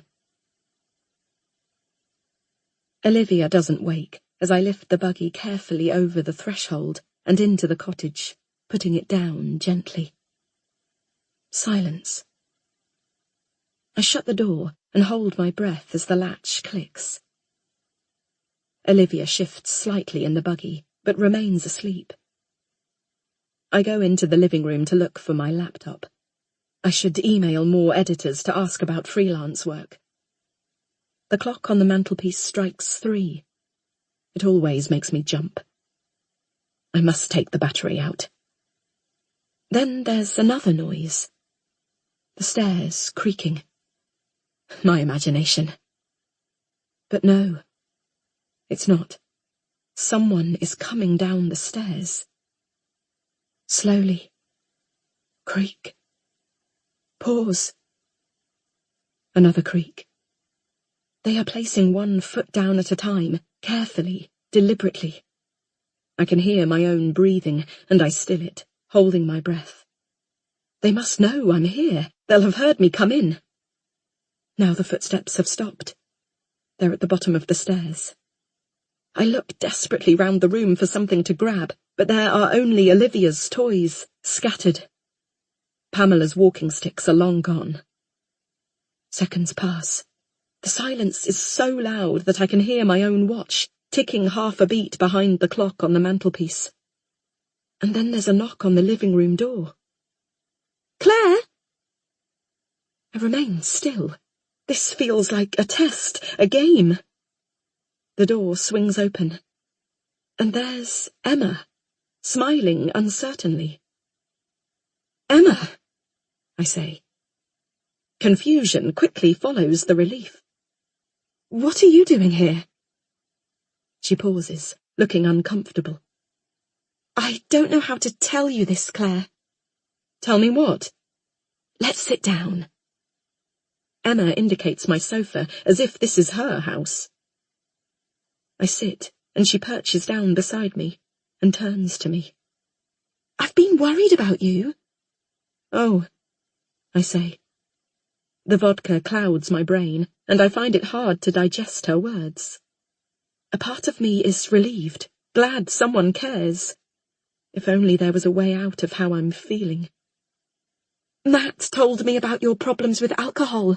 I wish I'd known. I could have helped you. She puts her arm round me.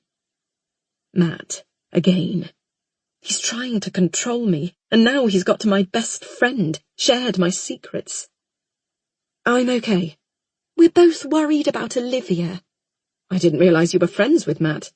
I'm not, but ever since you disappeared on the night out in London, we've both been concerned. And when Matt told me you were an alcoholic, I didn't want to believe it, but when I thought about it, it made sense. You were off your head at the club. We were letting our hair down.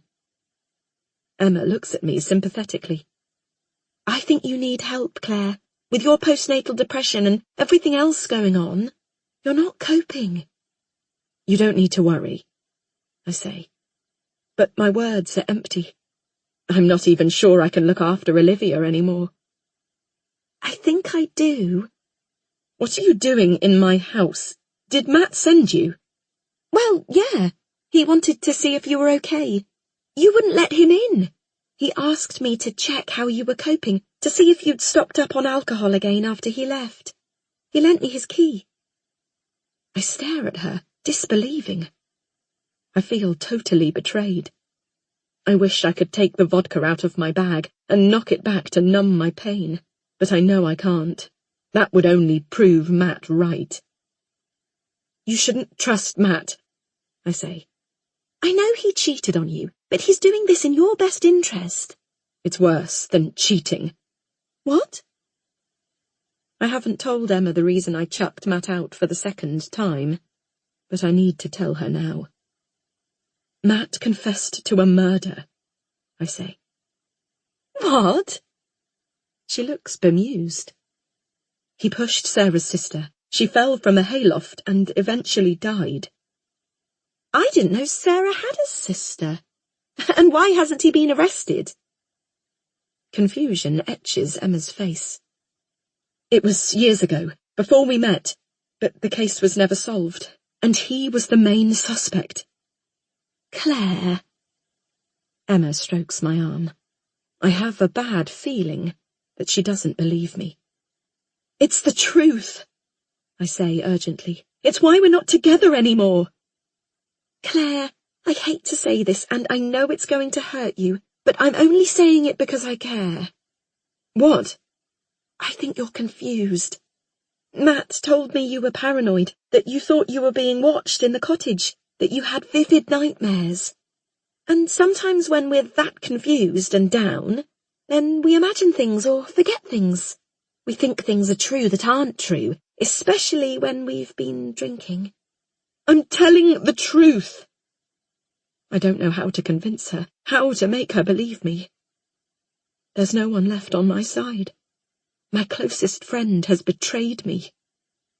She touches my arm. I'm sorry it's come to this, but you need help, Claire. She's right. I do need help. I want it so badly. I'm not coping, but I can't confide in Emma. She'll just tell Matt, and Matt and Ruth will tell social services. Then I'll be left all alone, Olivia torn away from me. I'm okay, I insist. When my tears start to fall, she puts her arms round me and holds me, then goes to make me a cup of tea. She places a mug down in front of me, and we sit in silence, sipping our drinks. Then she looks at her watch. Matt will be here in a minute, she says. I don't want to see him. But my words come out in a whisper. I've lost my energy.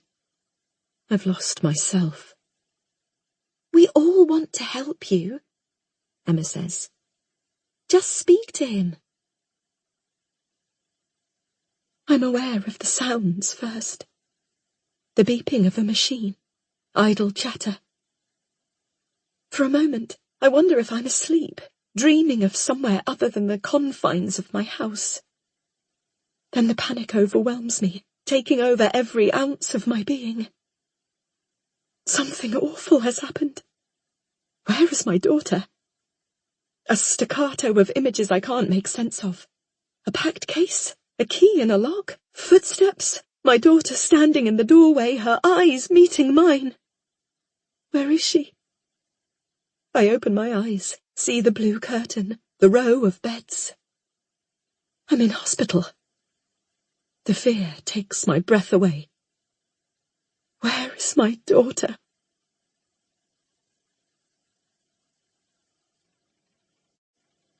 Chapter 38. Consciousness rises in me as if I'm struggling out of a deep black hole. I can smell sour milk, antiseptic and sweat. My sweat. I'm exhausted. I ease open my eyes and look around, expecting to see Olivia. It hurts to turn my head. Olivia's not here. Where am I? My eyes pound, pain radiating from the sockets as if they might burst. The fluorescent strip light above me shines brightly. A blue curtain surrounds my bed. The bed itself is propped up at an angle, with metal bars to stop me rolling out. Realization hits me. I'm in hospital. I must have been in an accident. I move each limb in turn, checking for injuries, and then reach down under the sheets and run my hands over my body. No pain, no bandages. What's happened to me? I feel a flash of fear. What if something's happened to Olivia? Hello? I call out tentatively. There's no response. I jump down from the bed, wincing in anticipation as my feet hit the ground. But there's no pain in my body. Only my head pounds. There's a small metal set of drawers next to my bed, and I open each one in turn, searching for my phone. They're all empty. I draw back the curtain. Eyes from the bed opposite meet mine, and I jump. I find my voice. Where's my daughter? I ask them. Where is she? But they just stare. I scan the room for medical staff. No one.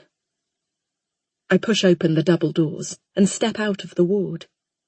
Rows of doors on each side of a corridor. Another ward, and another one. I go the other way. I find a nurse's station. I lean over the desk and interrupt the bleary-eyed man as he picks up the phone. Excuse me, do you know where my daughter is? The man looks me up and down and sighs. He puts his hand over the mouthpiece of the phone. Your daughter? Yes, Olivia Hughes. Did she come in with me? Which ward are you on? I don't know. Your name? Claire Hughes. He drags his mouse lethargically across the mouse mat. And your daughter's name? Olivia Hughes. I repeat the name quickly. He clicks the mouse a few times, and his eyes scan from side to side. I can't see any record of her here. Sorry. She's a baby, I say. She's just a baby. Claire? A nurse appears beside me and places her hand on my shoulder. We've been looking for you. You weren't in your bed. Where's my daughter? Your daughter? I don't know. She takes my arm to lead me away.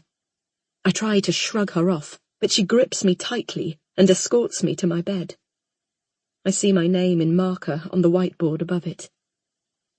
What happened to me? The doctor will be round later to talk to you. You won't tell me what happened? She puts a hand on my shoulder and repeats herself calmly. Don't worry. I'll tell the doctor you're awake and she'll be round later. She'll answer your questions. You just sit here and relax. She points to an easy chair beside the bed. Did my daughter come in with me? I ask. No, she didn't. The nurse refuses to say any more and guides me down into the chair before she leaves. Stay here until the doctor comes. I spot my handbag underneath the bed. I pull it out, open it up and find the comforting plastic of my phone. I'm desperate to know what's happened to Olivia. I dial Matt's number. The phone rings and rings. Fear grips my heart. Olivia must be okay. She has to be. Where is she? Matt finally picks up. Claire. He sounds exhausted. Have you got Olivia? I ask, my voice cracking. Yes, she's here, Is she hurt? No, she's fine. Claire, you don't need to worry about anything, okay? I'm coming back, I say. I want to see her. You don't need to. Mum and I have got it under control. Take as long as you need to rest. I don't want Matt and Ruth looking after my daughter. I don't trust either of them. I need to get home. I don't need to rest. I'm fine. Have you seen the doctor yet? No, You should see her before you leave. And honestly, we've got it all covered here. Matt, what happened? Was I in an accident? You should speak to the doctor. I need to get home. I can't leave Olivia with Matt and Ruth. I have to go, Matt. I need to try and find a way to get out of here, back to Olivia. Okay, he says. Have you got the suitcase I left? What suitcase? It's under your bed. I look and see a battered blue suitcase deep under the end of the bed. I hang up. I will leave. I'll go home. No one can stop me. I look around for my shoes but can't find them. Then I pull the suitcase out. There are several changes of clothes, but no shoes.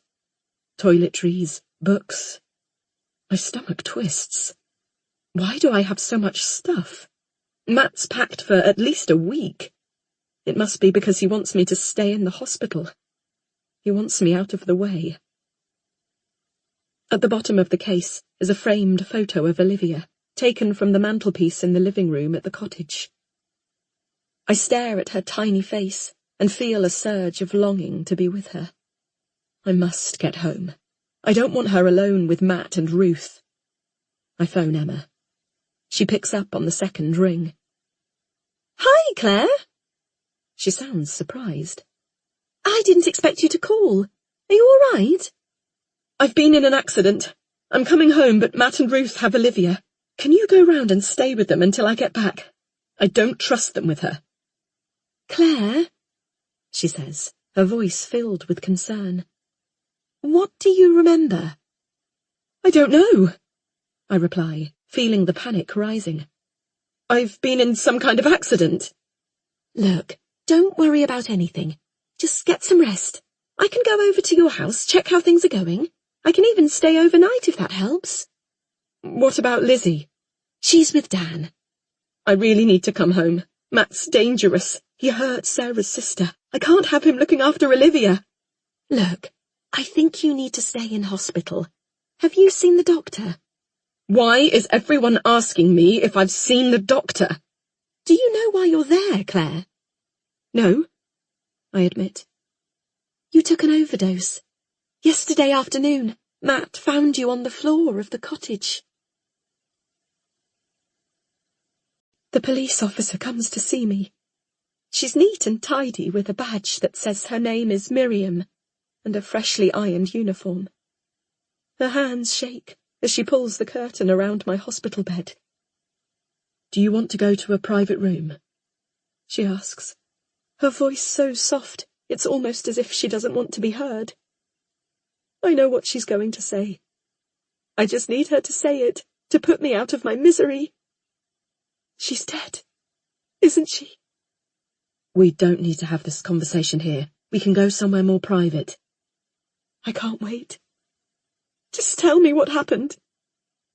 In the seconds of silence that follow, I send 1,000 prayers to a God I'm not sure exists. The hope is painful, fighting against the sense that I already know the answer. That sense of an empty space, deep inside me where my daughter should be. She takes my hand, and my heart stops. I'm afraid your husband and daughter have passed away, she says. She's calm and polite, but her hand in mine tells me something else. It's sweaty and clammy. I'm so sorry. For a second I don't believe her, holding on to some desperate fantasy that this is all a mistake. But it's only a moment's reprieve, and then the truth hits me like a train, smashing through my very being. My body convulses with sobs. What happened? I fight to get the words out. Your daughter, she drowned. In the river. Tears form in the police officer's eyes. Your husband took her there. Afterwards, he hung himself in your attic.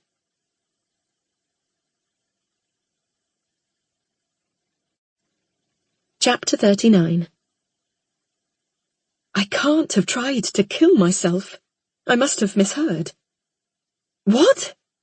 I'm sorry to be the one to tell you, Claire, Emma says. I thought you'd remember. I really think you need to stay where you are. Speak to the doctor, get some rest. And don't worry about anything. I can deal with everything at home. I hang up the phone, fear coursing through my veins. Is it really true? Maybe Emma is right. If I'm so unwell that I don't remember a suicide attempt, then the hospital is the best place for me. I search for a memory of what happened, but as hard as I try, my brain is just a foggy emptiness. How could I have done this? I have a daughter. But then I remember how desperate I felt, how out of control. I remember looking at Pamela's pills in the kitchen cupboard, how welcoming they seemed. Did I cave in? Why don't I remember? All this time I've been protecting Olivia from other people, but the biggest threat was me. I was the one who was going to take her mother away from her, abandon her, leave her alone with a family I don't trust. My breasts are rock hard and leaking. I just want to latch Olivia on and feel her suckle. I want to be close to her. The physical need surprises me. I seem to want Olivia the most when I can't be with her. A part of me, deep inside, must know how to love her. I need to self-express, so I get up, drawing the blue curtain around me. I sit squeezing my breasts under the covers, forcing my milk out with my hands into tissues. This is not how it's supposed to be. It reminds me of all I am and all I am not. I should be with my daughter. I should be being a mother to her. Yet again, I have failed her.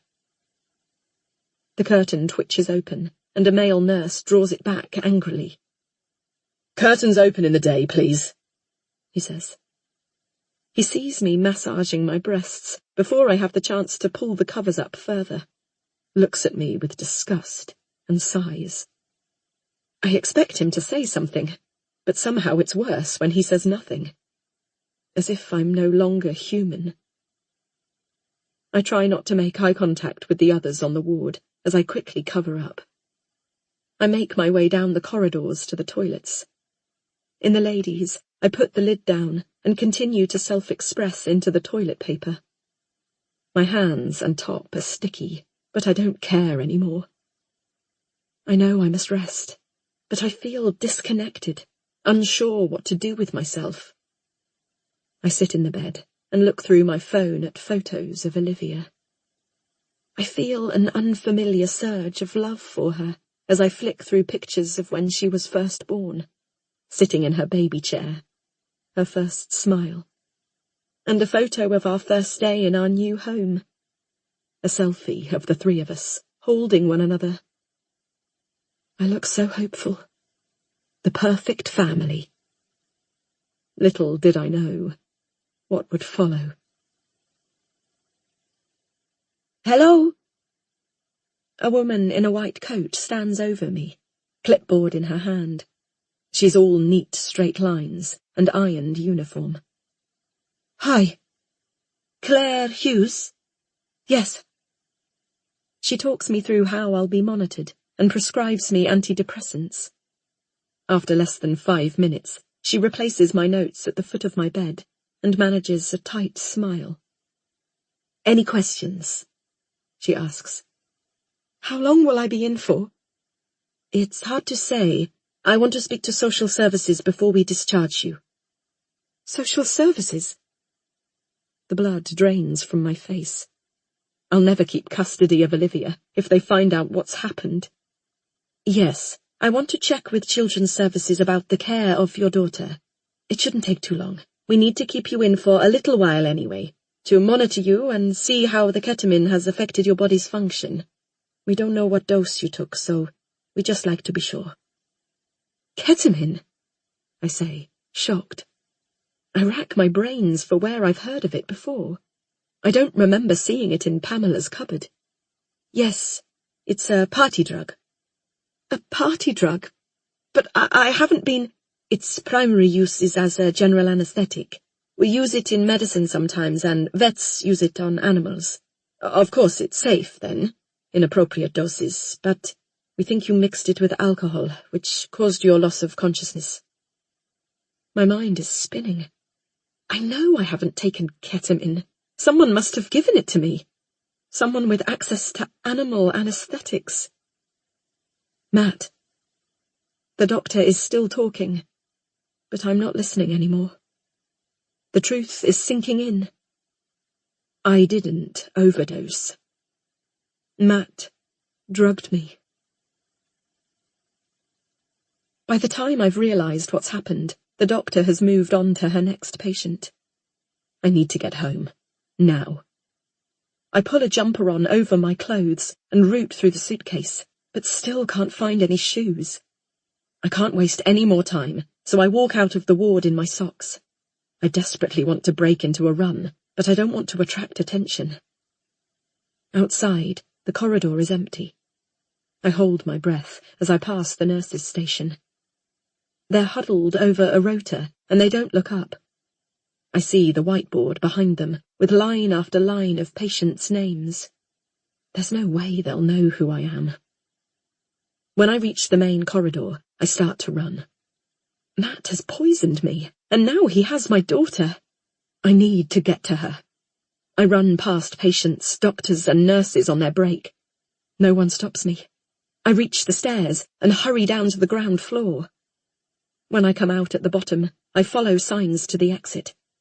I see the winter coats and wet umbrellas, and I realize how inappropriately I'm dressed for the weather. "Can I help you?" a man asks, glancing quizzically at my shoeless feet. No, I say, barging past him. I don't look back. Outside, the cold air hits me. I pick up my phone and order a taxi. It will be 5 minutes. I ring Emma. She picks up immediately. Hello? Emma, I'm coming home. Why? I didn't take an overdose. Matt's poisoned me. I need to get back. What are you talking about? Are you okay? It's Matt. He's dangerous. He's drugged me. That's why I'm in hospital. Claire, you're not making any sense. You need to stay in the hospital. Get some rest. Please, you have to listen to me. Emma, honestly, Matt isn't who we think he is. I don't know what he's capable of. Are you still at the house? Yeah, I'm here, she says softly. Well, don't let him out of your sight. Olivia can't stay with him. I'm coming back to get her. Okay, if you're sure. I'm worried about you, though. Just promise me you'll keep an eye on him. I promise. You're coming back now? Yeah, I'm just getting into a taxi. Okay, see you in a bit. And Claire? Yeah? Don't panic. I'll look after Olivia. In the back of the taxi, I Google the effects of ketamine. Hallucinations, confusion, agitation, panic attacks, memory loss. I thought I was going mad, but the truth is far more terrifying. Matt has been poisoning me. All the time he was telling me I was just paranoid. He must have been slipping drugs into my drinks, watching me slowly unravel. He could have killed me. I'm completely on my own. I have no one. I pull out my phone and ring the only person I know who might care. It's 4 p.m. I pray she's on her shift. I listen to the phone ringing and ringing and ringing. I imagine her in a room somewhere, on the line to another caller. Or maybe she's popped out to get a cup of tea or to go to the toilet. Eventually the phone cuts to voicemail.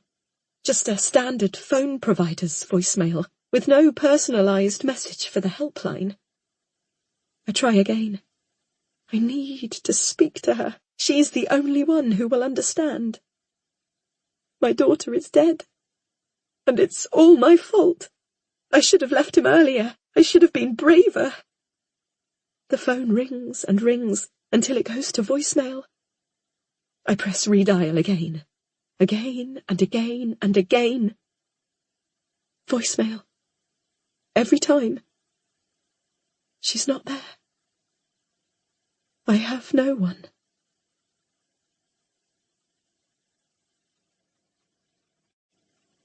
Chapter 40. The taxi grinds to a halt on the outskirts of Oxford, and I fiddle impatiently with my phone, checking it over and over for messages. There are no updates from Emma or Matt. I wish I was home already with Olivia, protecting her. I can't help feeling something awful is about to happen. Outside the car, people go about their day-to-day lives, oblivious to my rising anxiety. Mums with buggies carry bags of supermarket shopping, balanced precariously on the handles. Pensioners stop to chat on the pavement. Their unhurried lives irritate me. Don't they know my daughter's in danger? The car eases forward a few inches. A young man presses the button at the crossing, and I feel an irrational sense of rage as the lights change from green to red.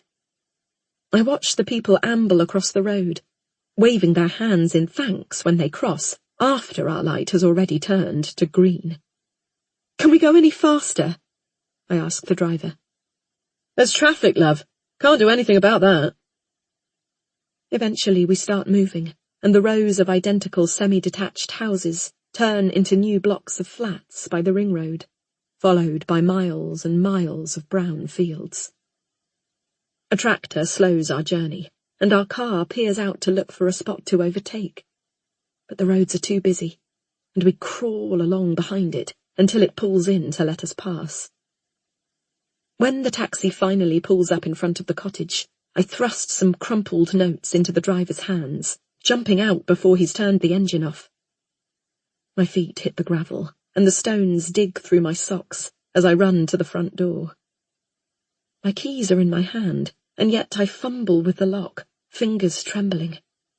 Olivia. I must get to Olivia. I open the door and dash through the house. Emma's in the kitchen. Matt stands beside her. "Claire," Matt says, his eyebrows raised in surprise. He takes in my rumpled hair, my dirty clothes. "Where's Olivia?" I ask. "Where is she?" Emma glances at Matt and then at me. "She's upstairs," she says, "in her cot." I run. I take the stairs 2 at a time until I reach her. She's asleep.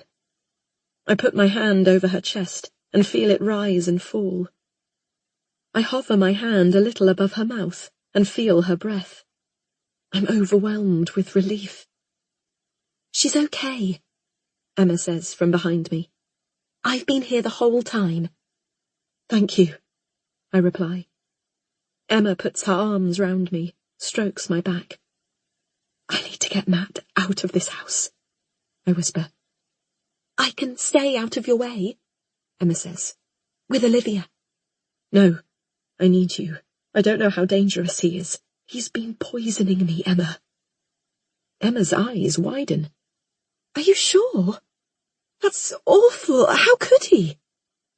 The full horror of it hits me once more. "He could have killed me." "Don't worry," Emma says. "I'll be here as long as you need me." We go downstairs. Matt's in the kitchen, a pint of beer beside him. How can he be so casual? Clearly he didn't expect me to come back. Anger rises within me. I hate him. I hate him. I hate him.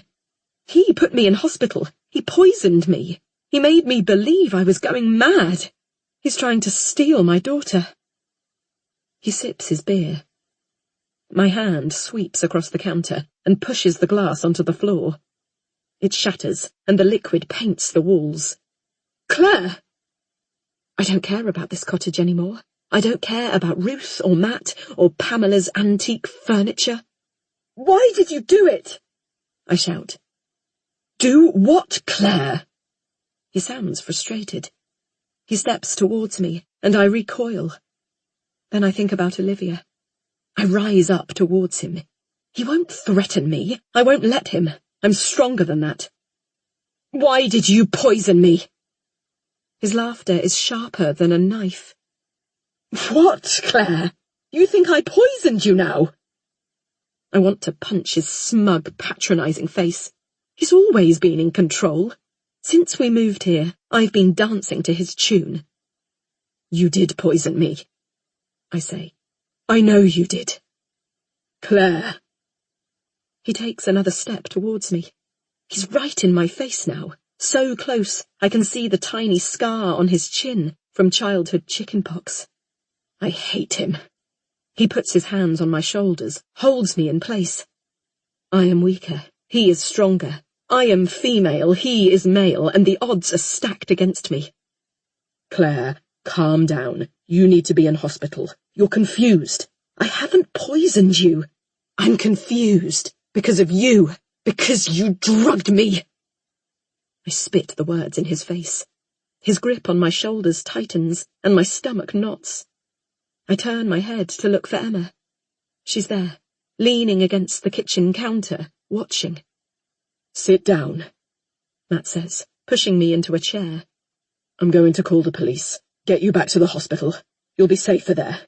"No! I can't go back. I need to get Olivia away from Matt." He picks his phone up from the side, and I stand and knock it out of his hand. It crashes to the floor.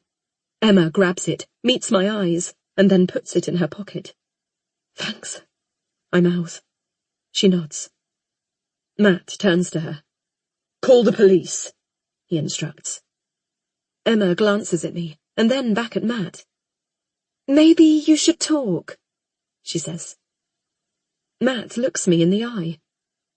"I don't want you to be unwell, Claire, but you are. You're ill." "Stop lying. You know I'm not ill." Upstairs, Olivia wakes from her nap with a whine. Move towards the door. Do you think that's a good idea? Matt asks. I push past him. Emma holds up a hand. Don't worry, I'll go. Shout if you need anything. Thanks, I say. You need help, Claire, Matt says. I can drive you back to the hospital. He steps closer to me, and I think he might restrain me. I jump away, running across the kitchen to the knife rack. I pull out the nearest one and hold it in front of me. Claire, what are you doing? You're crazy. I'm not crazy. For the first time, I'm seeing things clearly. You've got a pattern of behaviour, Matt. You're a violent man. You murdered Sarah's sister, and now you've drugged me. You'll hurt anyone that gets in your way. Shock is plastered all over his face. I didn't hurt Felicity. Who have you been speaking to? Don't lie to me, Matt. You confessed. It's in the police file. I grip the handle of the knife tighter, my hand trembling. You looked at the police file? Miriam saw it. She told me you confessed. I didn't do it, Claire. You have to believe me. I'm sorry I didn't tell you everything before, but I couldn't. What do you mean? Who are you protecting? But I know there's only one person he'd go to these lengths to protect. It was Sarah, wasn't it? Sarah pushed her sister. Matt looks at the floor. Yes, he says quietly. I feel relieved and angry all at the same time. Matt didn't cause Sarah's sister's death, but he was prepared to go to any lengths to protect Sarah. He could have ended up in prison. Our marriage has fallen apart because of the secrets he's kept from me. Why? Why did you protect her? It was a mistake, Claire. Felicity was jealous of her sister's success. Sarah was always their parents' favourite. One night we were up in the hayloft chatting. Felicity had had a lot to drink, and she turned nasty. She threatened to tell their parents Sarah was pregnant. Sarah thought her parents would make her abort the baby. They argued, and then Sarah pushed her sister. Not hard. It would have hardly hurt if she hadn't fallen out of the hayloft. Sarah never got over the guilt. Why did you confess? To protect her. To protect our baby. She couldn't go to prison when she was pregnant. And then she miscarried? Yes. And I withdrew my confession. My mind whirs. If it was Sarah that pushed her sister and not Matt, then Matt hasn't done anything wrong. He's not got a history of violence. This changes everything. I think back to how cosy Sarah looked with my baby the other day at her flat. I think about how she always seems to be with my husband.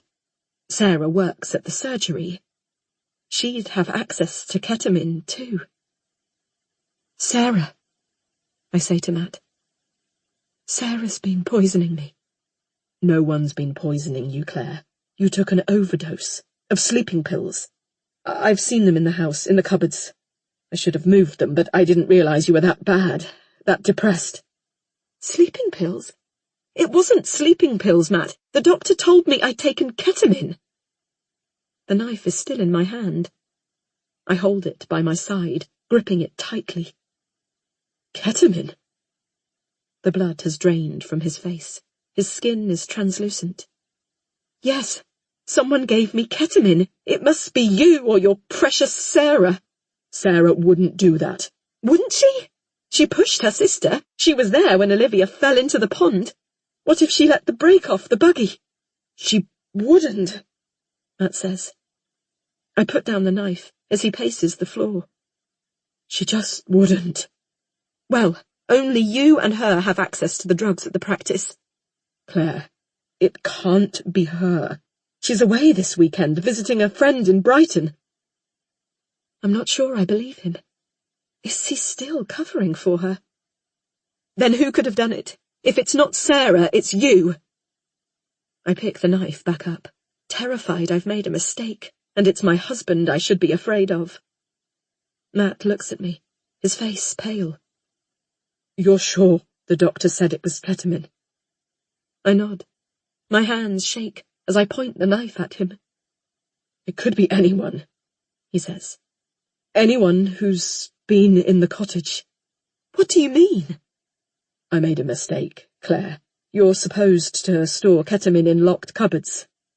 But when I first set up the practice, I ordered the medical supplies to the house. I was planning to take them straight over to the surgery as soon as the delivery arrived. But I didn't. I was exhausted with the paperwork, and I waited a couple of days. You remember that package that came for me when we first arrived? Well, while it was in our house, someone opened it. Some of the supplies were missing. I drop my hand, hold the knife by my side. I want to believe him. When was this? Not long after we moved in. It was the day we visited your mother's grave, her birthday. I didn't want to tell you. You were preoccupied. I remember. When we went to Richmond Park. I'd met Emma the day before. We were just still settling in and everything was chaotic. Matt had misplaced a delivery box. Did you find out who took it? No. I couldn't tell anyone, couldn't report it. The rules about storing drugs are very strict. I didn't want to be investigated. But some of the ketamine was stolen from our house, so either it was someone who had a key, or someone who broke in. Why didn't you tell me? What was there to tell? I didn't know who did it, didn't want to report it. You were already paranoid about my mother coming into the house. I didn't want to worry you. I just put it to the back of my mind. Got on with things. But if you've been drugged with ketamine, then I don't know what to think. Something surfaces in the back of my mind. Matt, I say. Were you with me when I went to the hospital? No. Emma told me about it afterwards. So Emma found me? She rang me and told me you'd taken sleeping pills. Sleeping pills? Yes, Pamela's pills. She said she was there when you took them. She said she tried to stop you. We both look at each other. Emma. I'm running, heart racing as my feet thunder up the stairs. Matt's a pace behind me, his breath on my neck. I push open the door to Olivia's room. The cot is empty. She's gone. I don't want to go back to the house, but there's nowhere else. I limp from the taxi to my green front door, leaning heavily on my stick. When I turn my key in the lock, the emotions nearly floor me, and I want to sink down onto the concrete step and never get up. But I resist the temptation and shut off the pain, operating on autopilot. The despair lingers, a dull ache in the pit of my stomach. As I open the door, I push back the memories of my daughter. Instead, the memory of the first time I crossed this threshold enters my mind, uninvited. I remember how joyful I was, how certain I was that my life was coming together, that here I would be safe, that here I could start again and create a family home. Once I'm inside the house, I don't know what to do with myself. Everything is the same, and yet my world has stopped revolving. I wander around aimlessly. The house is a cross between a show home and a crime scene. A corner of the kitchen is still shining from where I cleaned a few days ago. But in the hallway, patches of dried blood lead a trail through the house and up the staircase. The police have gone, but they've left traces. A discarded cigarette just outside the back door. An empty coffee cup on the windowsill in the living room. Upstairs, I peer through the door of my daughter's room, and then shut it quickly. I can't look at her toddler-sized bed, her doll's house, her toys. They'll always be waiting for her. The hatch to the attic still lies open, the ladder down as if inviting me up. I wonder if the police were stupid enough to leave the rope there, waiting for me, the next victim. I don't go up there. It would be too neat an ending, too easy for me. I push the ladder up and close the hatch. Instead, I go to bed, lie down in my clothes, and swallow the painkillers and sleeping pills the doctor prescribed. I toss and turn before sleep eventually takes me. Even then, it provides scant relief from my living nightmare. In my dreams, my daughter is alive, and then the world turns and pivots in on itself. Each dream is different. A fire, an accident, a drowning. But the outcome is always the same. My daughter always dies. In my dreams, I seek revenge. I stab the person responsible again and again and again, until they are unrecognizable, a mess of blood and pulped flesh. When I wake in my own bed, I'm relieved they are just dreams. And then realization dawns, a brick crushing my heart. My reality is worse than my nightmares. My daughter's already dead. I can never punish my husband. He took that opportunity away from me when he killed himself. I will never get revenge.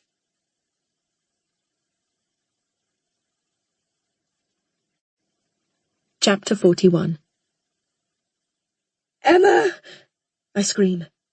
Emma! My voice cracks.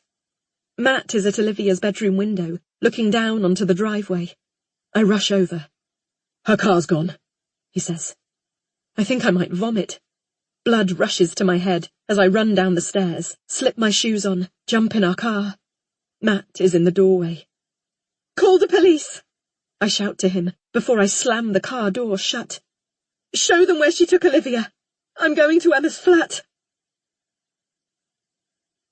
In the car, I can hardly focus on the road in front of me. My sweaty hands grip the steering wheel as I swerve round bends, my thoughts racing. I try to make sense of things, but I can't. Why would Emma take Olivia? She has been by my side all this time, my only friend from the beginning. Could she have taken Olivia to protect her from Matt? Is she trying to help me? But Matt didn't give me the ketamine, and the last person I remember before I passed out is Emma. She was the one who told Matt I'd overdosed. She told him it was sleeping pills. I remember the symptoms of ketamine poisoning I read about in the taxi. Hallucinations, confusion, drowsiness.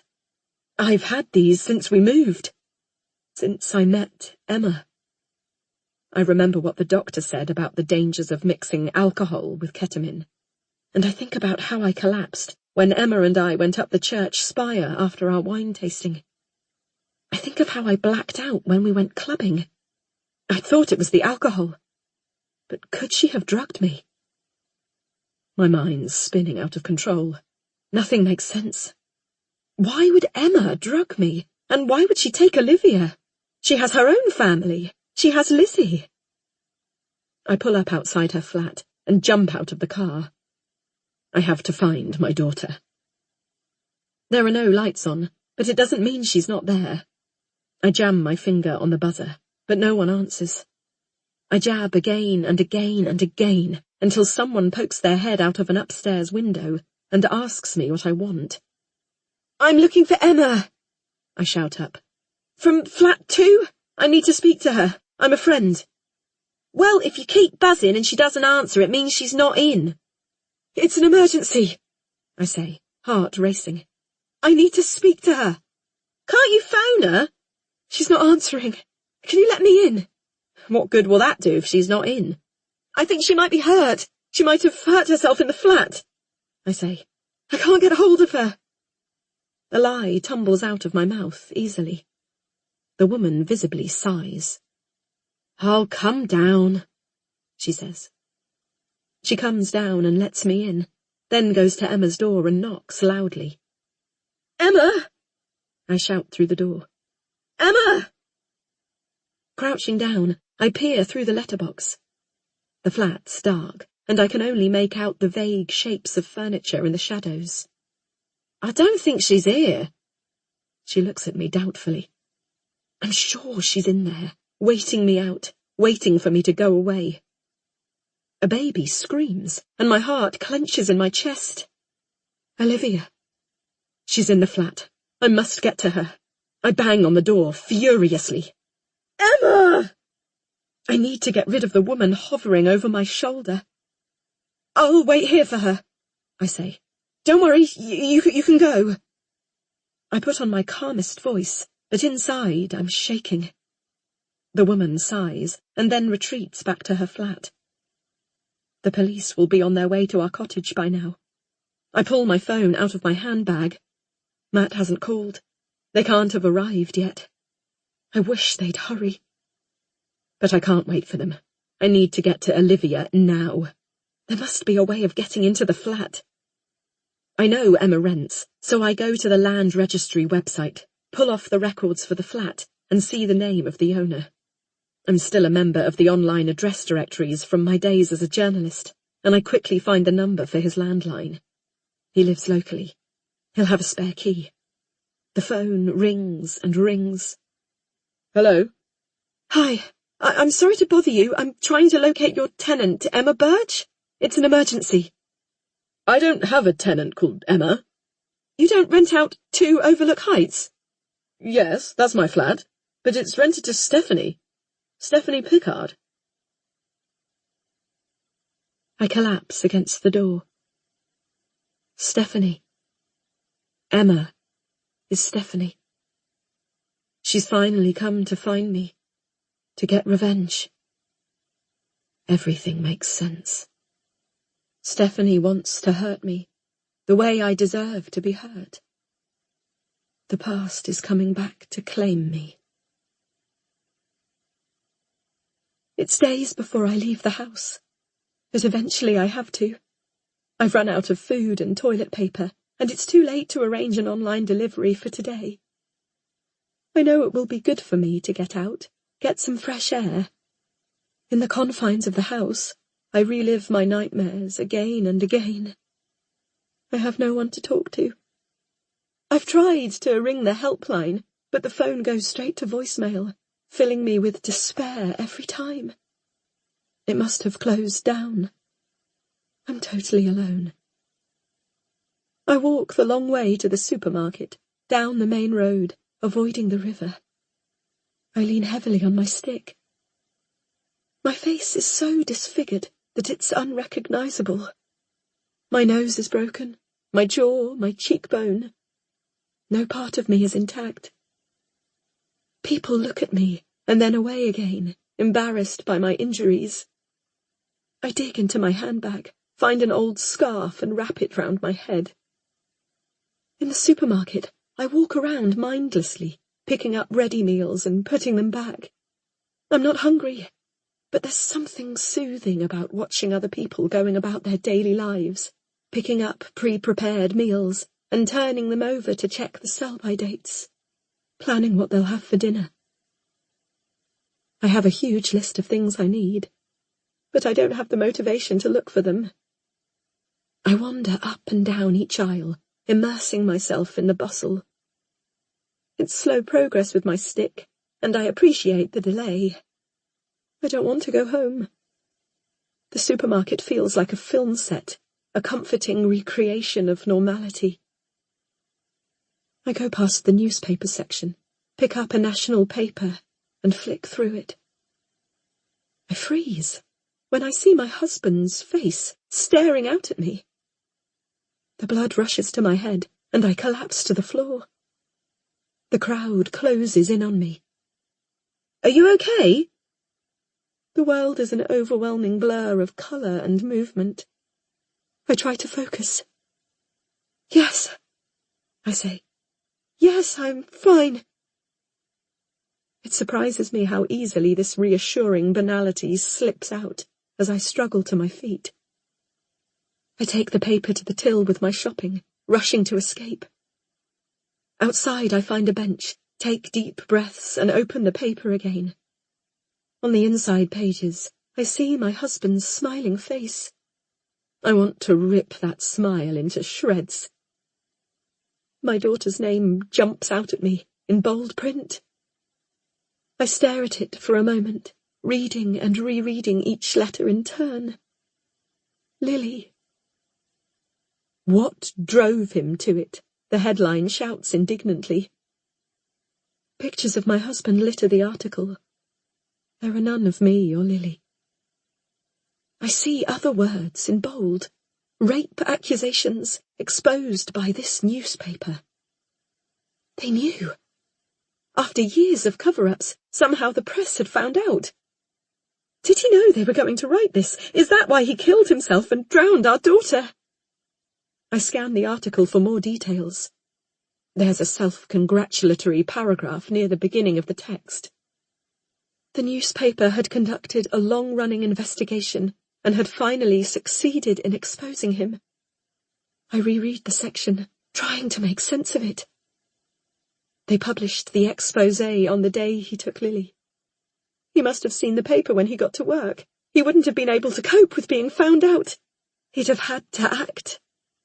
And he did. He came home, beat me up, and murdered our daughter. All because of the exposé. I feel a well of anger bubbling inside me. Why didn't they think before they published the article? Despite myself, I keep reading. There are quotes pulled out in italics, all of them attributed to me. I don't understand. I haven't said those things to anyone.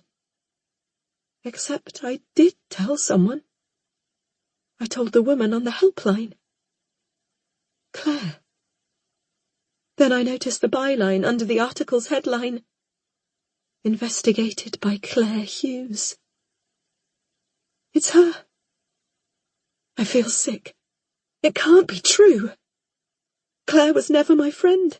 She was never my confidant. The whole time, she was a journalist. She was just after a story.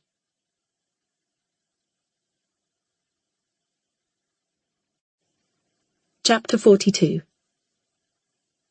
I drop the phone, the landlord still talking on the other end. I'm shaking as the images come back to me. The river, the reeds, the lifeless child. Blood drains from my face as I remember the horror of those moments. It was all my fault.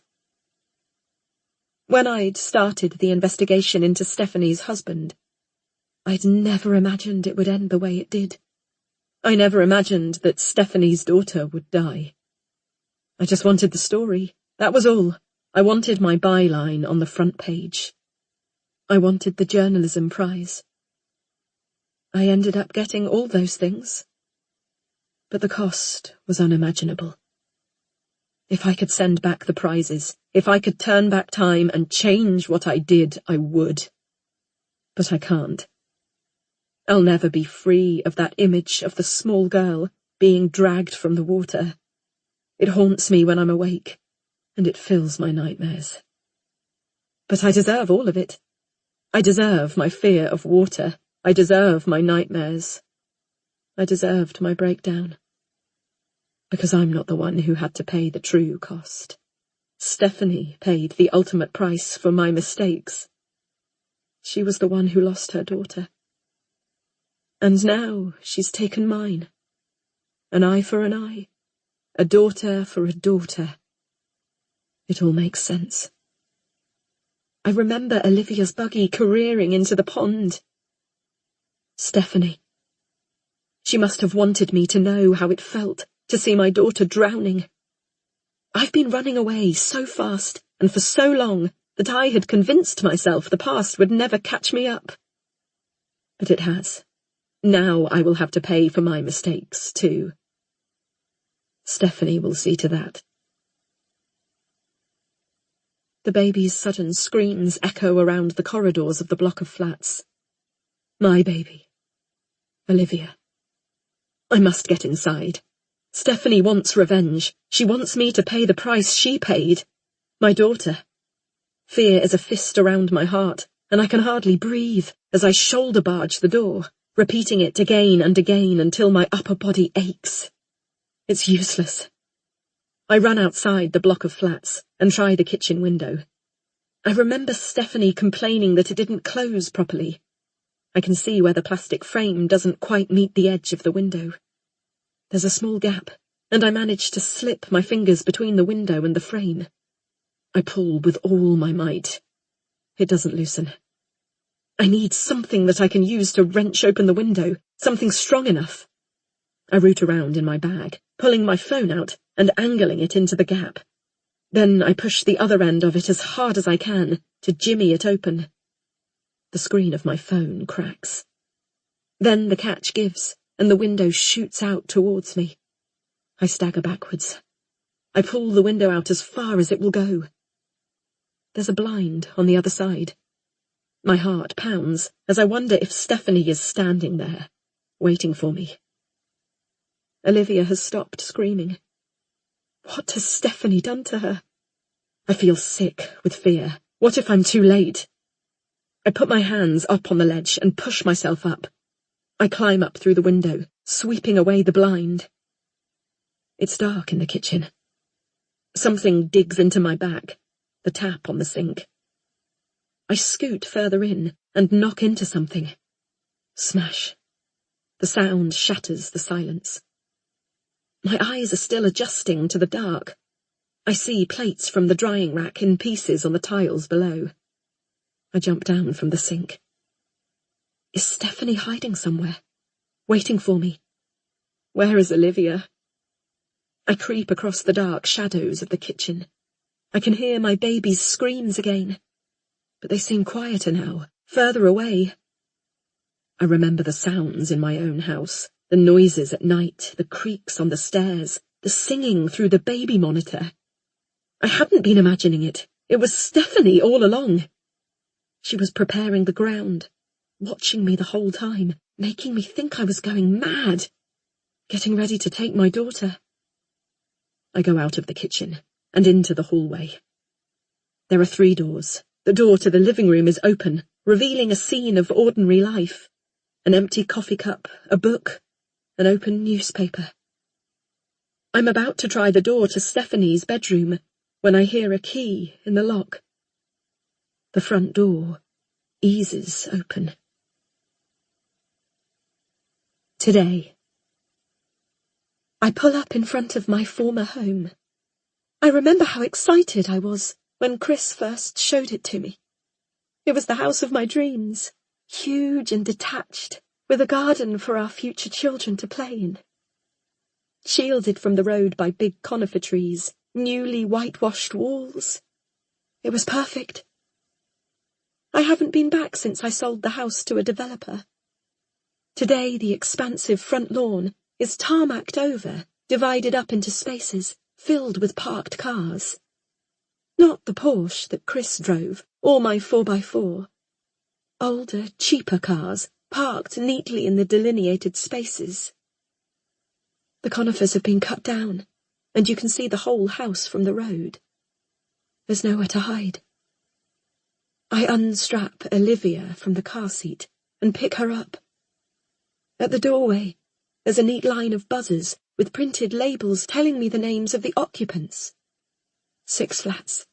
They must be tiny. Olivia whines, and I turn to her. This was our home, I tell her. You, me and Daddy, we used to live here. As I stare at the buzzers, fear rises in me. Flashbacks, flying punches, blood on kitchen tiles, the crack of bone. I don't want to go in, but I know I must. I have to face the past. My heart beats faster as I reach out for the first buzzer and press it. I wait for a moment, but there's no answer. I press the next one, and the next. They must be at work. Flat 5 answers, and I'm so shocked that I hardly know what to say. I used to live here, I say. I wonder if I could come in and see what it looks like these days. I want to show my daughter. She pauses, as if considering it. Sure, she says. Come on up. The flat is on the 2nd floor, in what used to be the loft. She opens the door with a smile, looking down at Olivia. Oh, I didn't realize you had a baby with you. I assumed your daughter was older. I'm Joanna, by the way. My husband and I lived here before she was born, before it was converted into flats. You lived in the whole house? Wow. It must have been huge. Yeah, I reply. I'm staring round the small living room. Chris and I had talked about getting the loft converted, but we never got around to it. Now I can see what it would have looked like. Without the huge trees in front of the house, the room is light and airy. Do you want a drink? She asks. No, thank you. I'm not sure how much longer I can bear to be in this room, with all its reminders of the family I lost. I look up at the rafters. They've been painted white, like the rest of the flat, giving an illusion of space. I feel sick as I imagine the thud as Chris pushed away the stool he was standing on. In my mind's eye, I see his body hanging there, swaying gently back and forth. I wonder if Joanna knows what went on in this house, in this room. Olivia starts to cry. It's as if she knows. This is where we used to live, I say, and kiss her forehead. She cries harder. I feel a tug of resentment towards her. Lily was such a good baby. A placid baby. Olivia is different. She's just like her mother.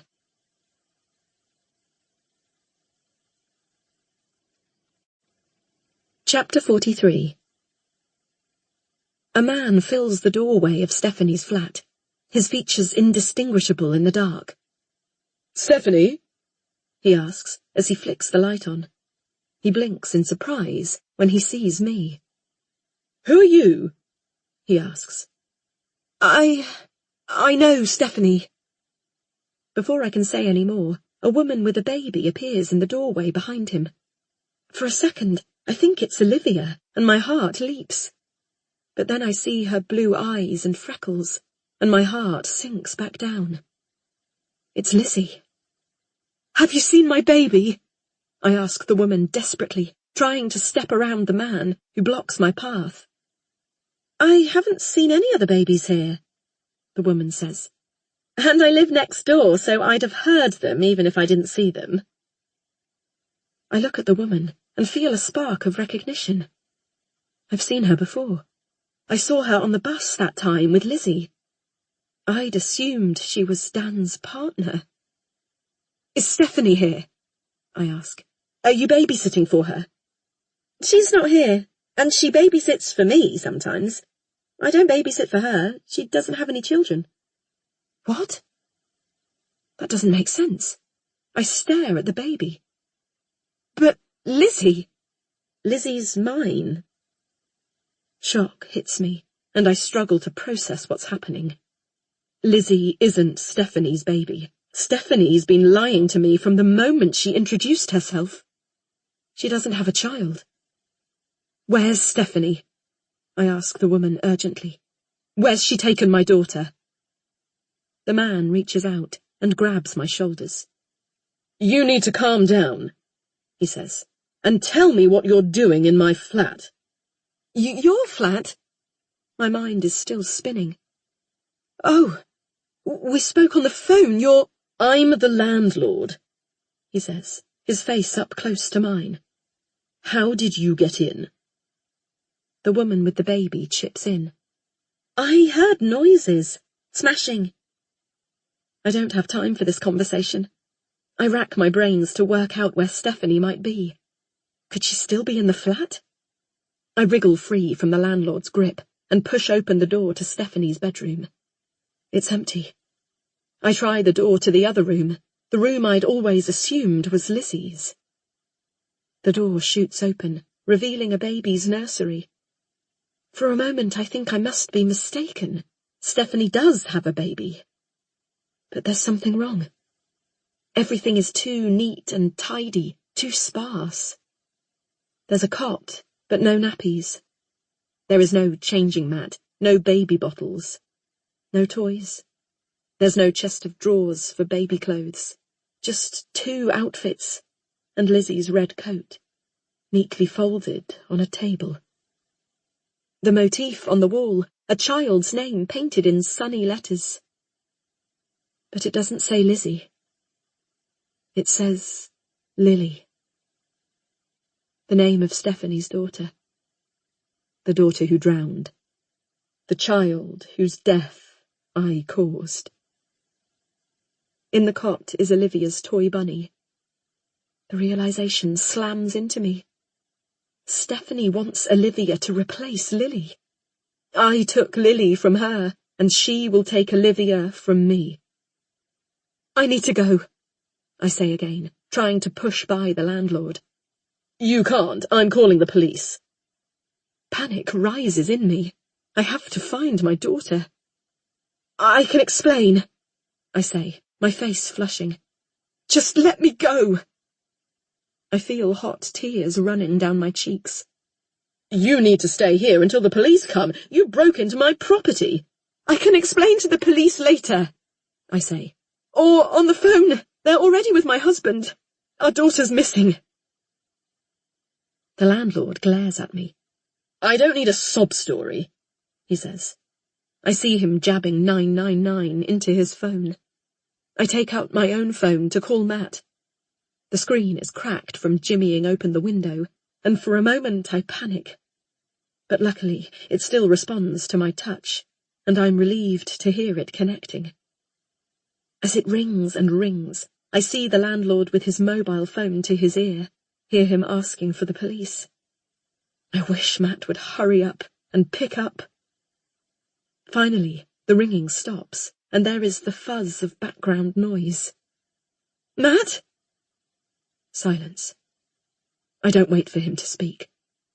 Matt, I'm at Emma's. She's got Olivia, I know she has, and she's not Emma at all. She's Stephanie. You remember Stephanie? My speech is garbled and rushed. There's laughter on the other end of the phone. A woman's laugh. Stephanie. I remember back at the cottage, Matt threatening to call the police, me sweeping the phone out of his hand, Stephanie picking it up from the floor. She put it into her pocket. She still has it. Stephanie, I say.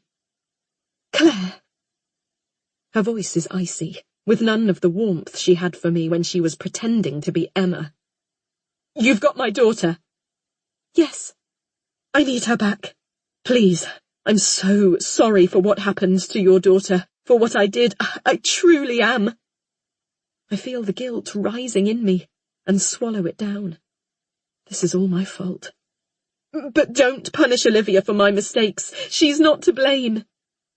You've never deserved her, Claire. You know that as well as I do. You don't even love her. I think of all the times I confided in Emma about how down I felt, how I wasn't sure if I loved Olivia, how I wasn't coping. I'd thought she was my friend, that I could trust her. Stephanie, please, where are you? Where do you think I am? I'm back at the place where it all began. The river? Yes, the river. Across the room, the landlord is pacing back and forth. It's clear the police won't be here for a while. He turns to me. Is that Stephanie on the phone? Who's that? Stephanie asks. Your landlord. He won't let me leave. Hand him your phone. I'll tell him it's a misunderstanding. I want to talk to you properly, face to face. Come to the river. Today. It's a short walk from our house to the river. My husband took this walk 3 years ago with our daughter, before he drowned her. I imagine her, aged 4, so pleased that for once in her life her father was giving her some attention. It was the height of summer, early morning, a beautiful day. I was in my daughter's bedroom, lying next to my packed suitcase, slipping in and out of consciousness. I like to think she knew nothing of what was to come. She can't have done. I imagine her smiling and laughing as she realized she was going to the river with her daddy. I like to imagine the sun warming her face, her giggling. I want her to have been happy, in her last few moments. There were no witnesses to the drowning. Later, people with good intentions told me that it might have been a mistake, that he might have been playing with her in the river and lost his grip. After she drowned, the guilt made him hang himself. But I know better. He wasn't the type to feel guilt or remorse. He knew he was ruined when he read the newspaper that exposed him. Everything he had built up over his career would be taken away, and he thought I was the one who'd gone to the press. I was quoted in the article.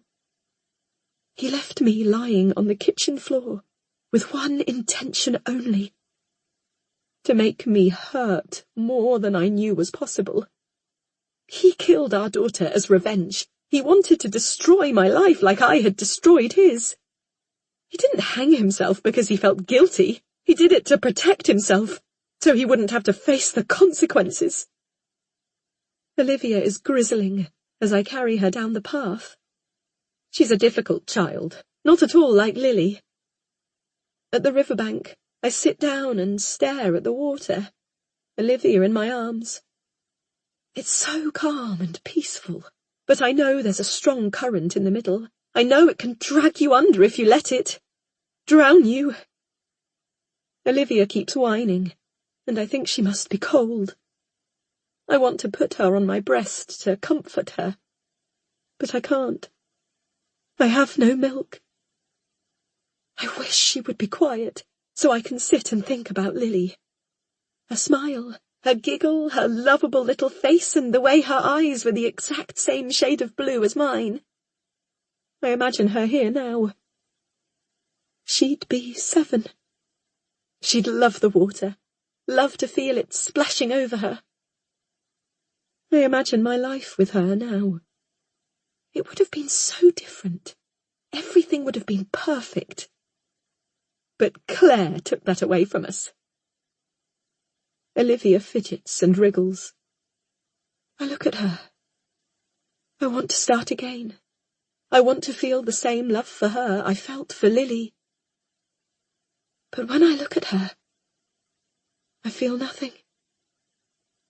Nothing at all.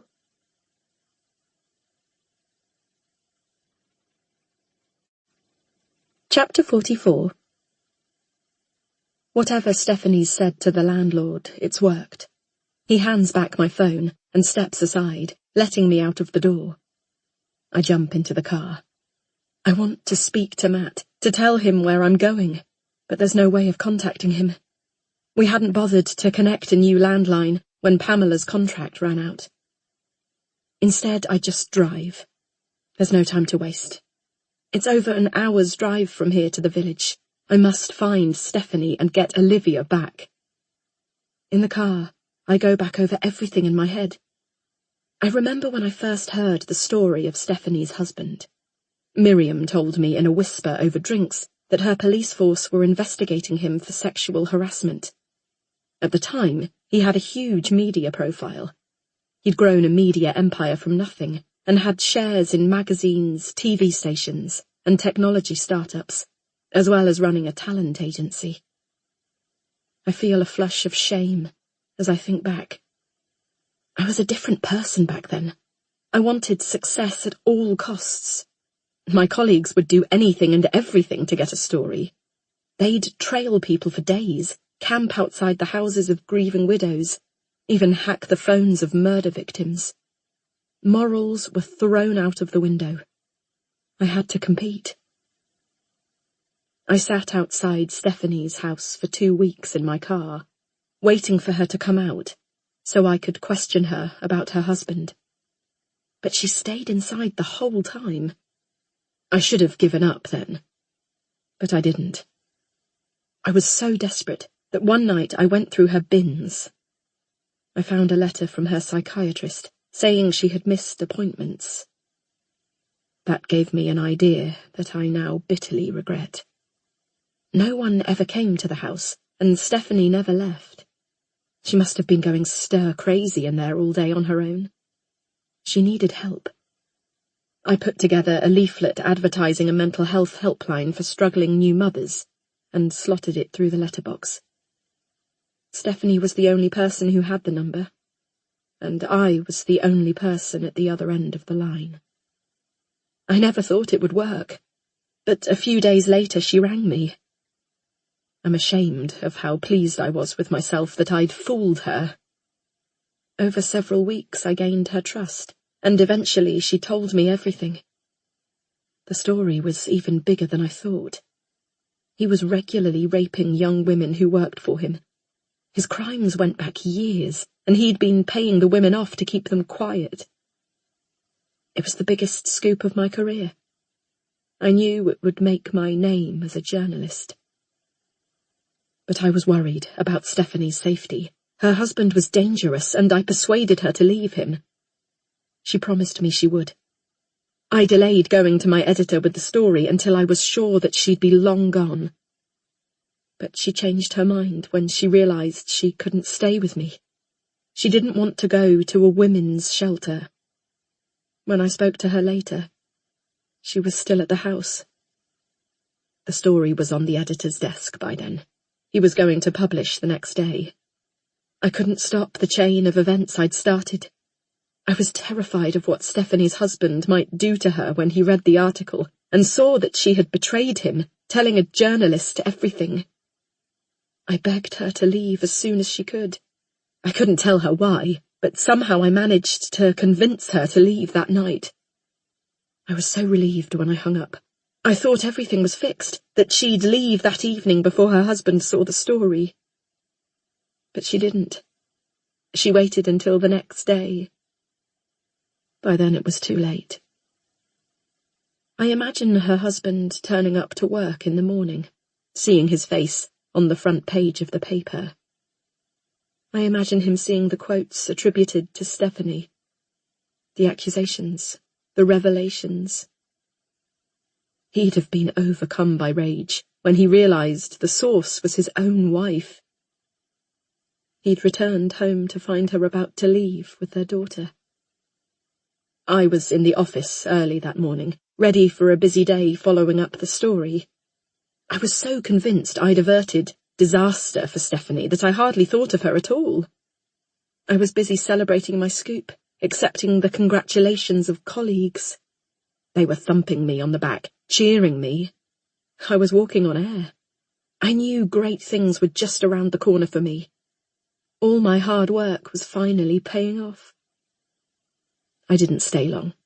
My editor wanted me to go over to Stephanie's house with a photographer and wait outside to snap a picture of Stephanie's disgraced husband and try to get a quote. As we neared the house, feelings of guilt started to rise in me. I told myself that Stephanie was okay, safe in the women's shelter I'd recommended. But I couldn't help feeling bad about betraying her. We'd become close over time, and I'd grown to like her. I naively thought that in time she'd forgive me, understand that I needed to expose her husband so that he'd go to prison and be punished for his crimes. Just as we were approaching her home, we got a call through with a tip-off. There were reports of a body in the river nearby. I wondered for a second if it was connected to Stephanie, if her husband had drowned himself, and I felt a shiver of fear. Even so, I had no idea of the horror to come. I arrived shortly after the police. I watched helplessly as they pulled the little girl from the water, her body limp and lifeless, her hair fanning in the water as they dragged her to the shore. As soon as I saw her, I knew she was Stephanie's daughter. A scream pierced the air, and it was a moment before I realized it was mine, as I sank to the muddy ground.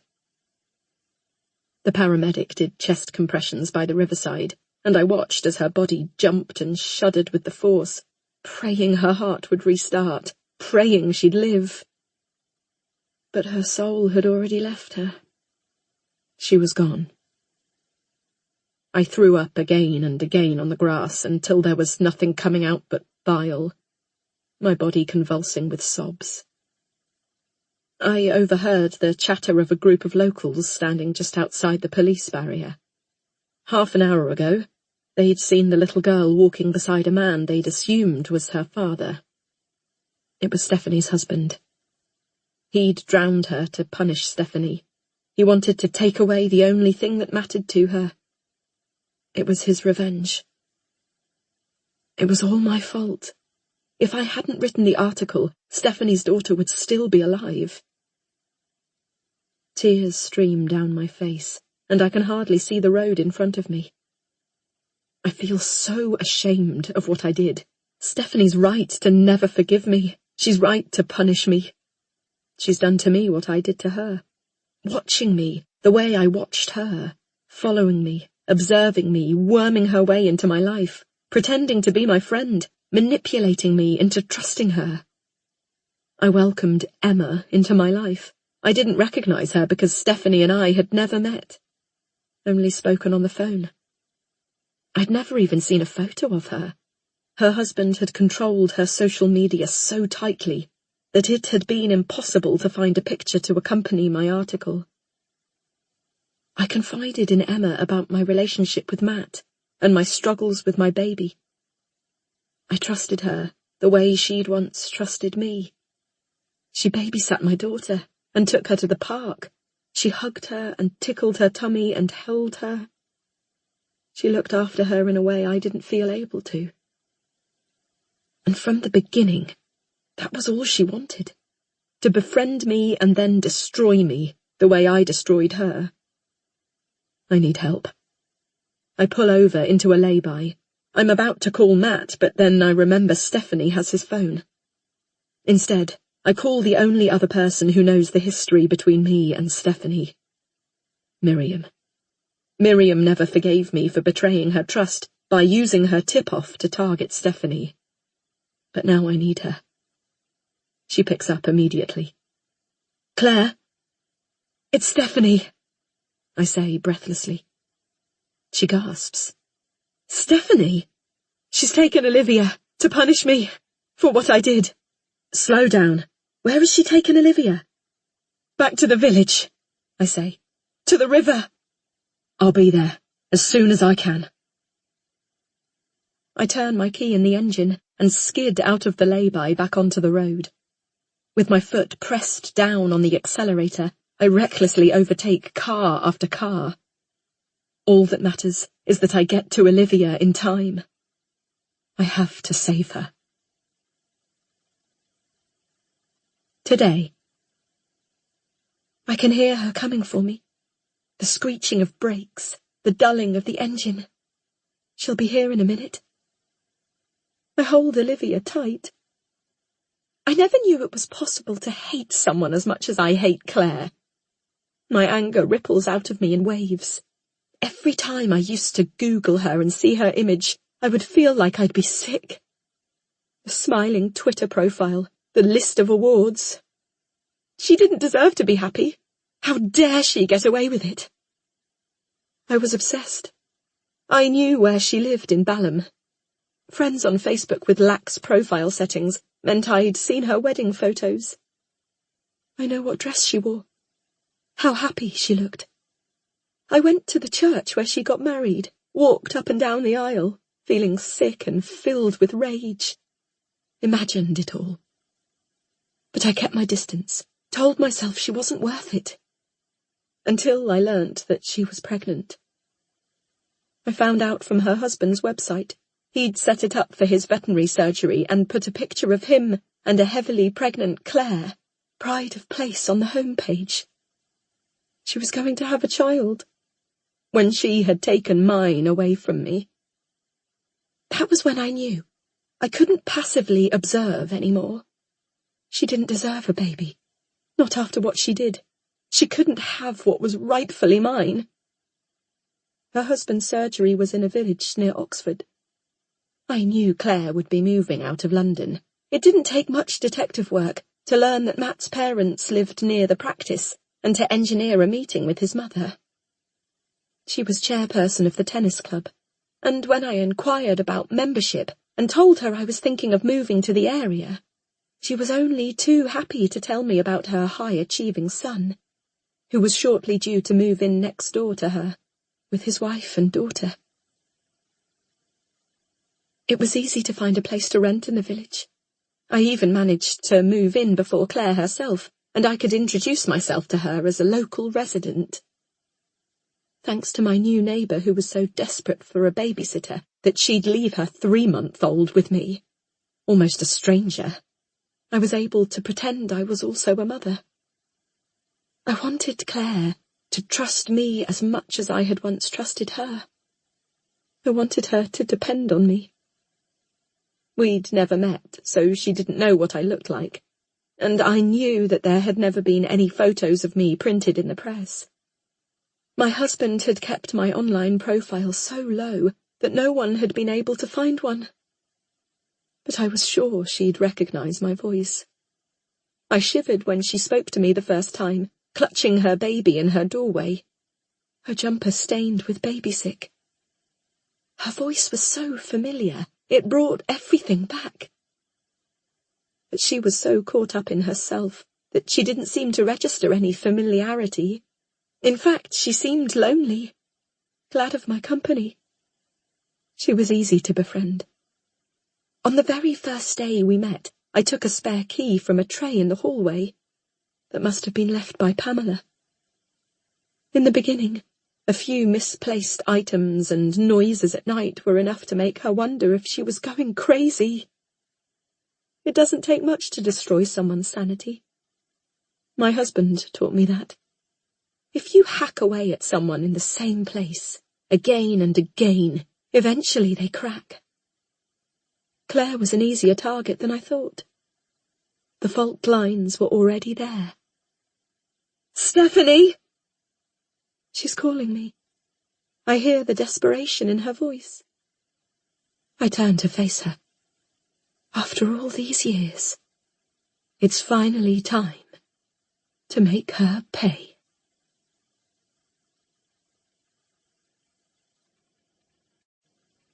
Chapter 45. When I arrive at the village, I pull over by a pub that backs onto the river. I force myself out of the car, sick with nerves. I've never been back here, and I can hardly make myself turn down the narrow alleyway towards the river.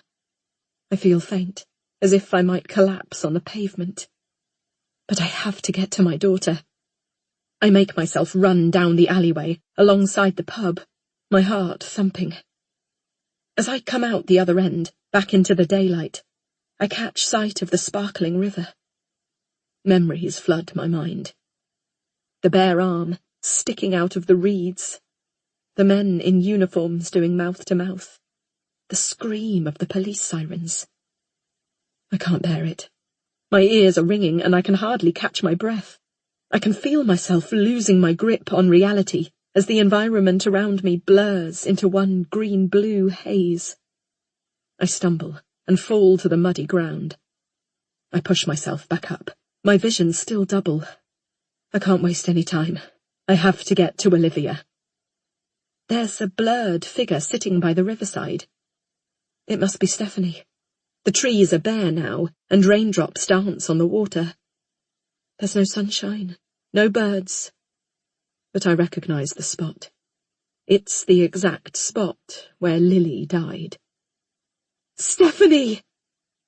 I managed to get the words out through tears.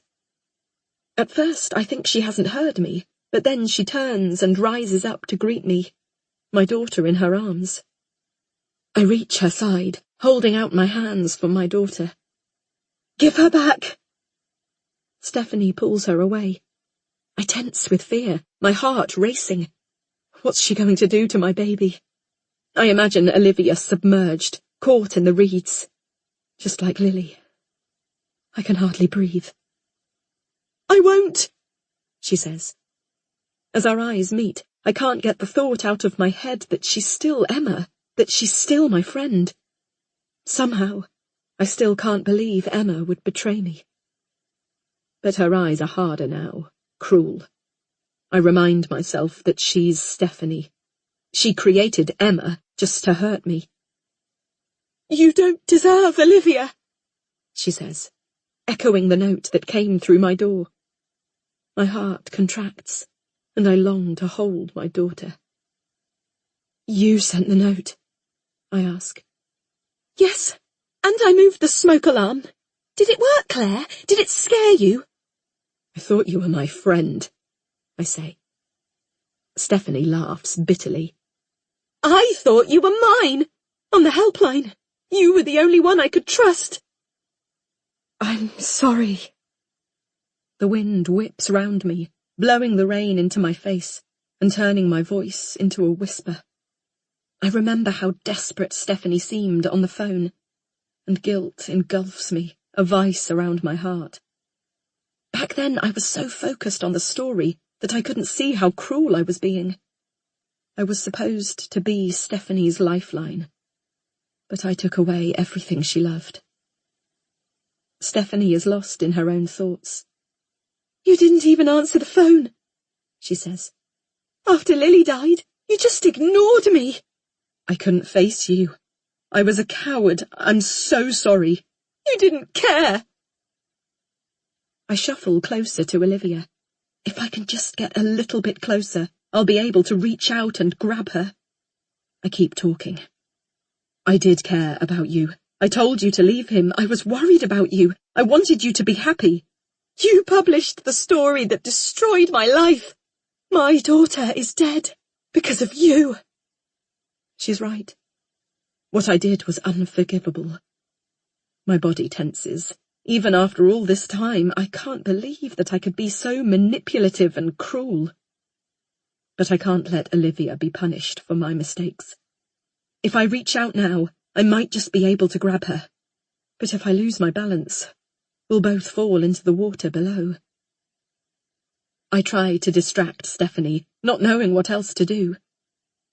Did you always intend to take her? I ask. From the very beginning. Stephanie adjusts Olivia in her arms, shifting her onto the other hip, so once again she's out of my reach.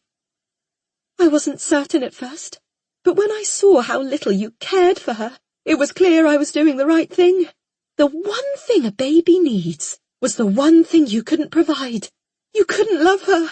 You didn't have it in you. Her words make me reel. I have postnatal depression. I thought you understood. Stephanie laughs bitterly. Yeah, that's you, Claire. Despite having everything, you had the audacity to say you were depressed, even though you were living the life I wanted, the life you stole from me. I wanted to love her, I say. Tears free-fall down my face. I look at Olivia's tiny hands, peeking out from under her clothes. It's too cold for her. She needs a coat. Please, give me another chance. I didn't get another chance, Claire, did I? After you published your story, I had no chance at all. I'm sorry, Stephanie. I still think about Lily every day. A day doesn't go past when the guilt doesn't eat me up. It's true. I've never been able to get Stephanie's daughter out of my head. Why did you do it? Why did you set up the helpline? Why did you make me confide in you? You knew I was vulnerable. I couldn't think of anything else, I say quietly. I wanted the story so badly. You never left the house. It was the last roll of the dice. I thought if I set up the helpline, you might confide in me. Tell me about your husband. She turns to me, her eyes raging. And I fell into the trap. She steps into the water, holding my baby. Today. The shock of the cold water wakens my senses. I can feel the heaviness in my shoes, in the bottom of my jeans. I wade in further. I want to get away from Claire, away from everything she reminds me of. I don't want to think of her. I only want to think of Lily. I try and imagine her face, her mischievous green eyes, dimpled smile, flowing hair. But the image is static, a photograph. I squeeze my eyes shut, trying to imagine her laughing and running around. The film in my head jumps and skips. I can't conjure her up like I used to. I can't feel her here. Stephanie! Claire interrupts me, and I squeeze my eyes shut tighter. Shut up! I stroke Olivia's hair gently and try to speak to Lily. This is the last place she saw, where she took her last breath. I imagine her soul still lingering, waiting for me to come back. Lily, I say. I want her blessing. I want her to let me restart my life. To live. To be. To care for another baby. I listen intently for a reply, but all I can hear is the sound of the water washing over the stones. I can feel so many things. Bracing wind, icy water, bitter air. But I can't feel her. She's gone. I realise then that there's no point, because I'm not whole without Lily. I can't go on like this. I can't live.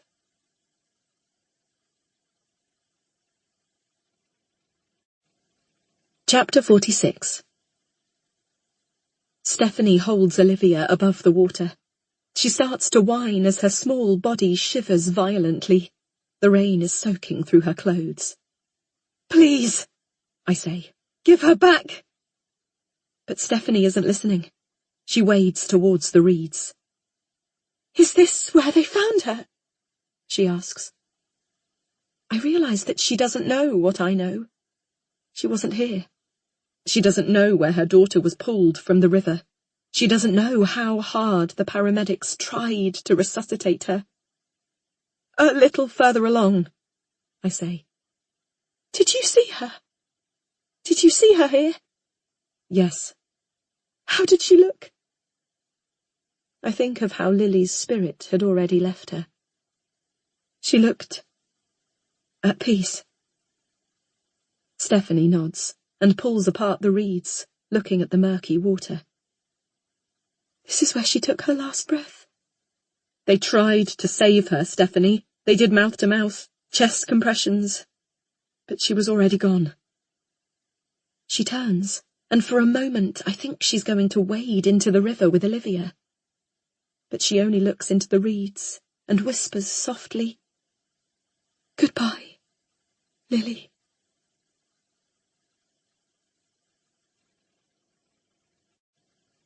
Chapter 47. I reach out and try to take Olivia from her, but Stephanie pulls away, wading deeper into the water. Olivia's not Lily, I say. She can never replace her. Stephanie nods, and I think for a moment that she might come back to the riverbank, but she turns away.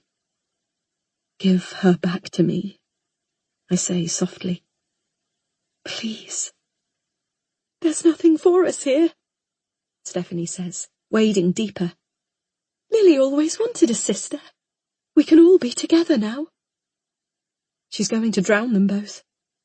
She can't. A flush of heat rises through me, despite the bitter cold, and I think I'm going to be sick. I feel an urgent need to act, to save my daughter, but I'm frozen to the spot, terrified that any sudden movement will force Stephanie further into the river. Stephanie! Stop! The words stumble out through the tears. But she steps further in. I jump in beside her, the bitterly cold water shocking my system. Even in the shallows, the current is stronger than it looks. I can see Stephanie's finding it difficult to stay on her feet, her waterlogged jeans dragging her down. I daren't step closer. Please, I say, please give her back to me. You don't deserve her. A wave of pain washes over me. She's right. You don't love her. You don't care about her the way I cared about Lily. Don't drown her, I whisper. Please, don't drown her. I try and grab at Olivia, but Stephanie takes a step further back and stumbles in the water. My heart stops as Olivia shifts in her arms, and the current threatens to take her. But Stephanie recovers, keeping her grip on her. "Why shouldn't I?" she shouts through tears. "You took everything I loved from me. You took my daughter. You stole my future. Lily will never grow up, go to university, find a job. Why should you have that when I can't?" I hear myself scream as Stephanie struggles to maintain her footing. Soon the current will be too strong for her, and Olivia will be swept away. Olivia is crying now. So is Stephanie. I can hear her sobs racking through her body. "Stephanie, I'm sorry," I say. "I'm so sorry." "It was my fault," she whispers. "My fault my daughter died. I shouldn't have told you anything." Stephanie chokes on her tears. "No," I say. "I should never have—" But she's not listening. She's lost in the past, staring down into the murky water that's now up to her chest. "There's no point. There's nothing to live for." Her voice is so soft, I can barely hear her. I reach my hand out to her, ice-cold water lapping around my thighs. "There is," I say. "There is." I remember when I was in her place, ready to give up. I felt so overwhelmed by guilt as I stood on top of the multi-story car park, staring at the tiny people below, going about their day-to-day lives, as I prepared to jump. "Why should I believe you? You comforted me before, remember? You told me everything would be all right. You told me to open up to you, to confide in you, and then you betrayed me. You printed it in the paper." My head pounds. She's right. It is my fault. It is. I set up the fake helpline and befriended her. I printed that story. It's my fault her daughter died. Now it's my fault my daughter is in danger. "I'm sorry," I repeat. It's all I have, but the words sound empty. I haven't been able to live with myself. Stephanie laughs bitterly. "But you have, though, haven't you? You won a prize for my story. You carried on as normal. And then you had a daughter." Her eyes flash with anger. "I didn't carry on as normal, Stephanie." My head pounds harder, the rush of the river inside me. "I couldn't. I had a breakdown and left the newspaper. I tried to kill myself. I was where you are now. I wanted to die. After your story was published in the paper, after what happened, I couldn't face it. I couldn't face what I'd done. I remember how guilty I'd felt, empty inside. I couldn't cope. I drank more and more. Friends fell by the wayside as I spiraled out of control. I couldn't sleep at night, the images of Stephanie's drowned daughter haunting me. I ran away. I found myself on the roof of a car park, ready to jump. "Why didn't you just do it?" she asks bitterly. "I wish you had died. Why did you have to live and have a daughter?" I wanted to end it all. You have no idea how much.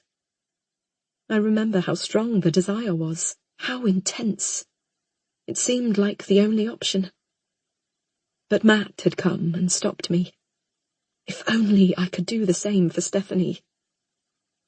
Stephanie's demeanour changes. She seems intent now, concentrating on my words. She takes a step towards me. "When?" she asks. "When did you try to kill yourself?" 3 years ago, a couple of months after your daughter's death. Stephanie is silent as she stares at me, her face blotchy from her tears, her hair wet from the drizzling rain. "You were sorry?" "I hated myself for what I'd done. I couldn't forgive myself." She pauses for a moment, considering this as I shiver violently in the freezing water. Then she says quietly, "Chris killed her, not you." I have told myself that 1,000 times, tried to believe it is true.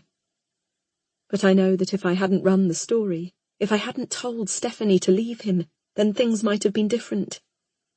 I have to take responsibility. I shouldn't have published the story.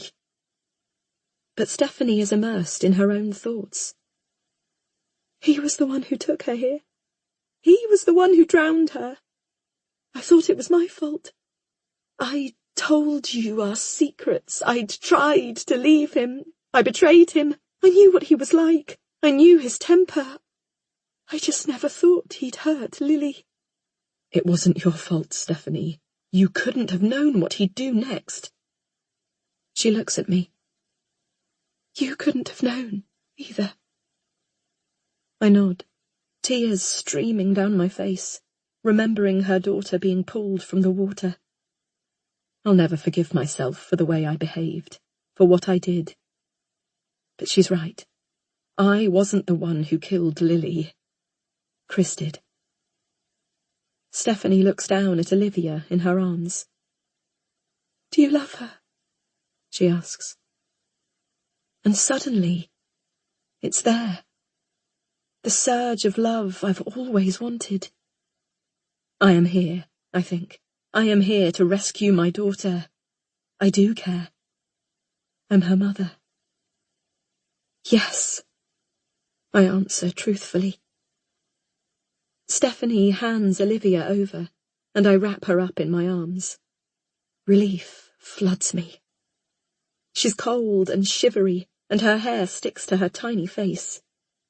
I hug her close to me, warming her up, kissing her again and again.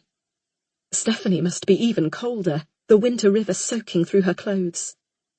Come back, I say. Please. She shakes her head. There's nothing for me here. I'll never have what you have. She's right. Whatever life I have with Olivia, she will never have it with Lily. She's gone. I swallow, ashamed of my good fortune when I caused Stephanie so much suffering. Please, I say, come back. There are people who can help you. Olivia shivers in my arms. I need to get out of the water and get Olivia inside, into the warm. In the distance, I hear sirens. I need to get Olivia inside, Stephanie. She's cold. She looks at Olivia, as if realizing for the first time what she'd been about to do. I didn't want to hurt her, she says.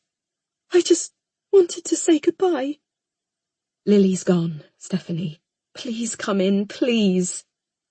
Stephanie stares back at the river, at the reeds. In the silence, the quiet rush of the water seems deafening. She's gone, she says. Stephanie turns away and takes a step deeper in the river. She pushes off the riverbed into the central current. No! There's a split second when she floats, before the current takes her, her body tossing and turning, rolling downstream. She doesn't make a sound. I cry out, stumbling through the heavy water to the bank. I put Olivia down on the riverside and clamber up after her. I must get to Stephanie. I must save her. She doesn't deserve to die. The silence is suddenly filled with noise. Sirens, paramedics, police. It brings it all back. The rain intensifies as the wind picks up. I rush over to the police, nearly slipping on the sodden mud, holding my baby close as I rub her back over and over to warm her up. I tell them that Stephanie has been swept away, that she's further down the river. They mobilize immediately, desperate to save her. I feel a hand on my arm and turn to see Miriam. Are you okay? She asks. Stephanie's gone. She went down the river. They'll do everything they can to rescue her. I know. I also know that sometimes it's not enough. I remember the look in Stephanie's eyes, the desperation for her lost daughter. She didn't want to live without her. I hope, whatever happens, that she finds peace. Miriam wraps her arms around Olivia and me, and then the paramedics put us in an ambulance. As it departs, I squeeze my daughter tight, reflecting on everything. I had Olivia because I felt a gap in my life, an emptiness. When she was born, I couldn't love her because I felt I didn't deserve her, not after everything I did. I was punishing myself. But she is innocent of all of this. It's not about whether or not I deserve her. It's about whether she deserves me. And she does. She deserves a mother who's fully present, a mother who loves her. I promise her that this will be a fresh start for us. I hold her close to me. Her eyes meet mine. I need to give myself and my daughter a chance. I do deserve Olivia. I do deserve to be a mother.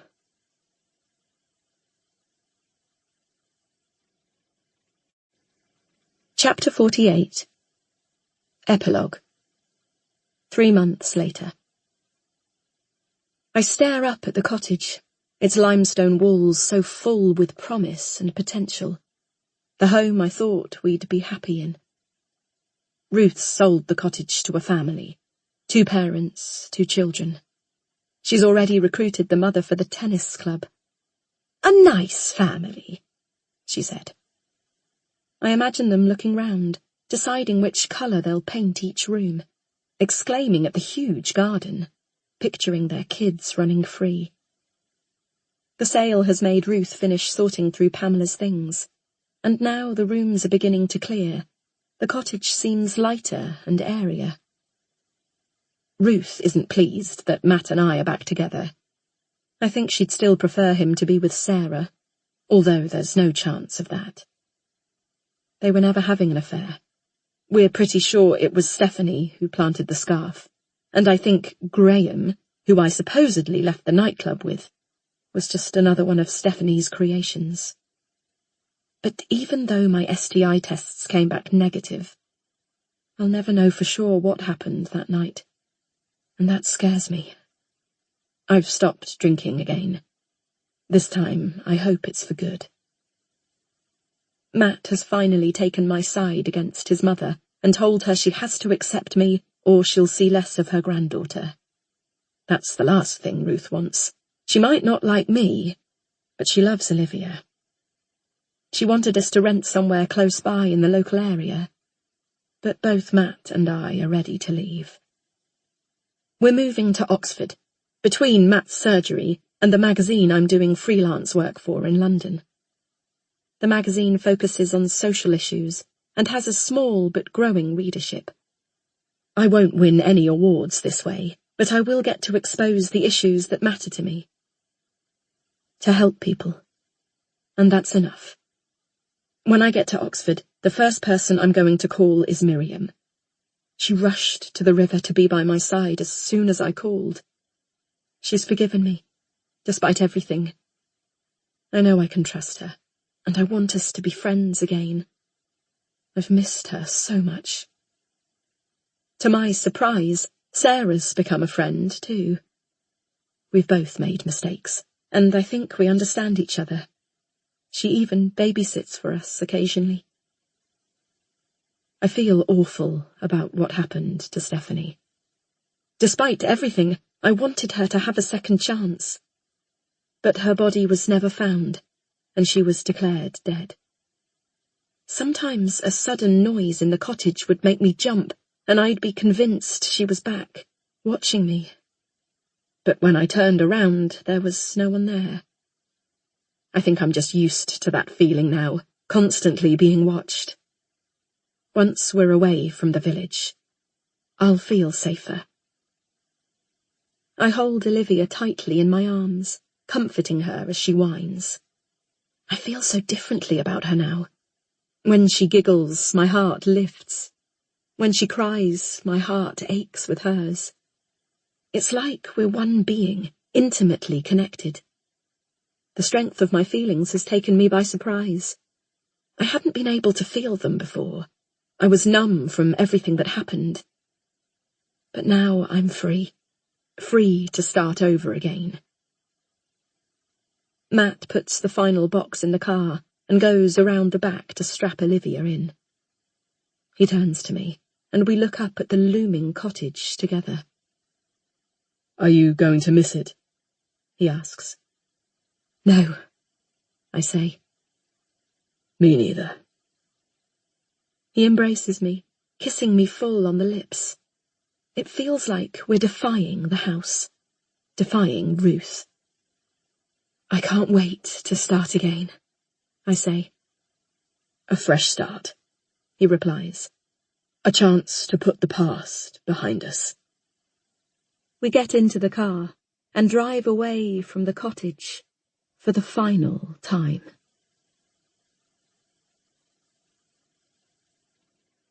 If you loved The Mother's Mistake and you're desperate for more gripping, chilling and addictive action, then subscribe to Ruth's mailing list at www.bookouture.com/Ruth-Healed for news about her unputdownable next release.